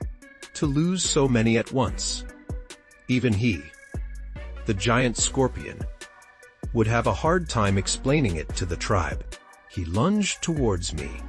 The culprit, his tall, muscular body, bringing with it a powerful wind that pressed towards me. I was currently in cooldown and had no strength to resist. My low agility also prevented me from escaping. In desperation, I closed my eyes and shouted, UG, save me! Your old man is here! Qiao Yu's slender figure stepped in front of me, who was about twice his width. He threw a punch at the charging giant scorpion. He wasn't good at fighting insects, but he was very good at fighting people. If delusional! Do you think your pale, tender little fists can even hurt me? The giant scorpion looked at Qiao Yu's slender build, a look of undisguised contempt on his face. My thighs are thicker than your arms. I, the giant scorpion, could easily take on 10 of you weaklings. Die. A cruel sneer twisted the giant scorpion's face as he threw a punch, already envisioning a spray of blood from Qiao Yu's mouth and nose. Fang Sun and the others beside him cooperatively covered their eyes. Bang! The fists of the giant scorpion and Qiao Yu collided, a shockwave radiating outwards from the point of impact. Crack! Crack!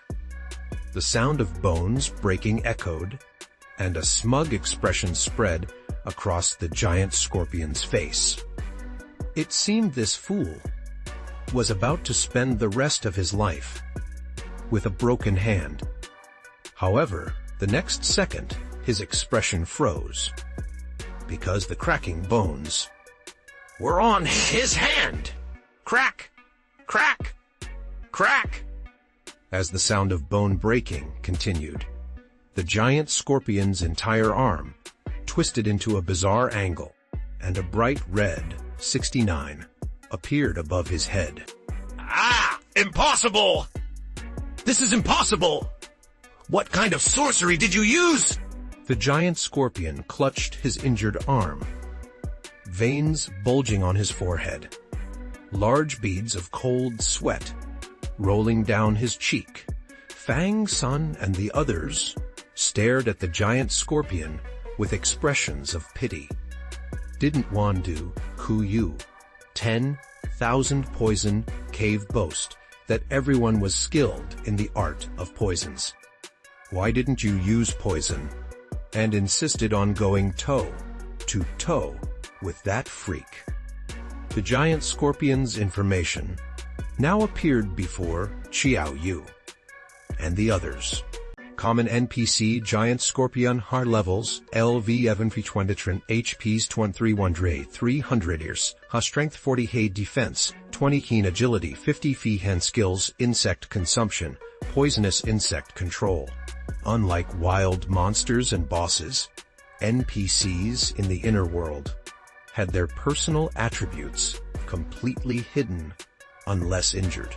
And NPCs generally wouldn't proactively attack players. They possessed intelligence and enjoyed the same damage calculation mechanics as players. For example, Xiao Yu's attack power was 246 points. But since he was attacking the giant scorpion's fist, non-vital area, and his attack was partially mitigated by the scorpion's defense, he only dealt 69 points of damage. In other words, NPCs could be understood as the indigenous inhabitants of the inner world. They couldn't return to the real world, but were otherwise no different from players. When attacking players or NPCs with normal attacks, only hits to the torso would deal full damage. Of course, if your attack power was high enough. You could kill someone by hitting their toe. Good job, Yuki! I'm useless. You're my older brother from now on! Yang Shangdi chuckled, hiding behind Xiao Yu without a shred of shame. I'm a mage, I shouldn't be in melee combat. It's perfectly reasonable to hide behind someone, right? Yang Shangdi was now filled with lingering fear. If it hadn't been for Xiao Yu's timely rescue, he would have likely experienced a fully realistic death simulation within the inner world. You all use sorcery!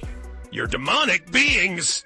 The giant scorpion roared, clutching his arm, refusing to believe that Xiao Yu had won through sheer physical strength. Insect consumption. The poisonous insects that Yang Shangdi had nearly eradicated surged towards the giant scorpion, continuously pouring into his body. A bizarre scene unfolded.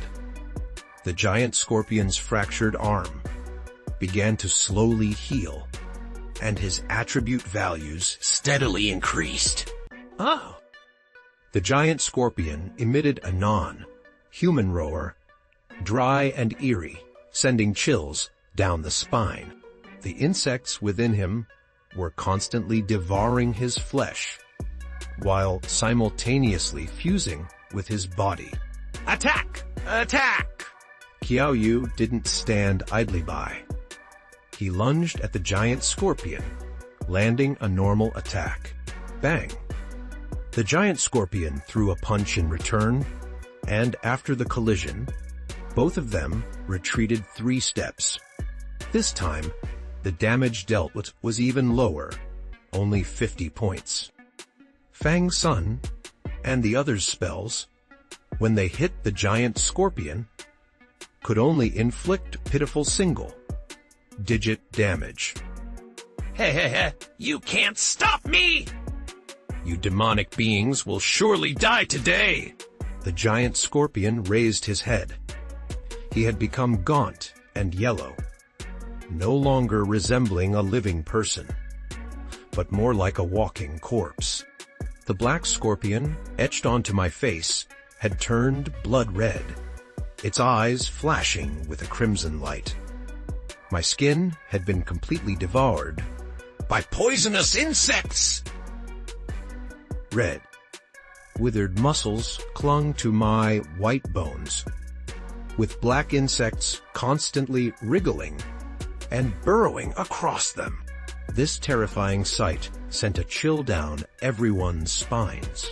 Our common NPC giant scorpion, infested state, say level, LV, underdry. Shot HP 440 500 Ling, has strength 60 hair defense, 35 Fei, Han agility, 20 Hen skills infestation, insect control.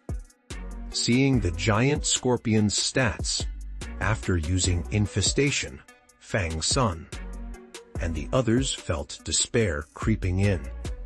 How is this possible to defeat? This giant scorpion's stats are almost on par with a boss! This poisonous cave quest is definitely not something a beginner can complete. Fang's son's face paled. Long Chang directly collapsed onto the ground, his face ashen, as if he'd eaten 10 green bottle flies. Looking at their reactions, Yang Xiangdi scoffed, turning his head dismissively. Scared so easily?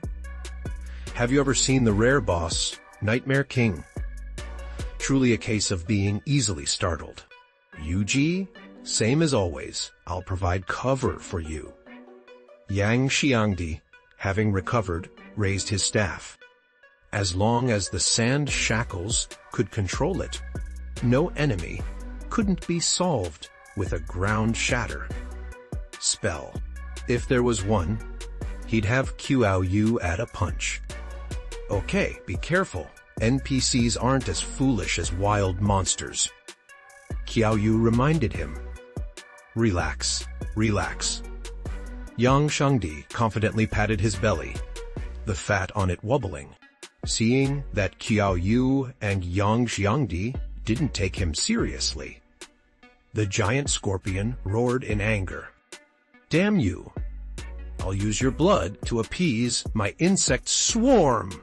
The giant scorpion charged forward like a cannonball, and Qiao Yu immediately blocked him. Qiao Yu was fully focused, daring not to be careless. After all, his physique was still too fragile. Kid, I don't believe you can defeat me with your sorcery. In hand. Two-hand combat. Only the strength of the flesh is true strength. The giant scorpion roared, throwing out a flurry of punches. Qiao Yu retaliated, throwing punches of his own. Their fists collided constantly, the air filled with the sound of explosive impacts. Muda, muda, muda, muda! Sound effect of punching. Ola, ola, ola, ola! Sound effect of punching. Both of them were adopting an offensive, defense fighting style. A battle without technique. Purely a clash of fist strength. As the battle progressed, the giant scorpion became increasingly demoralized. Every time he traded punches with Qiao Yu, a bright red 50 would appear above his head. He felt as if Qiao Yu's fists could shake his internal organs. Conversely, Qiao Yu hadn't lost a single drop of blood. Just how terrifying was this seemingly frail man's attack power? However, as Qiao Yu fought, he also felt a growing sense of seriousness. While this giant scorpion stats weren't as high as the Nightmare King's, it was far more difficult to deal with. If he tried to attack the giant scorpion's vital points, it would immediately retaliate with an exchange of injuries. Indeed, when stats were relatively close, it was the side with intelligence that had the upper hand. Damn it! What a terrifying opponent! Yuji, quickly break away from him! I can't use my skills to ambush if you're like that. I might accidentally hit you! Yang Xiangdi shouted anxiously from the side. The close, quarters combat between Qiao Yu and the giant scorpion left him no room to maneuver. The giant scorpion almost spat out blood upon hearing this. Didn't this fat idiot see he was about to be beaten to death? And he still wants to ambush him. Is there no chivalry left? Qiao Yu said. All right!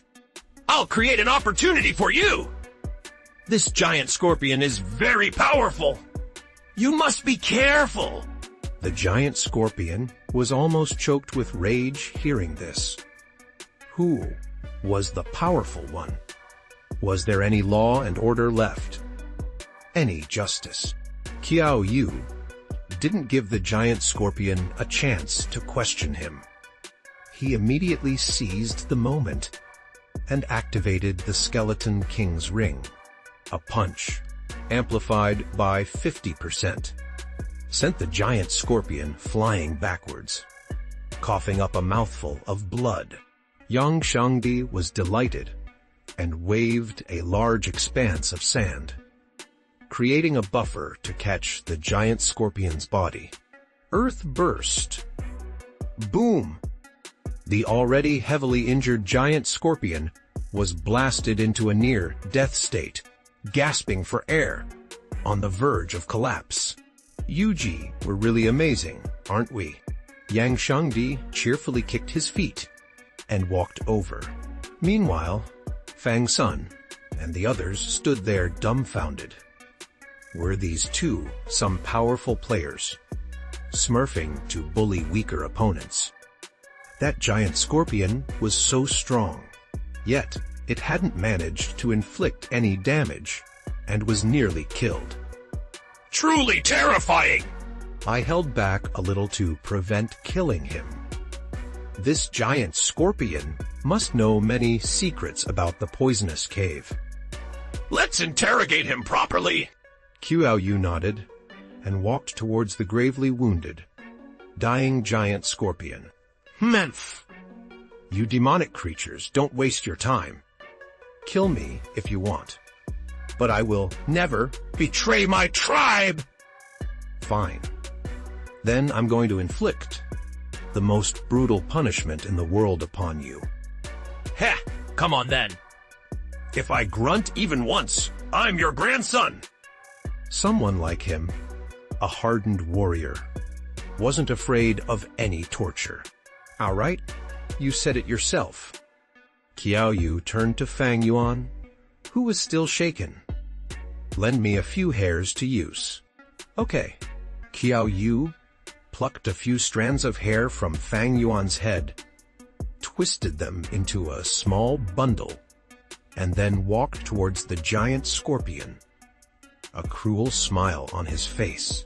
The giant scorpion watched Qiao Yu's actions, filled with confusion and apprehension. Wasn't he supposed to inflict torture? What did he mean by taking a few hairs and smiling so maniacally? A sliver of fear crept into the giant scorpion's heart. It was the unknown that was most frightening. Yang Xiangdi, help restrain him. Got it! Yang Shangdi responded, waving his staff. Several strands of sand transformed into ropes, binding the giant scorpion tightly. At this point, only the giant scorpion's eyelids and mouth were free, the rest of his body completely immobilized. What are you going to do? I tell you, I'm not afraid of you! Hehehe, you'll find out soon enough. Qiao Yu revealed a disturbing smile, and the giant scorpion's Adam's apple bobbed nervously, his fear slowly mounting. Qiao Yu slowly brought the bundle of hair towards the giant scorpion's nostril, then gently inserted it. The hair entered the giant scorpion's nasal cavity. As Qiao Yu lightly flicked his wrist, the hair swirled around inside the giant scorpion's nose, back and forth, in and out, constantly rubbing against his nasal hairs. Ha ha ha ha ha ha! Itch! An indescribable, uncontrollable itch! This was all the giant scorpion could feel. Tears welled up in his fierce eyes. He was laughing, but it was a more agonizing expression than crying. Hey! Kill me, please kill me! Ha ha! The unbearable itch was driving the giant scorpion insane.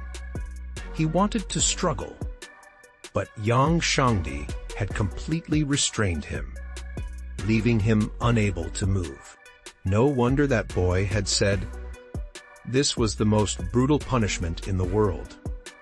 It was far more agonizing than walking through fire or climbing a mountain of swords. How could someone think of such a perverse method of torment? He's quite a man, able to endure this much. Feng Yuan, lend me a few more hairs to use. The giant scorpion was caught in a situation where it couldn't live, nor could it die. Fang Sun and the others, just watching this scene, felt an unbearable itch in their nostrils and couldn't resist the urge to pick their noses. Grandpa, I was wrong. I'll tell you everything. Ha ha ha! Please, kill me! Ha ha ha! The giant scorpion, tears streaming down its face, finally couldn't hold back and started begging for mercy. This intensely itchy sensation was simply beyond human endurance. You should have done this a long time ago. Why wait until you were tortured before you were willing to talk? What a waste! Qiao Yu, disdainfully, tossed the 2 strands of hair in his hand. The giant scorpion desperately wanted to say, "Brother, I didn't know you were this perverted." Tell me, what was that sacrifice you just performed? And what's the origin of that ancient well made of bluestone? Qiao Yu got straight to the point. It's the insect sacrifice. The day we offer fresh flesh and blood to the insect swarm. We, the 10,000 Poison Cave, have a contract with the insect queen, and we must offer a sacrifice of fresh flesh and blood every month. That ancient well made of bluestone is where the insect queen resides and reproduces. The giant scorpion confessed everything, fearing Qiao Yu would use hair to scratch his nostrils again. Insect queen. Qiao Yu pondered for a moment. The insect queen must be the biggest boss of the 10,000 Poison Cave dungeon, right? It seemed this dungeon might be even harder than Nightmare Village, mainly because I wasn't good at area of effect attacks. Yang Xiangdi's Earth Burst technique was powerful and had a large range, but it needed a cooldown period after each use. Damn it. Why doesn't the inner world sell insecticide? Yuji, I think I know why Xiaodong's family helped us with the antidote. Yang Xiangdi gritted his teeth and said, "They want to use us as sacrifices for the next insect sacrifice." I nodded and continued questioning the giant scorpion. Does the insect queen have any weaknesses? Weaknesses? The giant scorpion thought for a moment, then slowly shook his head. I don't know. I've never seen the insect queen. The fact that she lives at the bottom of the well has been passed down through generations of our clan leaders. One last question. Why does Xiaodong call the tribe spirit cave, while you call it 10,000 Poison Cave? Xiaodong. What Xiaodong? A look of astonishment appeared on the giant scorpion's face. In our entire 10,000 Poison Cave tribe, there's only one person with the character Dong in their name, and that's our clan leader. What's your clan leader's name? I quickly followed up. Her name is Sun Dong. Puffed. Qiao Yu's expression turned strange. First the fairy necklace, now a fairy staff. Would Yang Xiangdi become a magical girl? Yang Xiangdi! I found an E-grade staff, it's for you. What? Really? Yang Xiangdi waddled over, so happy that the fat on his whole body trembled. But when he saw the appearance of the fairy staff, his fat face immediately collapsed. Wuji, are you kidding me? This pink staff is obviously for girls, okay? I, Yang Xiangdi, would rather starve to death, die outside, and jump down from here, than use this staff.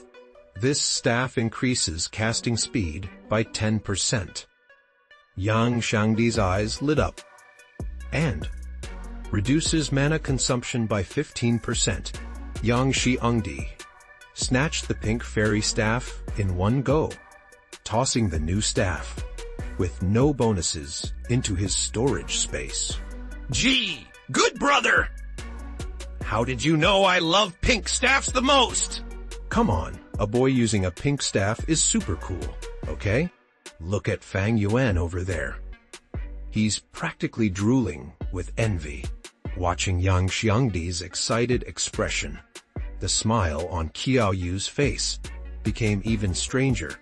He was really looking forward to the day Yang Xiangdi turned into a magical girl. Following that, Qiao Yu told Yang Xiangdi and the others everything about Xiao Dong being the clan chief. What?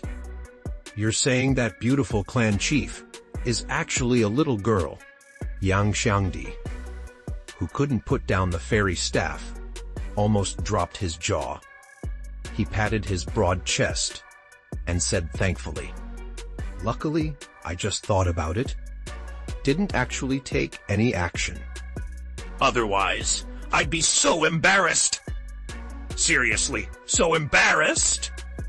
Yeah, it's really imprisonable, but not punishable. Long Chang and Fang Sun both nodded repeatedly. What are you guys thinking about? Qiao Yu, means we've been tricked by Sun Dong. You bunch of perverts! Fang Yuan angrily twisted Long Chang and Fang Sun's ears. Ouch! Ouch! Let go first. We weren't thinking anything inappropriate. Don't wrongly accuse us! Yuji, I understand. Now that Sun Dong hasn't discovered that we killed the giant scorpion, this is our best time to act. Right. Yang Xiangdi slapped his thigh excitedly. Mum, since the bug's nest is near the ancient bluestone, well, you recover a bit, and we'll go blow up the well first! Qiao Yu nodded. And us. We'll go too. Fang Sun and the others quickly spoke up. After witnessing Qiao Yu and Yang Xiangdi's strength, they clearly understood one thing. These two were huge pillars. They had to hold on tight. All right, then you come along too, Qiao Yu said. After all, he and his sister were fire mages, and they could help deal with the bugs. The group quietly crept to the side of the well. After the bug sacrifice ended, the area was deserted. After all, this was the bug's nest. Everyone was hurrying to hide. Who would dare approach? Prepare to move. Prepare to move! Behind me followed a tall, robust man, like Jusai. Giant scorpion. This robust man was also bald.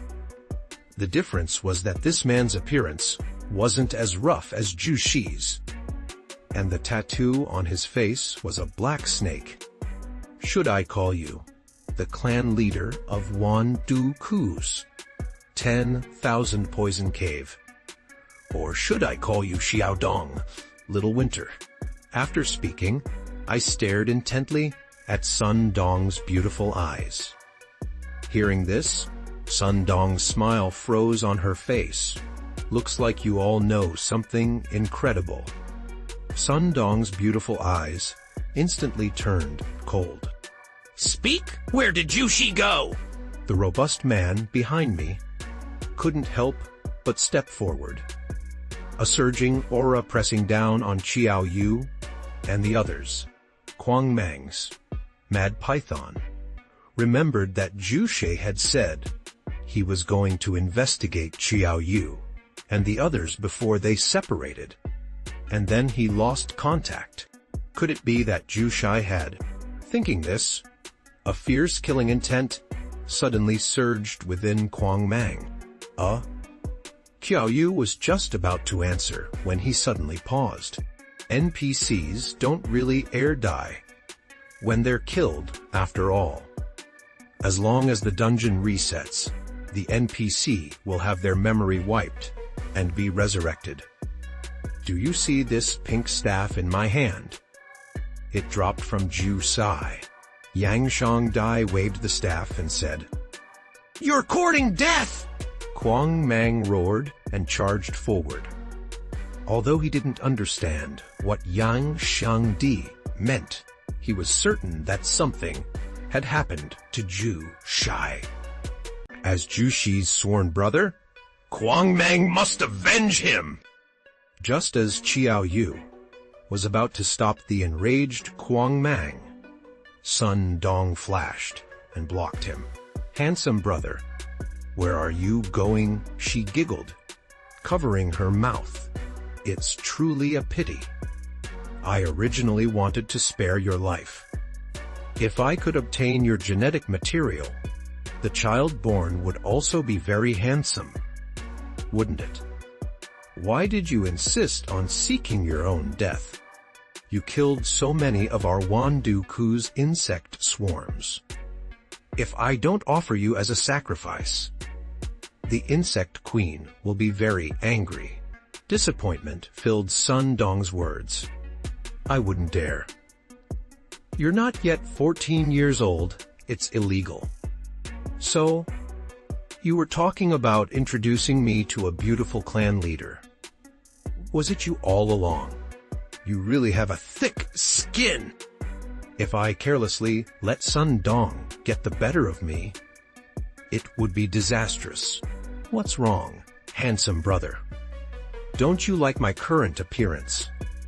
Then should I revert to Xiao Dong's form?" Sun Dong's body switched back and forth between the form of Xiao Dong and the beautiful woman, looking incredibly eerie. "So, which one do you like better, handsome brother? Stop screaming, it's giving me the creeps. I'm getting goosebumps! Dead clip. Watch the fist! Deliberate fist! After adding all the attribute points I gained from killing the giant scorpion to my strength, I swung a fist towards Sun Dong. Taking advantage of Sun Dong not knowing how terrifying my attack power was, this was my best opportunity. I directly activated the Skeleton King's ring, adding 276 attack points with a 50% amplification, landing a punch on Sun Dong's slender abdomen. Bang! A crimson 404 appeared above Sun Dong's head. Sun Dong was hit so hard her eyes bulged, looking like a stranded goldfish. Her exquisite face was full of astonishment.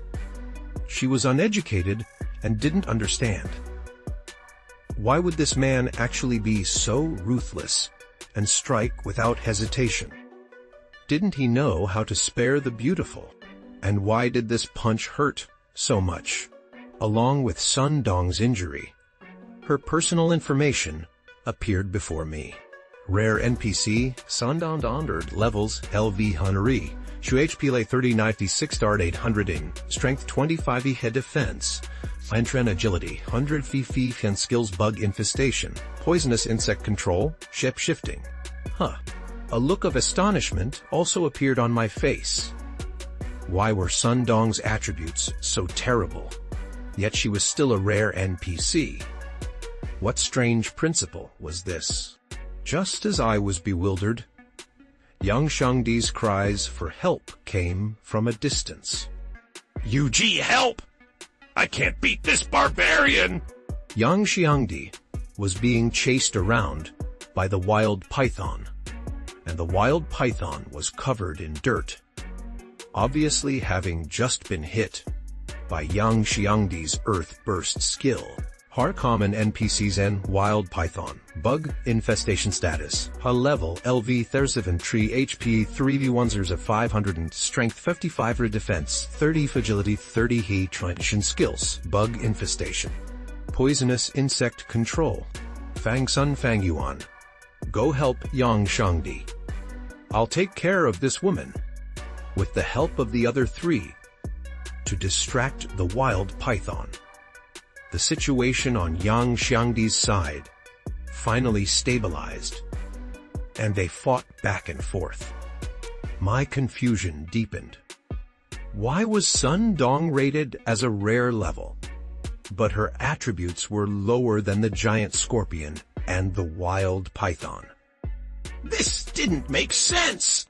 Handsome brother, you hit my little belly and made it cave in. What if you ruin my little belly?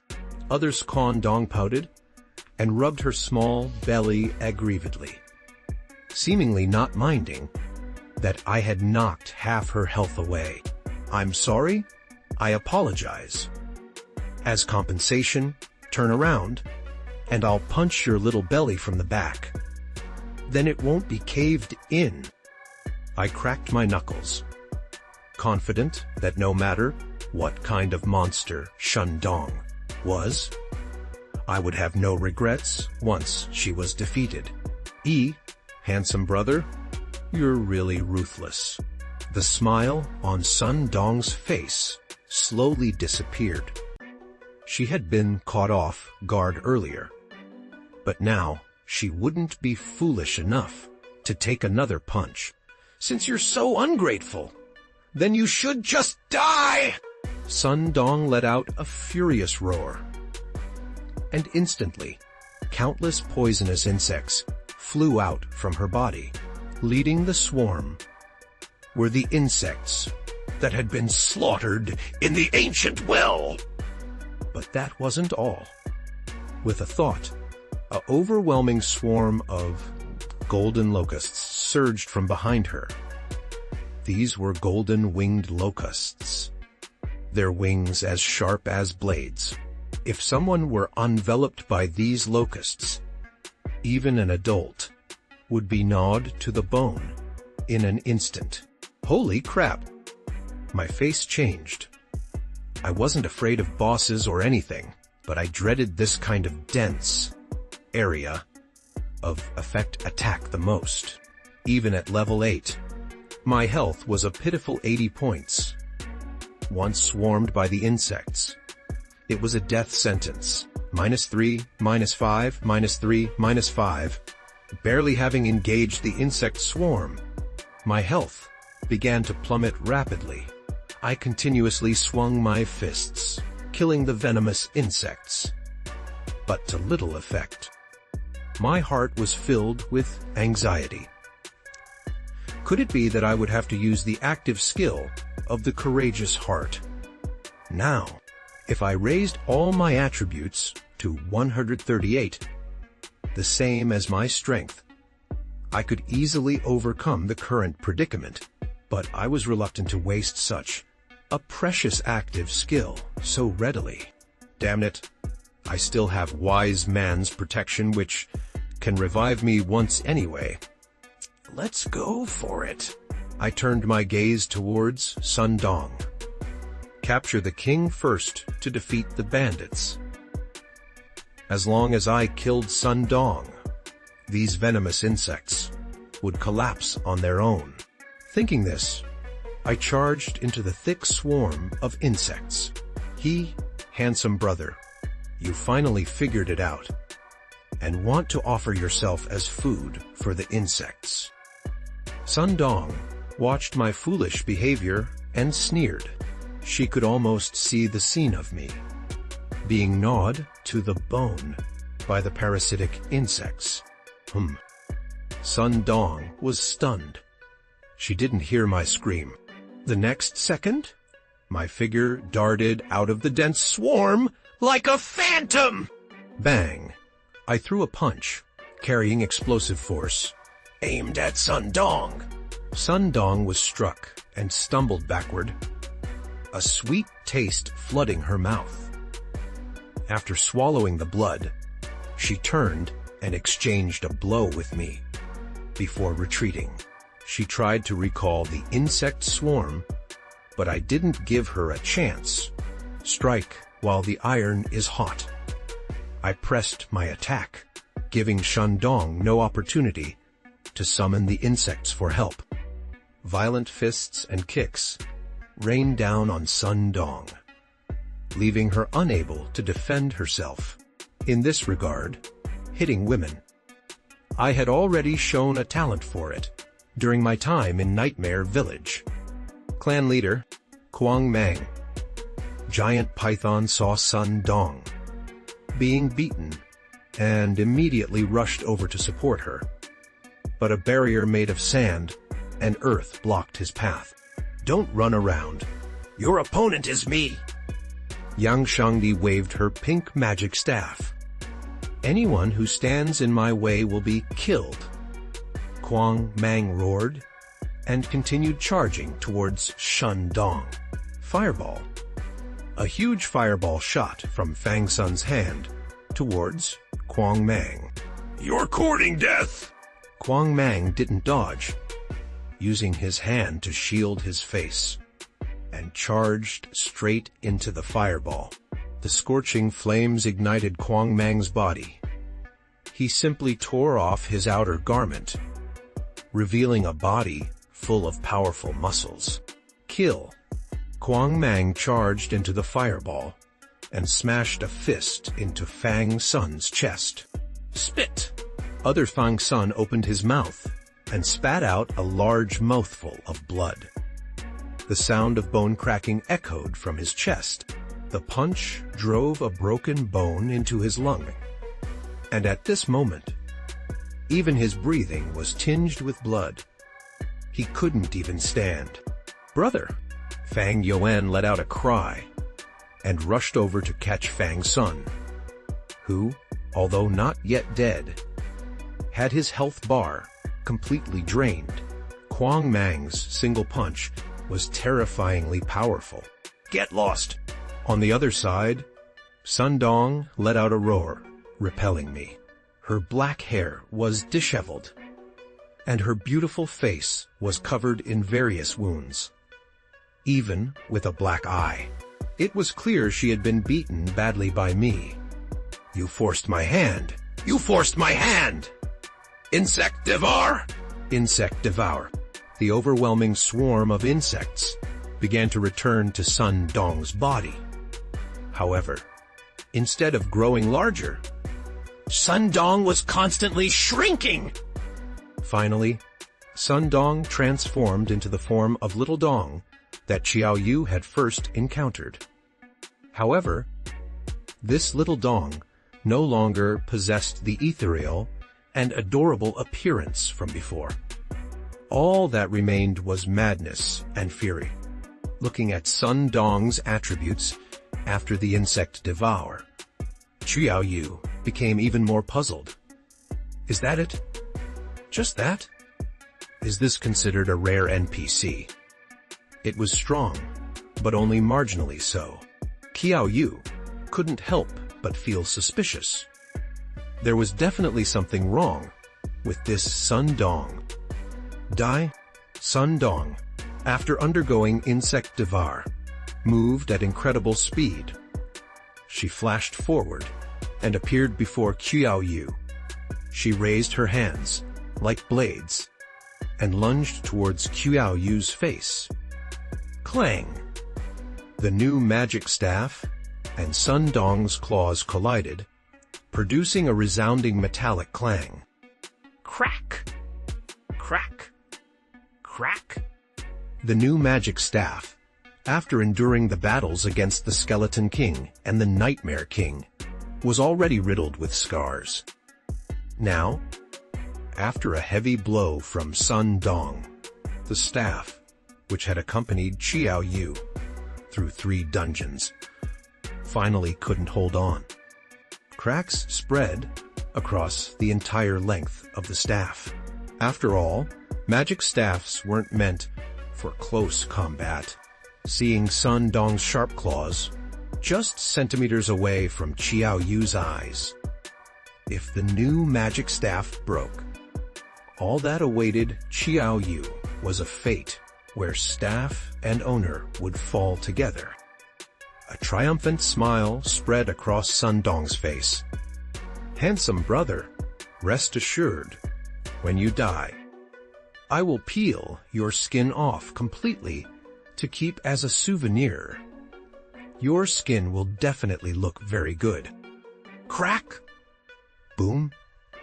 The new magic staff finally shattered completely, And Sun Dong's claws pierced into Qiao Yu's body! Yu Gi! Yang Xiangdi's eyes instantly turned red. A deep, seated hatred and fury surging from the depths of his heart. His entire body turned a crimson red, and white steam rose from Yang Xiangdi. Yang Xiangdi's originally enormous obesity began to slowly shrink. He charged towards Sun Dong and Qiao Yu. Kid, don't think you can disturb our leader! The python, looking smug, blocked Yang Xiangdi's path. You just stopped me before. Now it's your turn to taste this feeling. Sand binding? It's useless. The same technique has no effect on the warriors of the poisonous cave. Once I've seen it, I can break it! The python clenched his fist and slammed it forward. Boom!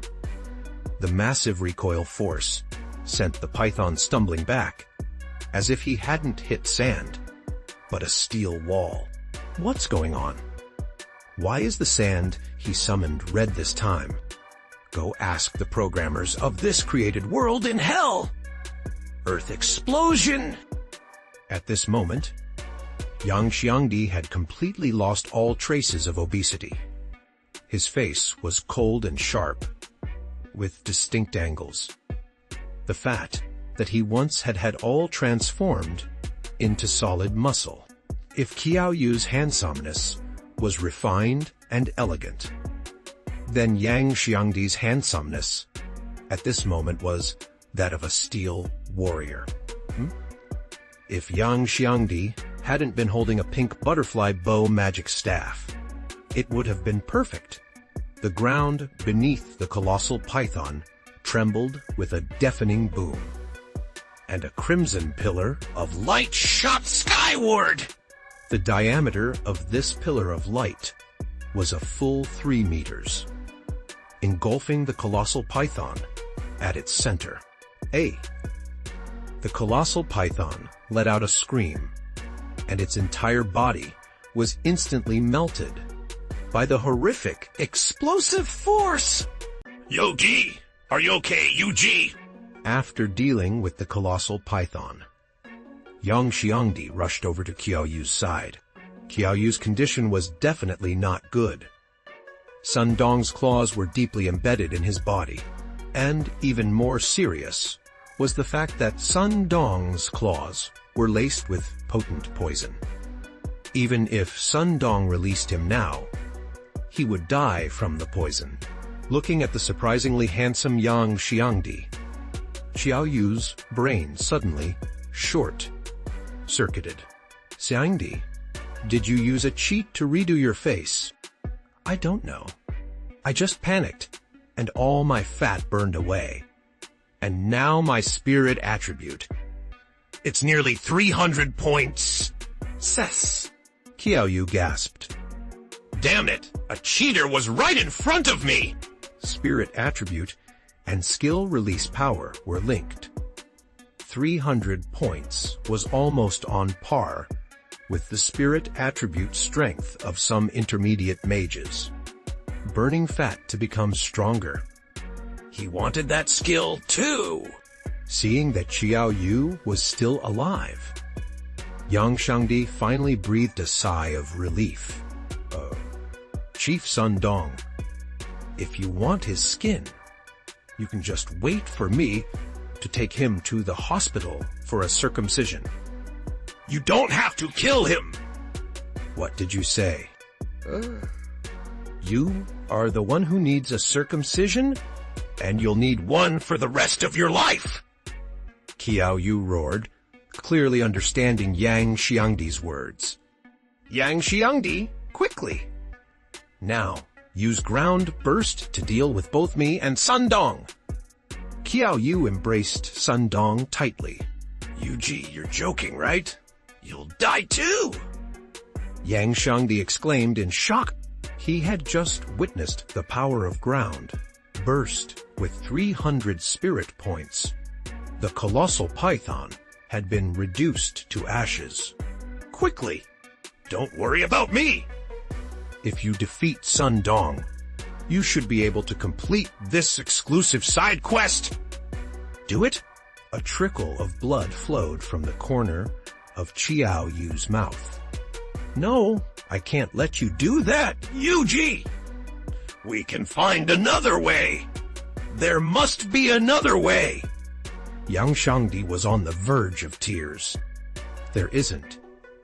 I'm already poisoned and certain to die. Don't let me die without value. Yang Xiangdi! Yuki! Yang Xiangdi choked, raising his pink magic staff. Yang Xiangdi, if there's a next life, I still want to be your brother. Farewell, my brother. A single tear rolled down Qiao Yu's cheek, and then he slowly closed his eyes. Ground burst. Yang Xiangdi swung his pink magic staff forcefully, and a massive pillar of light reappeared, enveloping both Qiao Yu and Sun Dong. Qiao Yu! No. Feng Yuan cried out, then collapsed to the ground, staring blankly at the center of the pillar of light. She rubbed her eyes, as if she couldn't believe what she was seeing, because she saw a golden shield enveloping Qiao Yu! UC detected lethal damage. S. Grade item-wise protection triggered. Immunity to this damage. Ding. Detected player Qiao Yu possessing the courage to face death. Awarding A. Grade passive skill. Forceful contract. Huh. There's even that? Qiao Yu, already knowing he wouldn't die, happily checked his new skill. Hun Forceful Contract Level A. Effect: every 50 extra health points, increase the player's strength by 1 point. Every 1 strength point increases the player's health by 10 points. This effect will not stack infinitely. Ah, really? Qiao Yu counted on his fingers. He currently had 138 strength, which meant an extra 1380 health. This skill wasn't bad either. At least he wouldn't be so fragile. You hurt me so much! Yang Xiangdi's ground shatter skill blasted. A terrifying pit into the ground, and a bloody little hand gripped the edge. Sun Dong climbed out of the pit, utterly tattered. One of her eyeballs had popped out, hanging by a strand of flesh on the side of her cheek. She looked like a broken doll, left over from a battlefield. Congratulations to you both. You are about to witness my true beauty. Sun Dong laughed, and cracks began to slowly appear at the corners of her mouth, tearing her cheeks. Finally, the cracks reached her ears. Looking utterly bizarre, her entire spine seemed to bulge, as if trying to break through her skin, eventually forming 8 bumps on her back. Clang! A long black leg, like a sharpened blade, burst forth from Sun Dong's back. A second, a third. Finally, 8 spider legs propped her up. In the blink of an eye, the 8 spider legs grew to nearly 3 meters long, and Sun Dong's body transformed into a writhing white worm. The worm looked like a magnified maggot, except this maggot had a human face! Now, Sun Dong had completely become a giant spider with a human face. Holy crap, Yang Shangdi, hurry up and cast ground shatter again! She's heavily damaged. I can't? UG. My spirit attribute is down to 48. The spirit boost from burning fat doesn't seem to be permanent. So quickly. Are you a one-night stand kind of guy? Just stop talking! This Sun Dong actually turned into a spider. I even fantasized about her being a spider spirit before. It's so disgusting. Ugh! Ugh! Ugh! Who would have thought that a stunning beauty would actually be a spider in disguise? She seems to be changing in a strange way. Take a look at her stat panel. I looked and let out a small hup, because at this moment, Sun Dong had no class. Lane level ALV 50 HPA 2000 he, strength 130 he, defense 80 he, agility 100 t, chance skills, venomous sting, frenzied dash. What do all the question marks mean? What the heck is this? I don't know, but her stats are terrifying. 2 attributes over 100. Be careful. Qiao Yu's expression was extremely serious. This giant spider Sun Dong had become was the most formidable monster they had ever seen. Understood. I immediately hid behind Qiao Yu. Qiao Yu. And warning! Warning! Warning! An unknown error has occurred in the poisonous cave dungeon. NPC Sun Dong has fused with the boss, the Bug Queen. This creature's combat power exceeds the beginner difficulty. Players must immediately leave this dungeon! Warning! Players must immediately leave this dungeon! The system's prompt sounded, and a portal of light appeared behind Qiao Yu and the others. System, what about our exclusive dungeon? Holy crap, UG, are you missing a screw? Just run! Facing a monster like this, escaping with your life is already a blessing. And you're worried about the quest! Yeah, Qiao Yu, let's go. The system said it's a monster we can't handle. Seeing that the system wasn't responding, Qiao Yu continued to stare at the sky. Calculating. The 5 players have not defeated the Bug Queen boss of the poisonous cave. Players must leave and restart the exclusive dungeon. What? Qiao Yu was furious. He skipped class to run this dungeon. Spent so much time. And now you're telling me to start over from the beginning. Sun Dong, I'm going to make you pay. Even Jesus can't save you. I swear! Qiao Yu angrily turned to face Sun Dong, now a human-faced spider, and charged forward, muttering to himself. Damn it. I don't care what you're fused with. You're going to die today! Recommended by Brainberries. Learn more. There are 3 things in the world that are the most frustrating. 1. Life and death separations. 2. Unrequited love. 3. Waking up early to go to work. Now, I was prepared to add a 4th. Painstakingly clearing a dungeon, only to reach the final boss. And then the system tells you, we encountered an error. Please clear it again. Would I listen to the system's instructions? Of course not.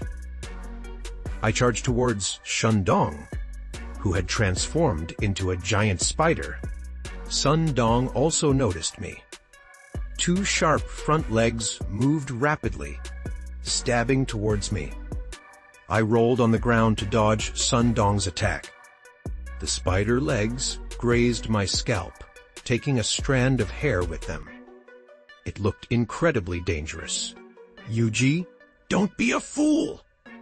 This monster has high attack and high agility. You definitely can't win! Don't go throw your life away! Yang Xiangdi stamped his foot anxiously. He couldn't abandon me and run on his own. I, who had just rolled on the ground, vaguely heard the last sentence. A glimmer of doubt appeared in my eyes. Ha! Don't back down. I turned my head, staring intently at Sun Dong's massive body. 8 legs, like black blades, easily pierced the ground, incredibly sharp. A staggering 100 points in agility meant Sun Dong definitely had incredible speed. With only 9 points in agility, I had no chance of keeping up. Now, the only way to defeat Sun Dong seemed to be what Yang Xiangdi said, don't back down. Yang Xiangdi had been reminding me. He had already seen the way to defeat Sun Dong. I gave Yang Xiangdi a thumbs up. Don't worry, Xiangdi, I won't back down. Thanks for the reminder. Yang Xiangdi? What did I remind you of? Amidst the confusion of the others, I charged towards Sun Dong like a moth to a flame. Thwack! Thwack! Sun Dong showed no mercy. 2 sharp front legs instantly pierced my body. 124. 124. Phew. Good thing my health bar is thick, or I really wouldn't be able to beat this thing. I let out a breath, and then 2 powerful punches landed on Sun Dong's body. I had experience with close quarters combat with people, but this was the first time I'd had a close quarters brawl with a spider. Winding 6. Winding 6. Looking at his health plummeting by nearly 400 points, the spider, transformed Sun Dong's eyes, revealed a hint of human, like fear. She was only level 8. How could her damage be higher than mine? Am I the boss? Or is he the boss? System, won't you do something? Compared to me, we is the real unknown era. Wait. Sun Dong suddenly thought of something. She opened her mouth, full of sharp teeth, and asked me, could you be one of Bai Zi's people? Bai Zi. I'm a glutton. Day. I ignored Sun Dong's question. I only had 3 words in my mind, those spoken by Yang Xiangdi. Don't back down. Kill. I clenched my fists and continued to punch Sun Dong. Sun Dong, forced into a corner, began to retaliate, fighting while explaining. You should stop. Let me explain. If you're also one of Bai Zi's people, we're not enemies. I won't listen. I won't listen. Sun Dong, what is this bizarre atmosphere of a quarreling couple? Raging rampage. Venomous sting. Seeing that Sun Dong was completely unwilling to communicate with me, she became ruthless and directly activated her skill, revealing her ferocious side. 8 sharp, long legs frantically thrust forward, aiming for all the vital points on my body. I didn't dodge or block, completely uncaring about my body being pierced by Sun Dong's spider legs. Numerous large, transparent holes had already been punctured through me, front and back. If it weren't for the great force contract providing me with an extra 1,000 or so health points, I would have died 10 times over. Puff puff. Bang bang. Puff puff. Bang bang. Both sides fought with furious rage, exchanging blows, constantly using an injure for injury fighting style. This brutal method would only stop when one side was completely killed. What kind of monster is this kid? Why won't he die? Because she couldn't see my health bar. Sun Dong, became increasingly horrified the longer the fight went on. Why was this woman not only stronger in attack, but also seemed to have an endless health bar, showing no signs of fatigue? In contrast, she was now down to only 236 health points. No, you can't kill me! If you kill me, Bai Zi won't let you off! Sun Dong threatened, her voice laced with venom. At this point, I was also down to only 220 health points. Sun Dong only needed to strike me a couple of times with everything she had to finish me off. But I didn't panic at all. My face was serene, looking as if I still had 2,000 health points. The frantic punching caused my arms to tremble slightly, and I was finding it increasingly difficult to throw a fully powered punch. Oh, is that so? Then, do you know who I am to Bai Zi? I casually brought my arms behind my back, my face radiating composure. Why you are? Sun Dong's eyes were filled with uncertainty. My performance was terrifying. Except for a member of Bai Zi, she couldn't imagine any other player being so abnormal. Just a friendly reminder, my name is Qiao Yu. Qiao Yu? The surname Qiao. Could it be you're that adult? To. Sun Dong's face was etched with shock. Before Sun Dong could finish speaking, I interrupted her. You've fallen for my trap! A triumphant smirk appeared on my face. My arms were now fully recovered. I clenched my fists and shouted, "Dominate with might!" Immediately after, two powerful punches smashed into Sun Dong, instantly reducing her health to 0. Even as her body slowly faded away, Sun Dong's face was filled with endless confusion. If my surname is Qiao, shouldn't I be that adult's descendant? Then why would I kill me? Why? What the heck? Sun Dong, filled with endless questions, transformed into a soul core. Harder detected player Qiao Yu, resolving combat through melee. Reward 15 free attribute points. Experience +755. Congratulations, player, on leveling up successfully. Current experience value 5,090. Reward 5 free attribute points. Yang Shangdi! You're a true brother! If you hadn't reminded me not to back down, I would have really lost to Sun Dong. I ran back to Yang Shangdi and the others, my face beaming. The 10 or so holes Sun Dong had punctured in my body were still spewing blood, looking incredibly gruesome. Yuji, actually, I said don't send. Just now. Several huge question marks floated above my head. Not sending it. You didn't tell me earlier! I already killed that mother spider, and then you tell me not to send it. Are you kidding me? Yuji, you really don't need to take some medicine or get bandaged up first. It's nothing. Just minor injuries. No problem. I waved my hand dismissively. By the way, Yuji, what was that Bai Zi organization you mentioned to Sun Dong earlier? It sounded really powerful. How would I know? Yang Xiangdi and I stared at each other with wide eyes. I was just a little weak at the time, bluffing Sun Dong, that woman. I've never even heard of Bai Zi. Holy crap, lying is one thing, but you lied to the mother spider too.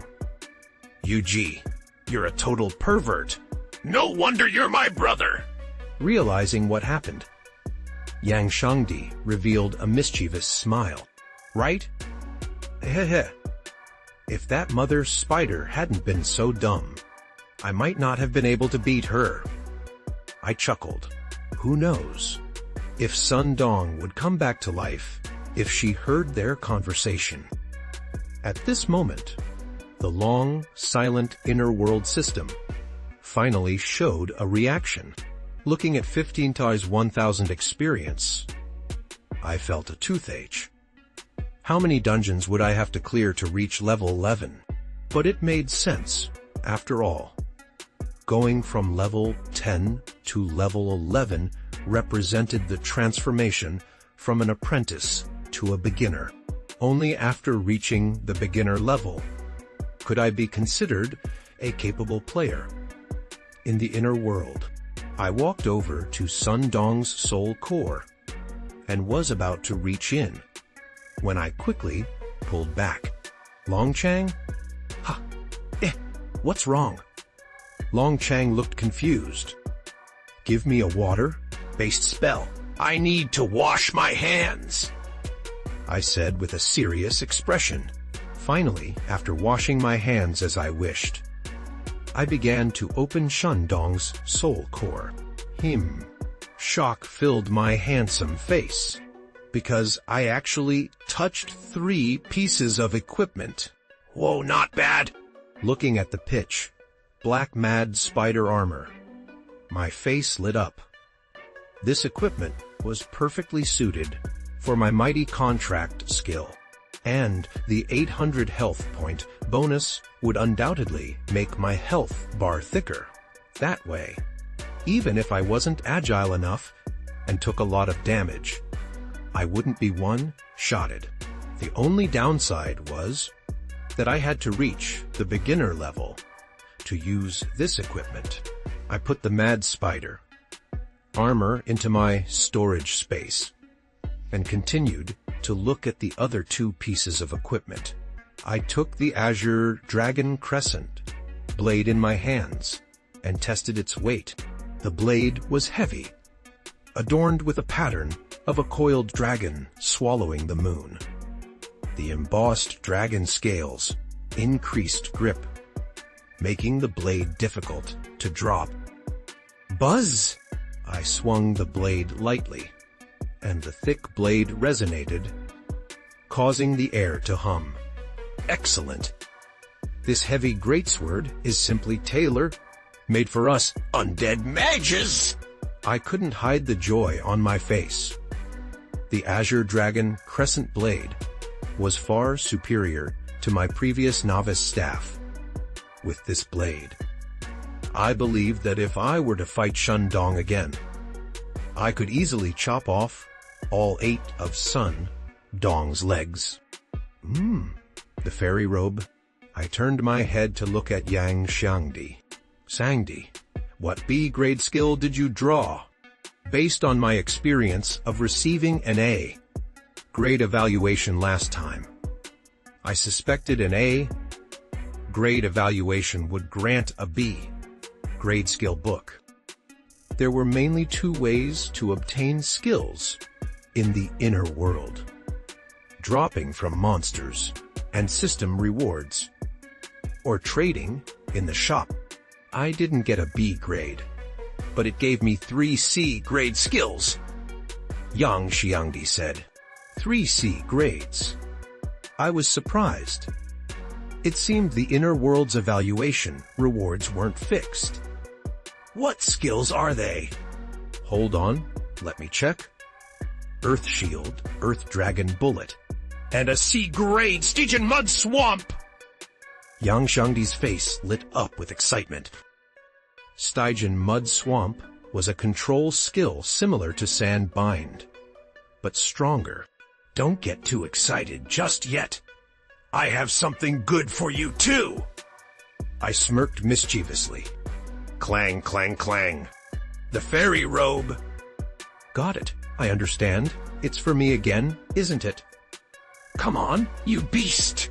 Without any excess fat, Yang Xiangdi, wearing the Hello Kitty robe and holding a ribbon, decorated staff, looked rather unique.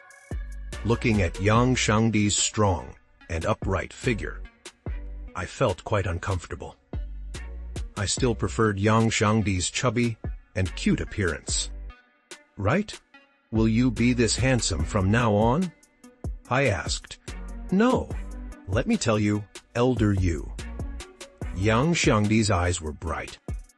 I discovered that burning fat not only makes me temporarily stronger, but also permanently increases my spirit attribute by about 10%. So, after I go back, I definitely need to eat more. I want to strive to be the fattest man. If I reach 500 pounds and burn fat, Yang Xiangdi's eyes were filled with aspiration. Being able to get stronger just by eating was a dream come true for him. My eyes were equally envious. Why did I have to struggle and fight to get stronger, while Yang Xiangdi could just eat? And he could slim down instantly after eating. It was absurd. System of the inner world. There's a cheater here. After counting their rewards, the group followed the light portal out of the poisonous cave dungeon. Irene was already waiting for them. Irene smiled sweetly. Congratulations to the 5 players for completing the poisonous cave dungeon and resolving the unknown error in the inner world. An additional reward. I will increase your spirit and intelligence attributes by 20%. Irene waved her hand lightly, and 5 rays of light fell upon me and the others, instantly increasing our spirit and intelligence attributes by 20%. Holy crap, Elder Yu! This reward is amazing! 20% increase! Yang Xiangdi exclaimed excitedly. Yeah. Ha! Elder Yu, what's wrong with you? Are you sick? Why is your face so dark? It's nothing. I just drank too much black soy sauce. My face was as dark as the bottom of a pot, but I couldn't tell the truth. My intelligence and spirit were both 0. Increasing them by 20% still meant they were 0. This reward was useless to me. I became increasingly angry the more I thought about it. I had clearly exerted the most effort, yet I hadn't gotten a single benefit. I had to get some advantage back from Eileen. Otherwise, I felt deeply uncomfortable. Under Yang Xiangdi's puzzled gaze, I slowly approached Eileen's delicate earlobe, and, as if whispering a secret, softly said, I am your father! Whoosh! Instantly, the entire hall fell silent. Yang Xiangdi and the others widened their eyes, completely stunned. Mind blown? Seriously? What kind of performance was that? Is anyone there? What are the consequences of insulting the NPC responsible for opening the dungeon within the inner world? Online. Urgent. Yuji, are you all right? Yang Xiangdi asked fearfully. I'm fine. I had some luomace plum candy. After finishing his tirade at Eileen, I instantly felt refreshed. All my previous frustration swept away. I turned my head to look at Yang Xiangdi and the others, who were still dumbfounded and terrified. Everyone, don't panic. I'm naturally a man overflowing with fatherly love. When I look at Eileen, it's like seeing my own daughter. So saying I'm her father makes perfect sense, right? I explained. Yang Xiangdi, Fang Yuan, Fang Sun, Long Chang. Did he even hear himself? All right, if there's nothing else, let's go, I urged.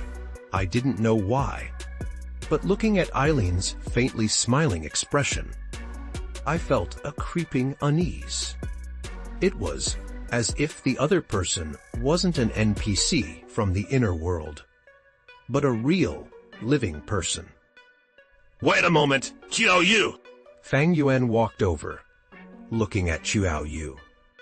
She bent over 90 degrees, performing a deep bow. Thank you for saving us, and thank you for guiding us through the exclusive dungeon. Fang Shun and Long Chang's faces were also filled with gratitude. They knew very well that if it weren't for me, they would never have been able to clear the poison cave. It's nothing. No need to thank me. The famous Spider-Man once said, "With great power comes great responsibility and a lot of dust thrown in your face." I said, "Huh." Fang Yuan was stunned. She'd never heard that quote before, but Fang Yuan didn't forget her purpose. She asked Qiao Yu, which university are you planning to apply to for the Gokaus National Higher Education Entrance Examination? Kyoto University. I've been accepted. Kyoto University. A shadow of gloom crossed Fang Yuan's face. Even after clearing the exclusive dungeon, her qualifications were still unlikely to get her into Kyoto University. Should she give up? No, I won't. A stubbornness welled up in the girl's heart. She didn't understand what was happening, but the thought of never seeing Qiao Yu again filled her with inexplicable anxiety. Qiao Yu! Wait for me! I will definitely go to Kyoto University to find you. Fang Yuan mustered her courage and said loudly, then immediately left the inner world. Meanwhile, in the real world, Zuo, you suddenly sneezed. Strange, it's not cold. Why did I suddenly sneeze? Zuo, Yu's face was filled with confusion. She had just cleared the tank class's exclusive dungeon and was about to see if Qiao Yu and the others had returned. In the inner world, I looked at Yang Shangdi with a dumbfounded expression. What did she just say? She wants to find me. Why? I don't know. Maybe. Yang Shangdi pondered for a moment, then slapped his thigh. I get it! Yuji, be careful. This woman definitely wants to castrate you! And not the kind with anesthesia! So that's how it is. I knew. That woman didn't look like a good person. Shangdi, my good brother, thanks for the reminder. You're welcome. You're my Yuji after all. Let's go, Yuji. Let's go eat. I feel so insecure without some fat on you. Okay. The two figures appeared in the real world. For some reason, I suddenly felt a chill, starting from my tailbone and running up to the crown of my head. At that moment, a large hand rested on my shoulder. Not bad, Qiao Yu. You dared to skip class and dive into the inner world without a word? Quite the rebellious streak! We've been worried sick about you, Xu Jinlong said with a smile. Teacher Xu, let me explain. Hold on. Xu Jinlong waved his hand. Yang Shangdi should have gone with you, right? Where is he? And who is this person you brought back? Teacher Xu, this is Yang Xiangdi, I said. Xu Jinlong turned his head and sized up the person beside me. He was tall and powerfully built, with bronzed skin and sharply defined, deep features like a Greek sculpture. His dark, icy eyes were wild and unrestrained, exuding a captivating, almost dangerous allure.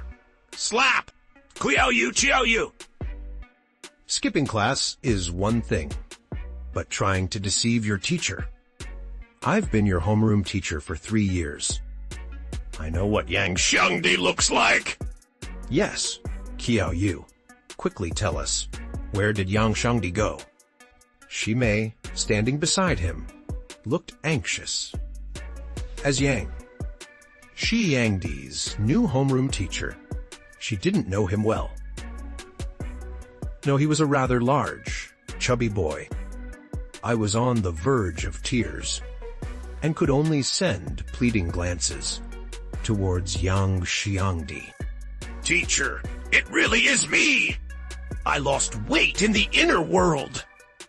Yang Xiangdi said. Is that so? How do you prove it? Xu Jinlong's face was filled with disbelief. He'd never heard of anyone losing weight inside the inner world. Teacher, don't you remember? When I went to the teacher's dorm in 10th grade looking for you, you were reading a novel there, and it was,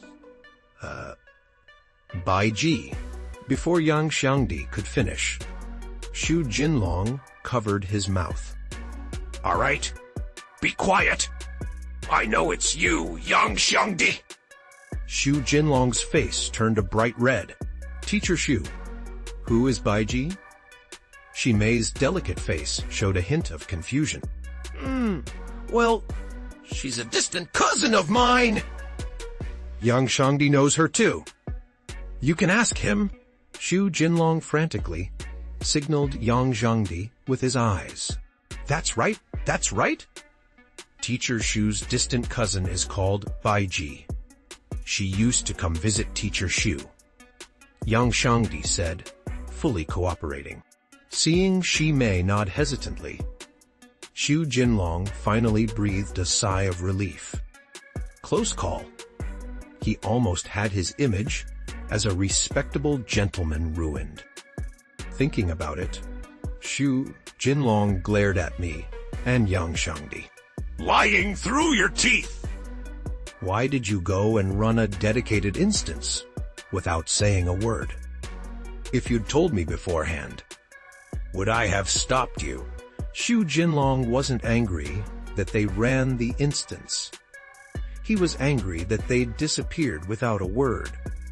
Principal Hong had been absolutely furious with him for the past few days, threatening to make us disappear if I and Yang Xiangdi didn't return. As Xu Jinlong finished speaking, Yang Xiangdi instantly distanced himself from me. Teacher, it was Qiao Yu who led me astray. I argued with him and tried to convince him to come back, but he wouldn't listen. He said he was determined to run this dedicated instance today and wouldn't let me come back. Teacher, you must see reason.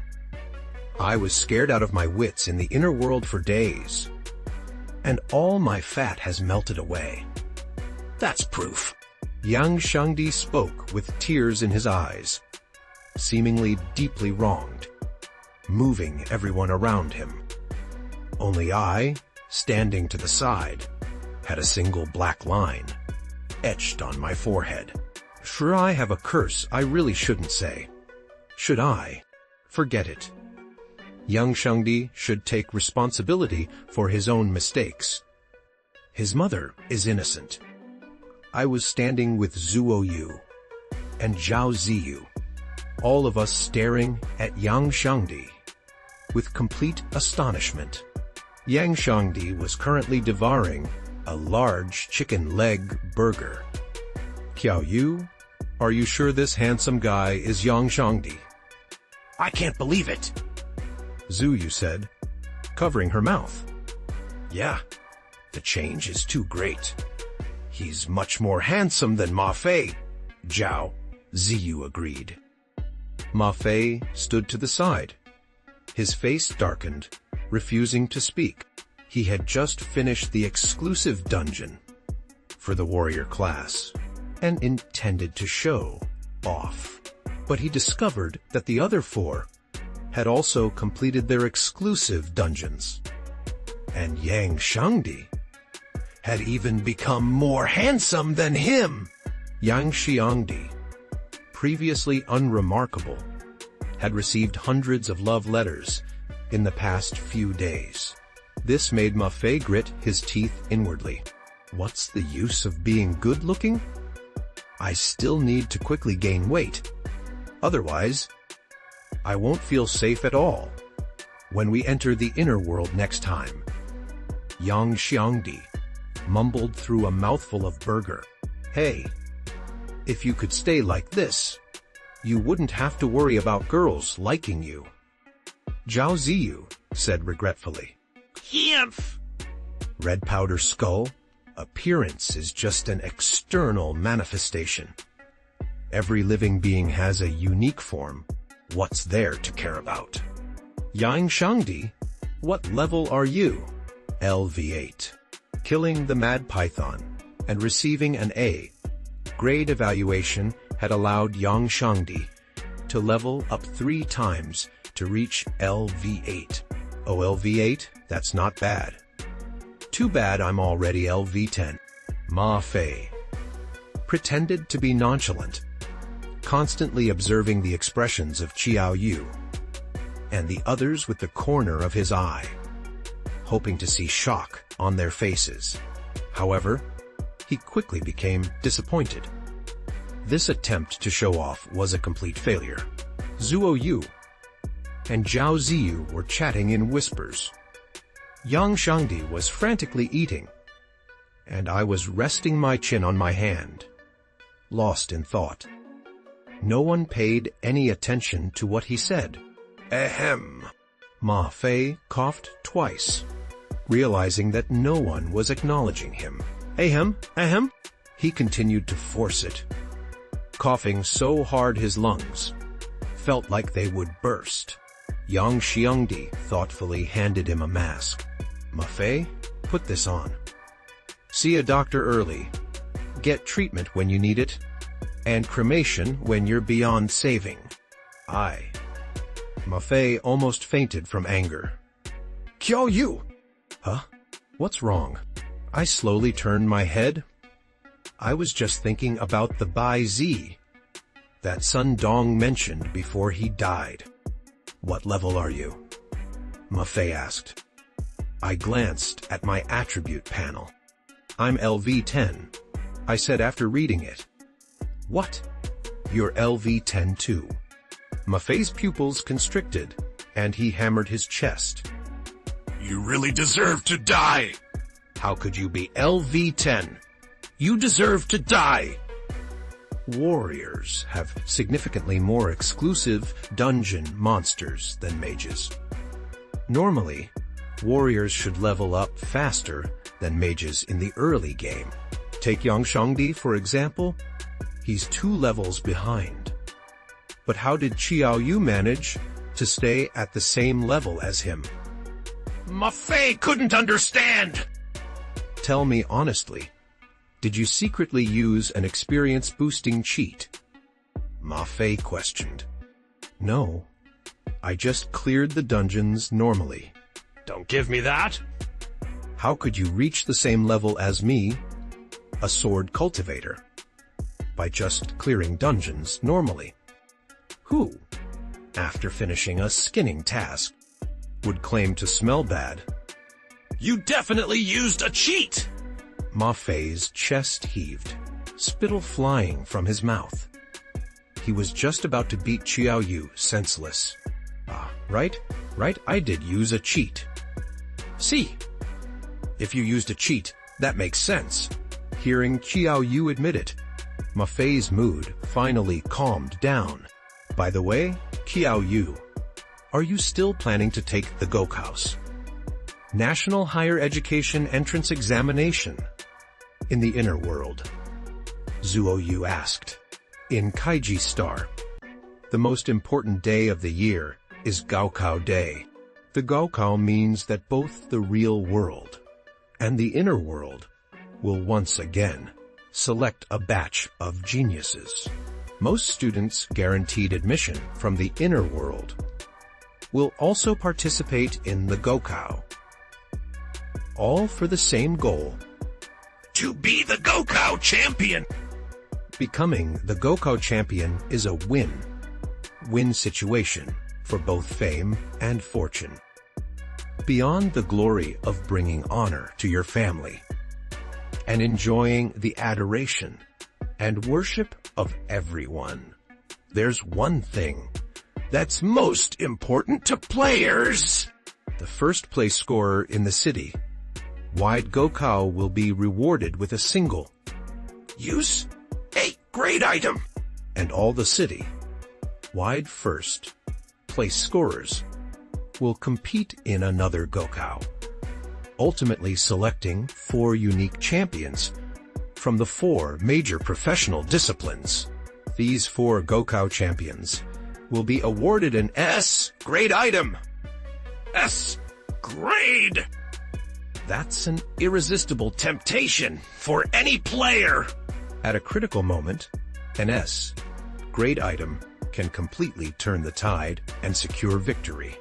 No, I think I'll go work part-time in the inner world, clear some dungeons, and earn some living expenses. Otherwise, I won't be able to afford food in Kyoto. Faced with this incredible temptation, I shook my head.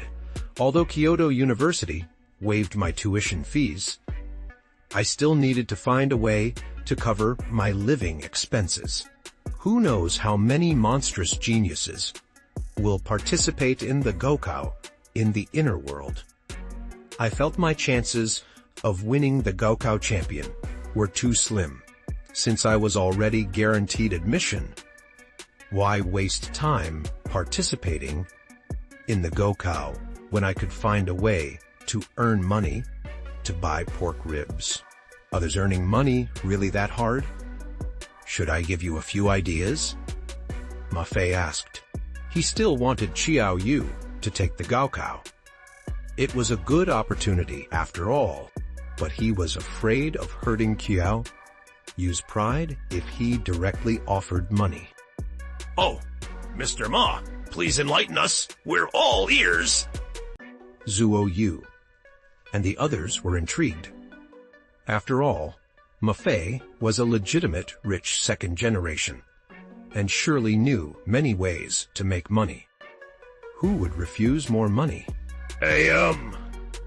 Ma Fei cleared his throat and said with pride, money is very easy to earn. Employment is so flexible these days. For example, you can use your private car to offer services, or rent out any unused property. These can all earn you money, right? Qiao Yu, Zuo Yu, Yang Shangdi, Zhao Ziyu Yui. Young people need to use their brains, understand. Ma Fei was very proud of his wit. He truly was a money-making genius. Master Ma, I understand. So, where do I pick up my private car and unused property? Yang Shangdi asked. Same here, X3. Ma Fei's face was full of bewilderment. You don't even have a car or house. Impossible! No matter how poor someone is, they can't be that poor, right? Well said, Ma Fei. What you're saying is like passing gas, and it's thick gas at that! Yang Shangdi said. Forget it, I even share a bicycle. I shouldn't have expected Ma Fei to offer useful advice! Zhao Ziyu shook her head in disappointment. Mr. Ma, if you really pity us poor souls, you should just settle the bill. Fups 1, X3, Ma Fei naturally didn't worry about the cost of dinner. I had only one thought now. I had to persuade Qiao Yu to take the college entrance exam. However, just as Ma Fei finished paying, he discovered that Qiao Yu was gone. Where did Qiao Yu go? Where did he go? Ma Fei asked urgently. He said, you spoke so well that he was going to take a private car to solicit business. Yang Shangdi said, damn! Walking home, I began searching for information about Bai Zi. Bai Zi, a mythical beast, pure white all over, with a single horn on its head, resembling a lion, and fiery patterns on its limbs. Bai Zi knew the names, appearances, and methods to dispel all ghosts and monsters in the world, and was therefore worshipped as a beast that drove away evil spirits and brought auspiciousness from very early times. My brow furrowed gradually. I flipped through message after message on the Inner World Network, but I couldn't find the information I wanted. Hemif, it seems this muddy water is deeper than I imagined. I didn't dare to continue searching. I wasn't stupid. An organization capable of creating a monster like Sundong was definitely not something a novice like me could provoke. I hadn't thought much of it when I cleared the dungeon, but the more I thought about it now, the more frightened I became. I'm home. I, as usual, pushed open the door to my house. Little did I know that this habitual shout startled a figure lurking in the darkness, causing his chrysanthemum to tighten. 7 and 438, you've been discovered. The man hiding in the bedroom also heard my voice. 7-438, I don't know. But this kid went straight towards where you are. What? The man referred to as 7-438 instantly tensed up. In a rush, he nimbly leaped and jumped out the window. One, you're lonely. Who will you remember? Do you want to find someone to keep you company? Oh, my beloved bed! I'm going to die in bed! I, returning to my bedroom, dove onto the bed, burying my head in the pillow. Soon, even and steady breathing sounds filled the room. 95.27, what happened? How did this kid discover us? The man who jumped out the window asked coldly. I think the target's strength is too strong. He discovered us as soon as he entered the house. The two of us might not be able to handle the target, requesting reinforcements. 9527 replied. Impossible! The dungeon where Sundong was located, the poisonous cave, can only be entered by new magic users. This kid is at most level 10! How could he have discovered us? We even have the inner world transfer device on. A constantly changing expression appeared on 7-438's face. He and 95-27 were both assassins specializing in stealth. How could a novice mage discover the two of them? Then how do you explain the kid saying, I'm home, as soon as he entered, and then walking straight towards the room you're in? Faced with 9527's question, 7-438's brow furrowed slightly. In my opinion, we probably targeted the wrong person. This kid doesn't want to conflict with us, so he used this method to warn us to leave. So are we just leaving like that? Sundong's death hasn't been investigated. If we leave, how will we explain it to our master? 7-438 said. This put 9527 in a difficult position. The night wind carried a hint of coolness, making the two of them shiver. No, let's go up and scout the situation. If we really targeted the wrong person, we can just apologize. 7-438 hardened his heart and sneaked back into my house. Be careful. Don't get discovered. The two cautiously pushed open the door to my bedroom. I was lying on the bed, facing sideways, asleep, with a trace of saliva glistening at the corner of my mouth. 9527 fiercely grabbed me by the neck and lifted me up. Turns out I just got lucky. I instantly woke up from my sleep, looking at the two men in black who suddenly appeared in the bedroom. My heart thumped wildly. Kidnapping, assassination, home invasion, robbery of possessions, or women. Kid, are you Joe Yu? 9527 asked aggressively. No? You've got the wrong person. My name is Ma Fei. Ma Fei. 527's anger flared even more. They not only found the wrong person, but they had been scaring themselves all this time. Get out! He kicked me in the body, sending me flying to the wall. A bright red 98 appeared above my head. This is the inner world, an inner world transfer device. I instantly understood. After all, you don't lose health from being kicked in the real world. 9527. What this kid says might be a lie. Attack! If he's a mage, bring him back immediately. Ford 438 said. Got it. 9527 drew 2 long swords from his storage space. Whether I was a mage or not, he could find out with a simple attack. After all, an assassin with his level of agility was a mage's greatest weakness. Whoosh! 9527's figure disappeared like a ghost, and I couldn't even catch a glimpse of him. Thrust!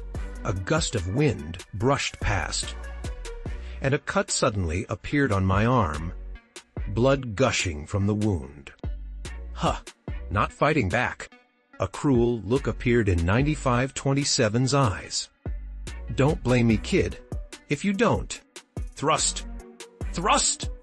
9527's 2 long swords continuously sliced across my body. It wasn't long before I was covered in blood. Some wounds even revealed the white of the bone. I remained expressionless. I knew I only had one chance to counterattack.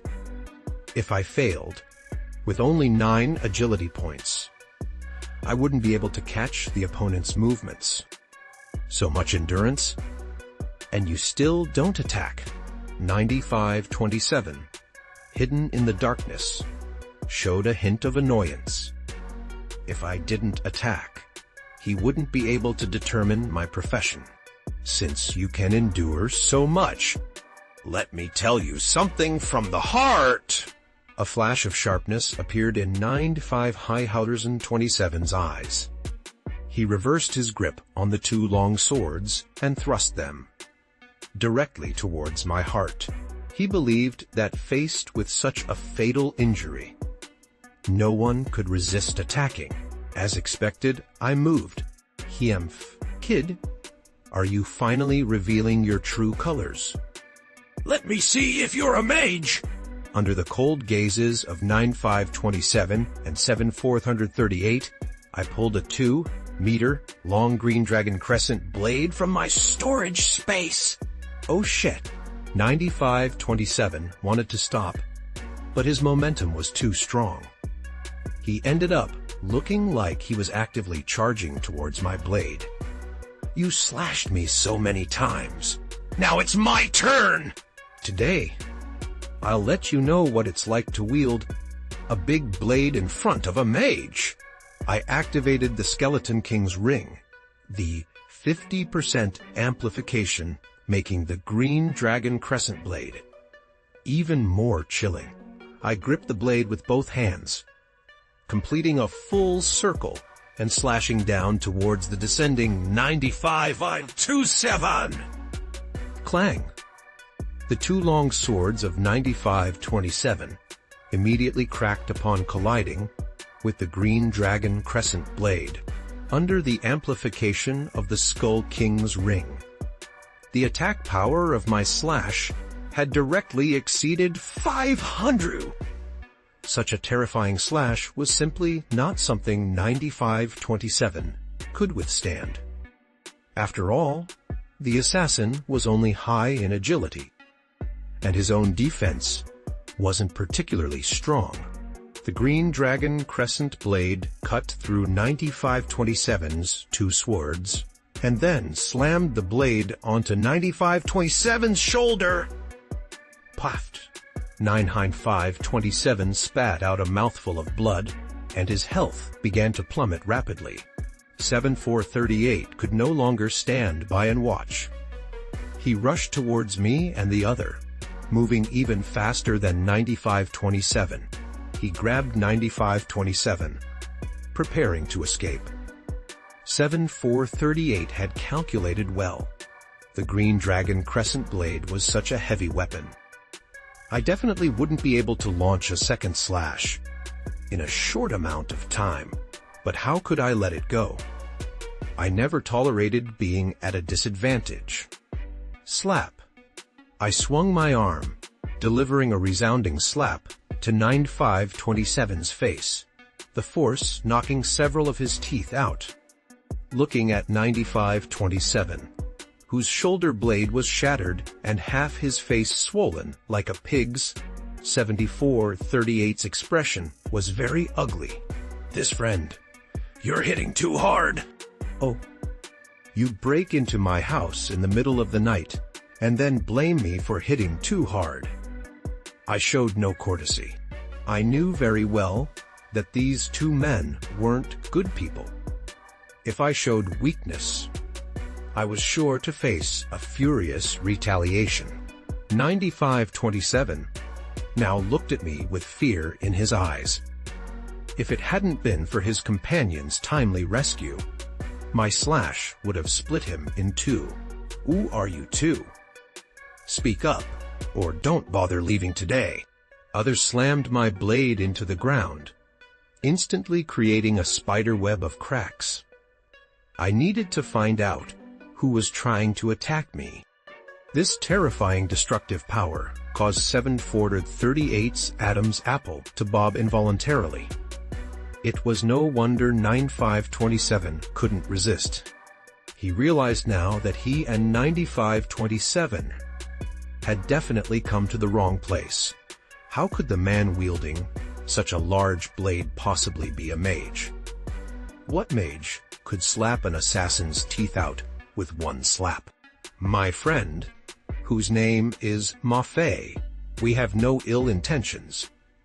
We came here just to find someone named Xiao Yu. We apologize for mistaking you for him. 7438 first apologized to me. I suggest this matter ends here.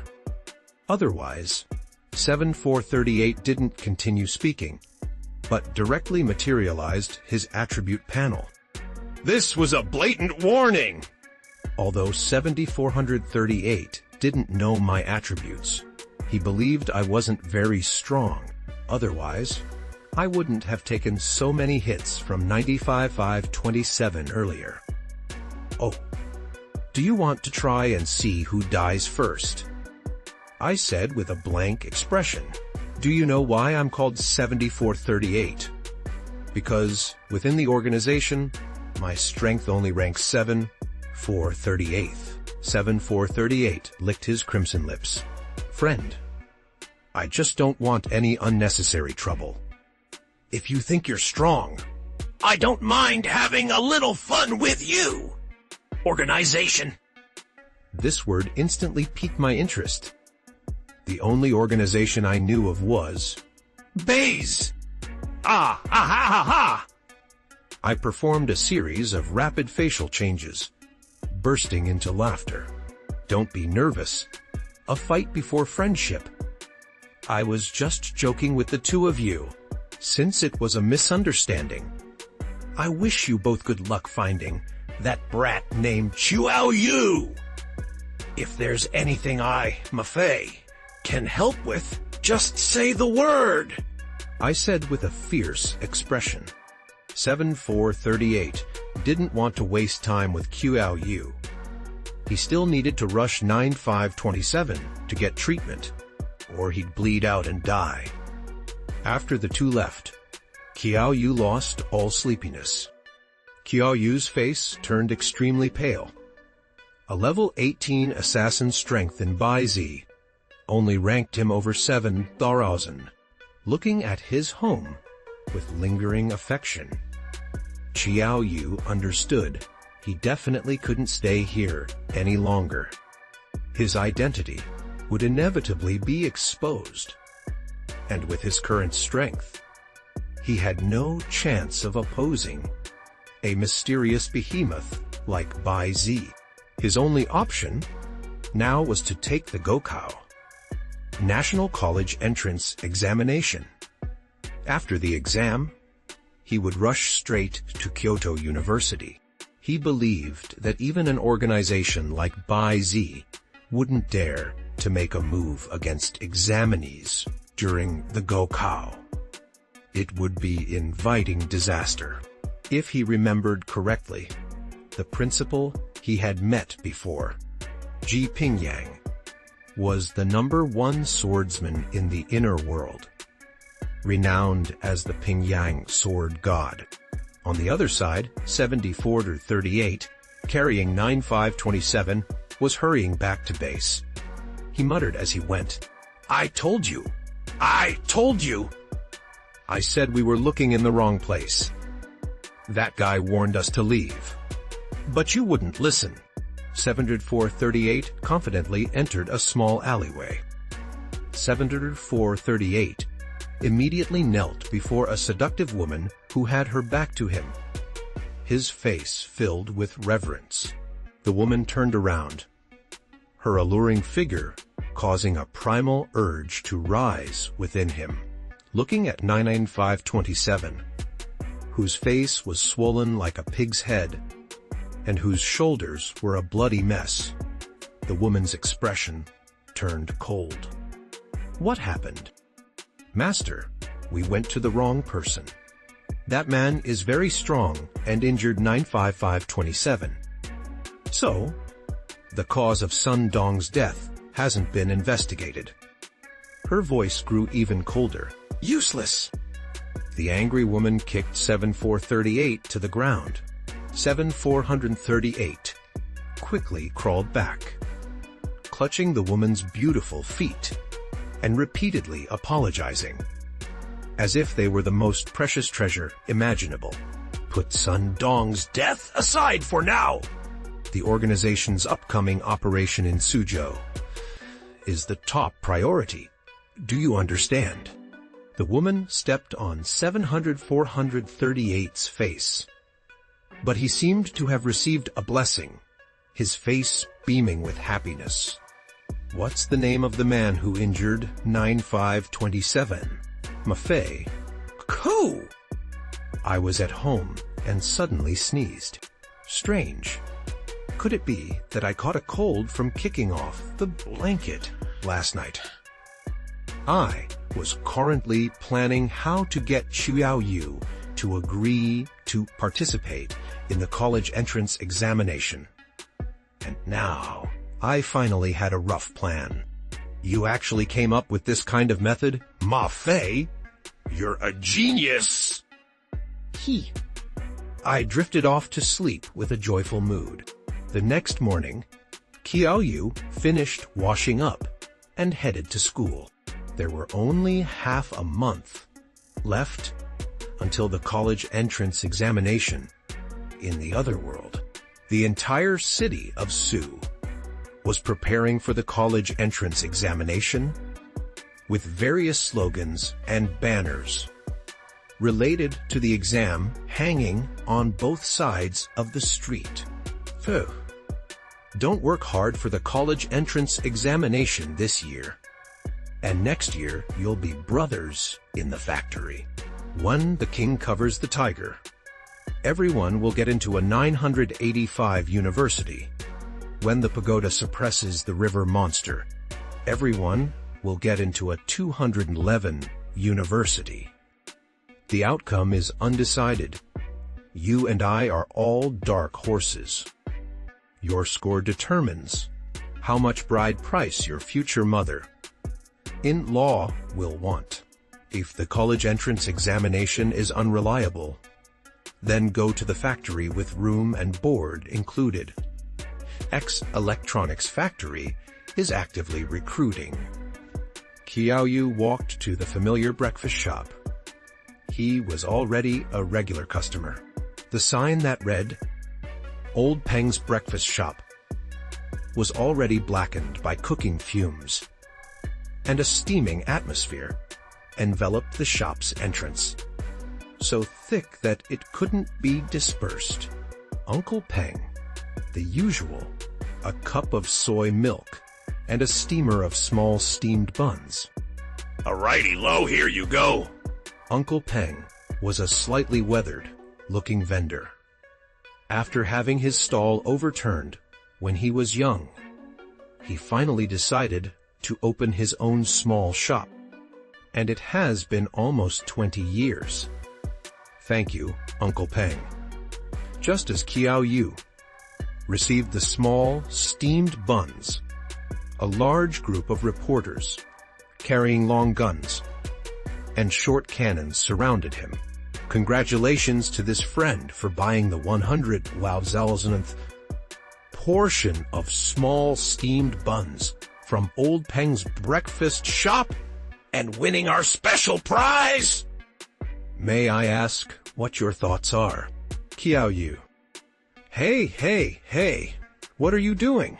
The honest and simple Uncle Peng's face was full of confusion. When did his small, broken shop have a special prize? Could these people be scammers? The female reporter gave a wink, and a person who looked like an assistant immediately pulled Peng aside. When the two returned, Peng's face was flushed. Yes, Qiao Yu, our store does have this special prize. There was no way. The honest and simple Uncle Peng didn't want to lie, but they were offering too much. Qiao Yu, our special prize is a whopping 200,000 yuan in prize money. Congratulations to this lucky friend. The female reporter didn't continue to ask for his thoughts. She pulled the microphone out of Qiao Yu's mouth. Immediately afterwards, the assistant just stuffed a large bundle of money wrapped in a snakeskin bag into Qiao Yu's arms. A large group of people came and went in a hurry, like they were rushing to squeeze onto the subway, leaving only Qiao Yu, who was holding the money, with a dazed expression. These people don't even bother to draft their lies, do they? 200,000 yuan could buy Peng's shop, and a breakfast shop owner is giving out a special prize of 200,000 yuan for the 100,000th portion of small steamed buns. That's a load of bull. Ma Fai, who was far away, saw Qiao Yu holding the money, and a gratified smile appeared on the corner of his mouth. Ma Fei, you truly are something. You solved this difficult problem so easily. He turned around handsomely and got into a Rolls-Royce Phantom. After the deed is done, dust off your clothes and leave, hiding your merits and fame. Now, Qiao Yu should sign up for the college entrance examination. Right? Sure enough, Ma Fei quickly found Qiao Yu's name on the list of college entrance examination candidates at 4th High School. Qiao Yu, it's time for us to have a good competition. I will definitely win the first place in the warrior department in Sioux City. I hope you don't disappoint me either. Ma Fei's eyes were burning with fighting spirit. In the other world, the college entrance examination is divided into 5 examination halls for the sake of fairness. The warrior, tank, assassin, and mage departments will conduct martial arts examinations. Sioux City will separately compete for the first place in each of the 4 departments. To participate in the competition for the top scorer in the college entrance examination. Finally, a support department examination hall will be set up separately. This examination hall does not divide professions and only conducts written examinations. After all, support-oriented classes like wet nurses or exorcists participating in the martial arts exam were a joke. Young master, young master, Something terrible has happened. I received a new message in my mind. What's the rush? Your classmate Xiaoyu didn't take the money at all. He gave all 200,000 to the breakfast shop owner. What? Xiaoyu didn't take the money. Then, why did he participate in the college entrance exam?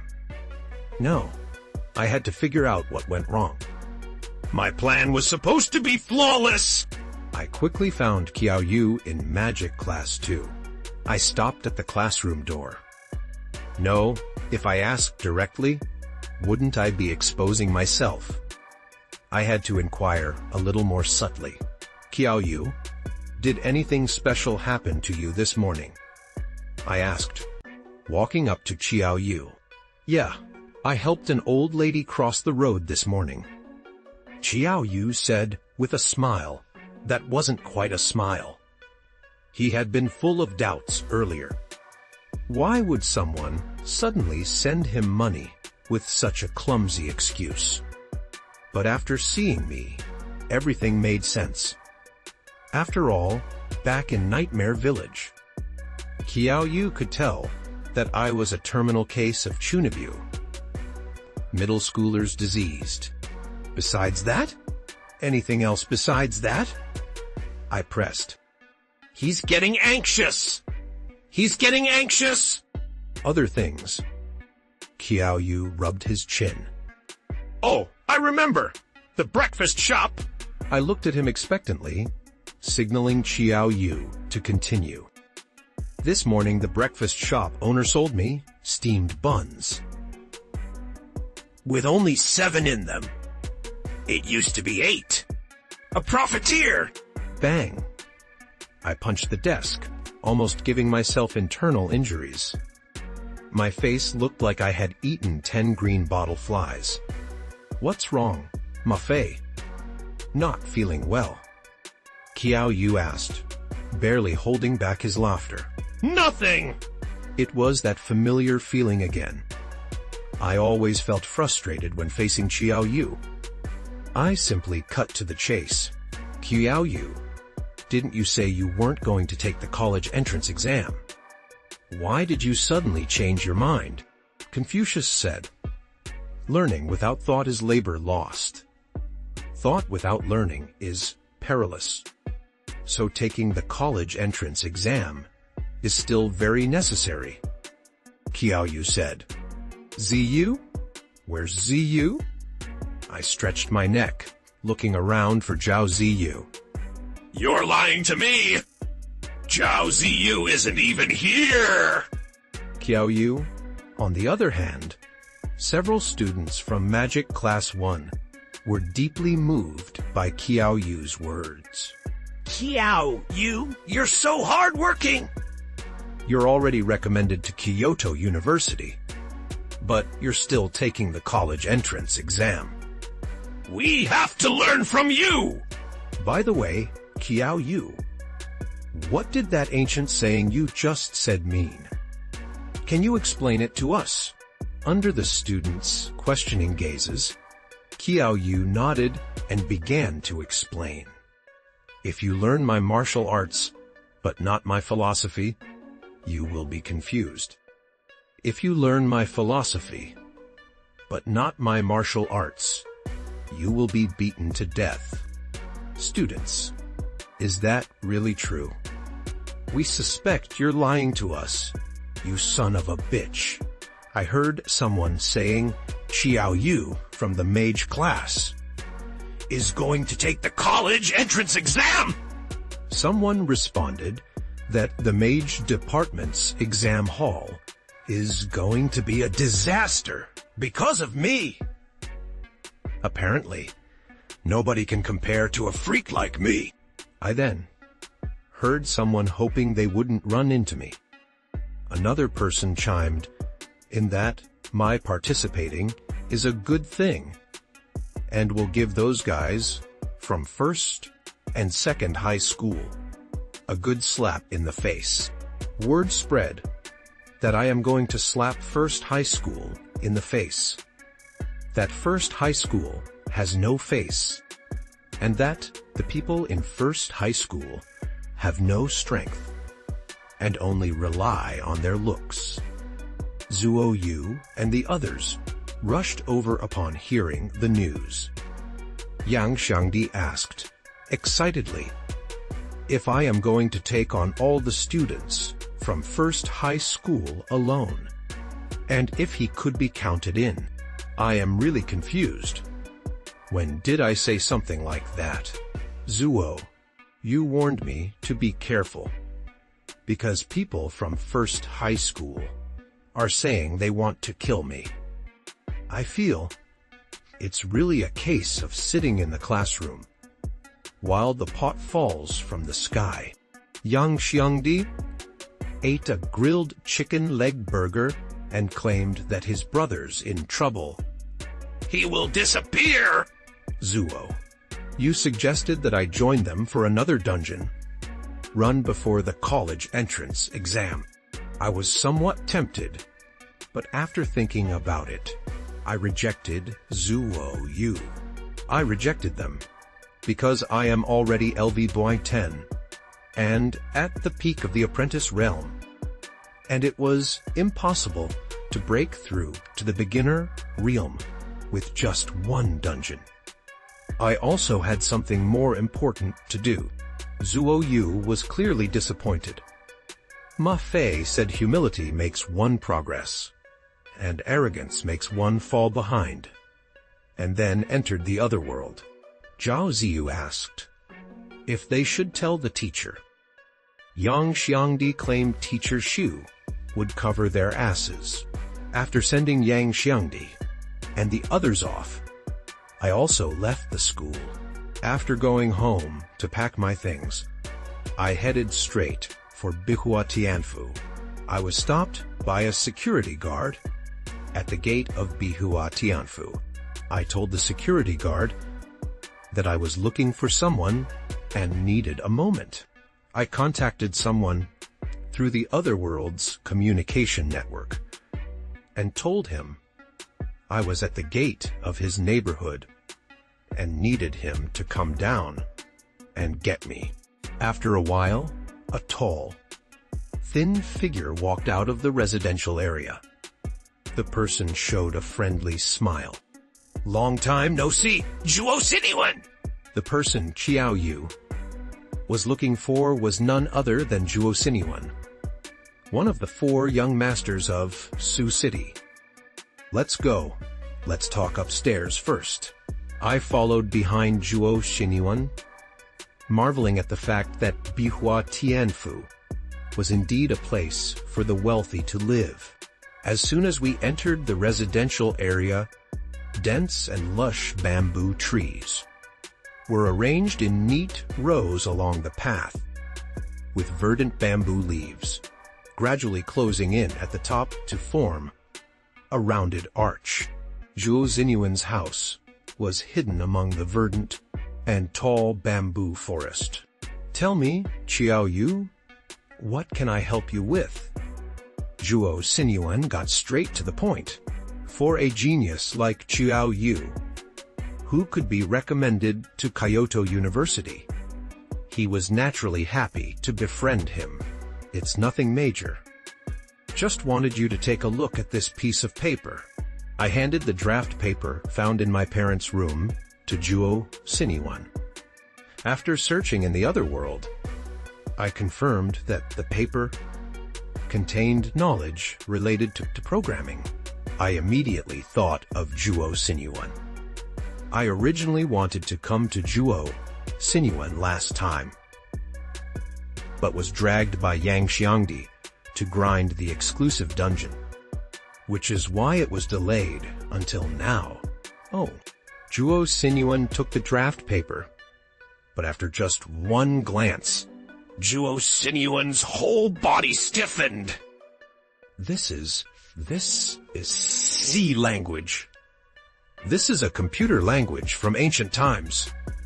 Zhuo Xiniwen's face couldn't hide his excitement, but this language has been lost for a long time, and basically no one uses it now. Where did you get this draft paper? Zhuo Sinyuan gripped Qiao Yu's arms tightly. Even his knuckles turned a little white. Don't get so excited. I found it in my parents' room, I said. Zhuo Sinyuan then realized he was a little beside himself. But he still couldn't hide his inner excitement. After a war on Kaiji Star in ancient times, many things were lost, and sea language was one of them. Legend has it that sea language could combine the advantages of high-level languages and assembly languages, which is simply unimaginable today for a coding maniac like Zhou Sinyuan. Discovering an ancient language from ancient times was no different from a cultivator discovering a great emperor's cultivation technique. Your mom's found it in your mom's room. Qiao Yu, is there only this one? Are there any others? Zhuo Sinyuan asked urgently. Yes! See if these are it. I took out all the draft papers from my parents' desk in one go. Yes! That's right. These are all the Lost sea language! Zhuo Sinyuan was overjoyed, and once he took the draft paper, he became absorbed in it. These codes, which looked like heavenly scriptures to outsiders, were even more alluring than a naked beauty in Zhuo Sinyuan's eyes. Seeing Zhuo Sinyuan completely absorbed, Qiao Yu couldn't help but interrupt. I can, but I need your help. Zhuo Sinyuan's face was full of excitement. How can I help you? Qiao Yu asked. The sea language was lost in ancient times. To compile all the code on this scrap paper is like rewriting the language from scratch. It's impossible to do with the computing power of a human brain. I need the mechanical heart. Mechanical heart? Qiao Yu asked, puzzled. Yes. The mechanical heart is a treasure from ancient times. It's said that someone with the mechanical heart's brainpower can rival artificial intelligence. Zhuo Sinyuan said. Okay, tell me where I can find it. When Yang Xiangdi and the others opened their eyes again, they were greeted by a massive gear. Is this the E-level dungeon? Mechanical Kingdom? This place is so cool. It's all mechanical punk style. Brother Yu will definitely regret not coming with us. At this time, other players entering the Mechanical Kingdom for the first time were just like Yang Xiangdi, unable to tear themselves away from the mechanical style city architecture. Okay, Yang Xiangdi, stop playing. We're here to do a mission. Zhu Yu shook her head helplessly. Why are boys all like children who never grow up? Oh yeah! What was the mission again? Yang Xiangdi looked at the system panel. Damn, this dungeon is too evil. Isn't this inciting players to kill each other? Yang Xiangdi complained. You shouldn't want to harm others, but you should be wary of them. Let's be careful of the others, complete the mission, and leave. Zhuo, you said. Don't worry, with Mafei here. If anyone dares to have ulterior motives, the sword in my hand will teach them a lesson. I held a strategy guide and scanned the land before me with a scrutinizing gaze. The strategy guide says that to trigger the hidden quest, you have to protect an old professor named Hua.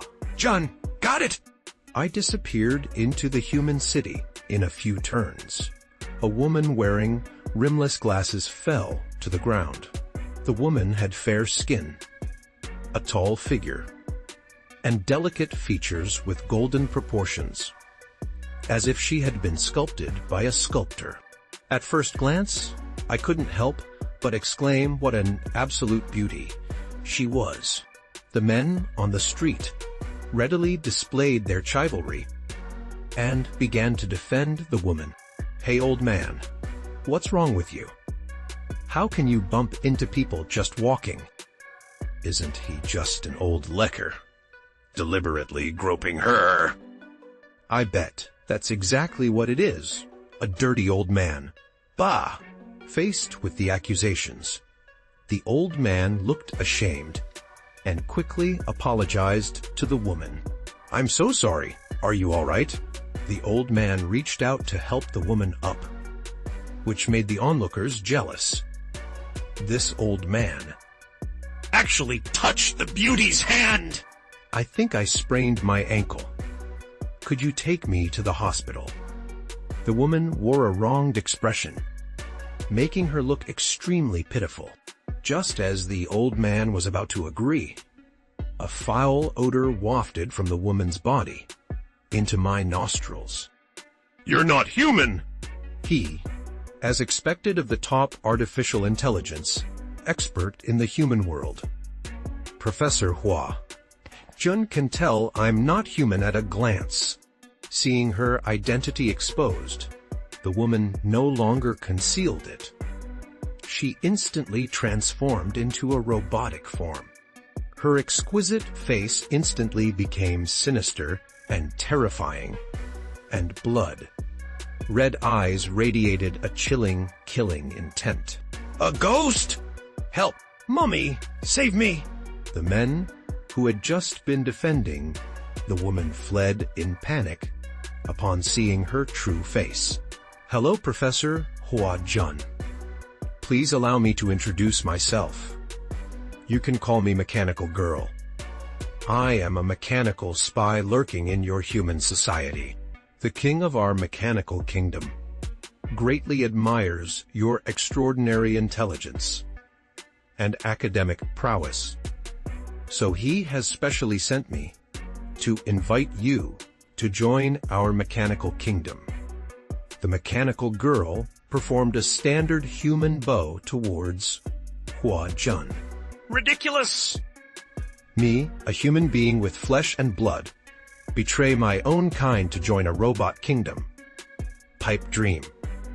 Old man Hua Jun clearly dismissed the offer. "Professor Hua Jun, flesh is weak. Machinery is eternal. Why do you cling to this fragile human skin?" The mechanical girl chuckled and flicked out a steel wire that wrapped around Professor Hua Jun's neck. Blood instantly seeped from the skin of Hua Jun's neck. If Professor Hua Jun refuses to agree, I can only take your head back to report. The intense feeling of suffocation caused Hua Jun's face to turn red. In less than 3 minutes, he would die from lack of oxygen to the brain. No, perhaps the mechanical girl's steel wire would sever his head Before he suffocated! A hint of bloodthirsty cruelty had appeared on the mechanical girl's face. Seeing that Hua Jun still refused to yield, the mechanical girl finally lost her patience. "Since you're being so stubborn, Then you can just die! the robotic woman exerted force with her hands, preparing to snap Hua Jun's neck. Suddenly, a tremendous force came from behind her. The robotic woman felt like she'd been hit by a locomotive. The terrifying impact instantly tore her skin apart, revealing the iron bones and steel tendons beneath the flesh. The robotic woman didn't even have time to scream before she exploded into a pile of scrap metal. Black and red machine oil flowed everywhere, emitting a foul odor. After the robotic woman fell, a fist the size of a casserole dish appeared. This fist was firm and powerful, giving a great sense of security. Hair detected player Xiao Yu, resolving the NPC robotic woman through hand-to-hand combat. Reward 3 free attribute points. experience, Sli Tenhei. Hua Jun was my protection target. How could I let him be killed like this? Professor Hua Jun, are you all right? Are you cold? Hungry? Thirsty? I rushed forward to express my concern. The codes on the draft paper concerned my parents, and I was determined to get the mechanical heart. Cough, cough, cough, I'm fine, you are. Others called Jun looked at my young face, his mind full of doubts. When did he meet such a powerful young man?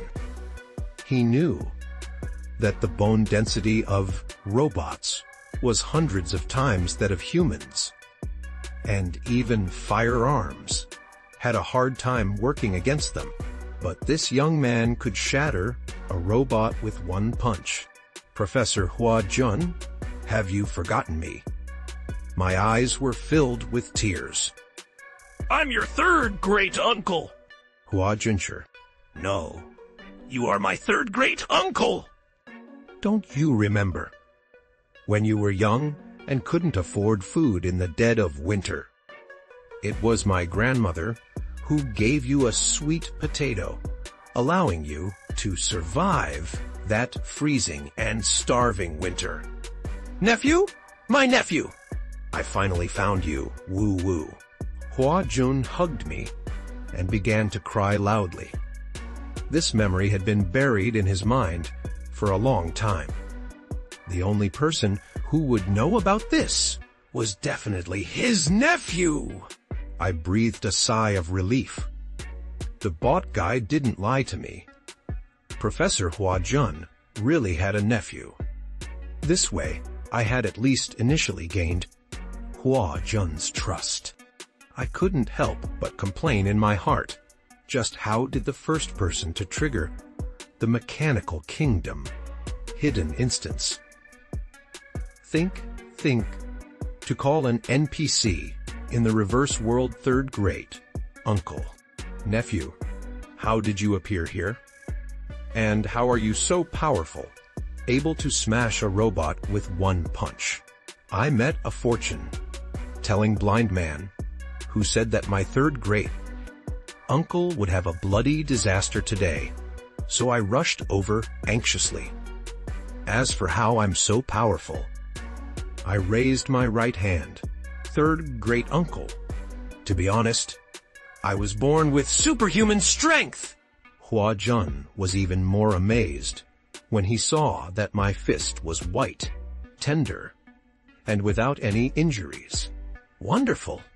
My old Hoa family is truly both learned and martial. Wonderful. Let's go. Third great uncle will take you to an academic seminar To broaden your horizons. At this time, the security forces of the human kingdom had arrived, and the rest only needed to be handed over to them. In the distance, on the roof of a tall building, two men, one tall and one short, were watching the scene closely.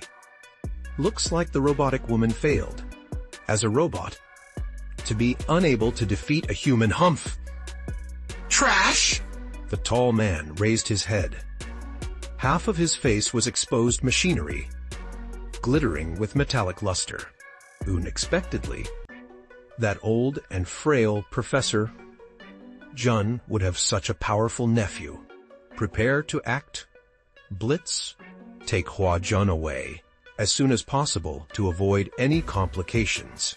The short man spoke, and the two slowly disappeared. What? My nephew can't go in. Call your leader over here.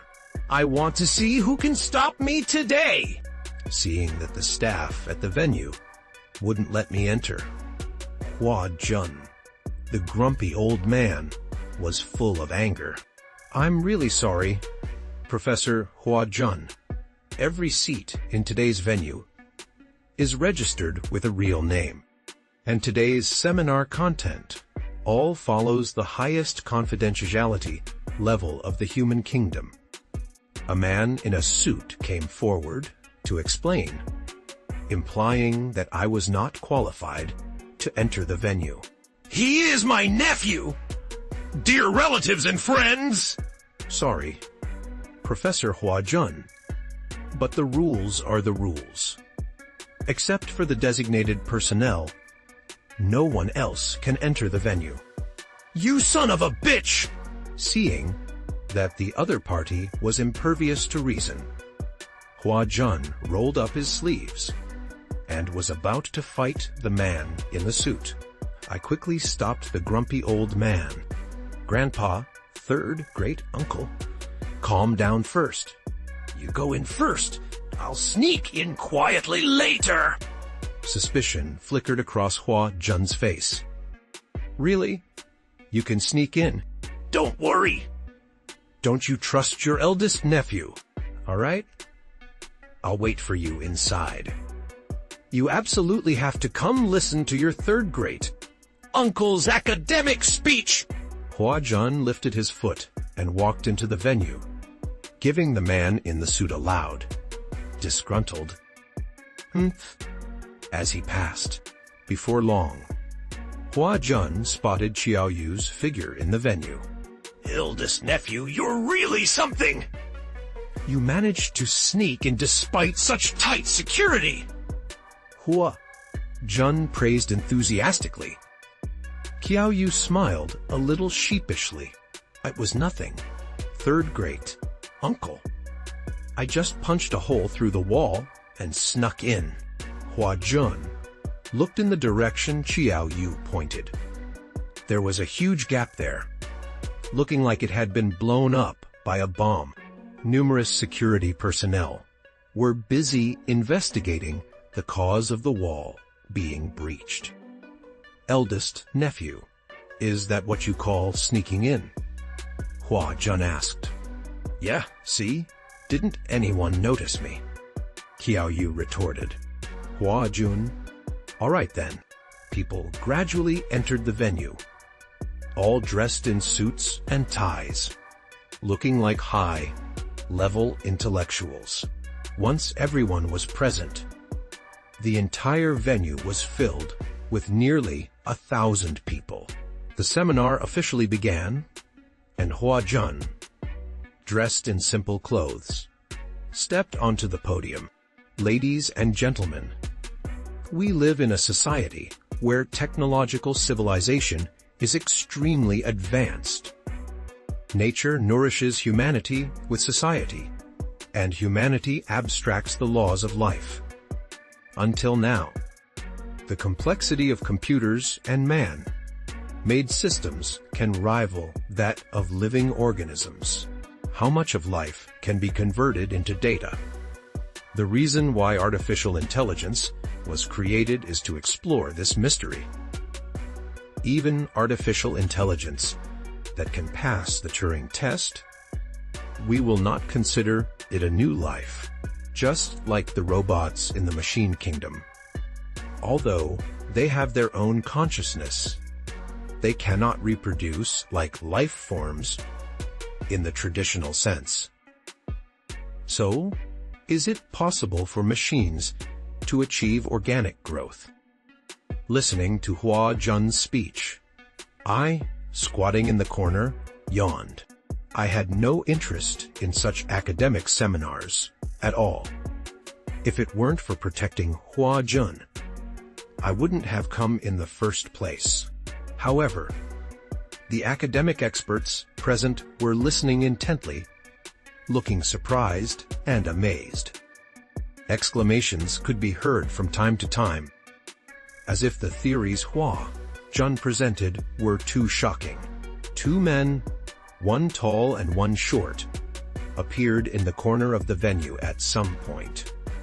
The shorter man, listening to Hua Jun's speech, had a look of fanaticism on his face. Blitz, no matter the cost. Not a single person who heard Professor Jun's speech in this venue today can leave alive. Move out.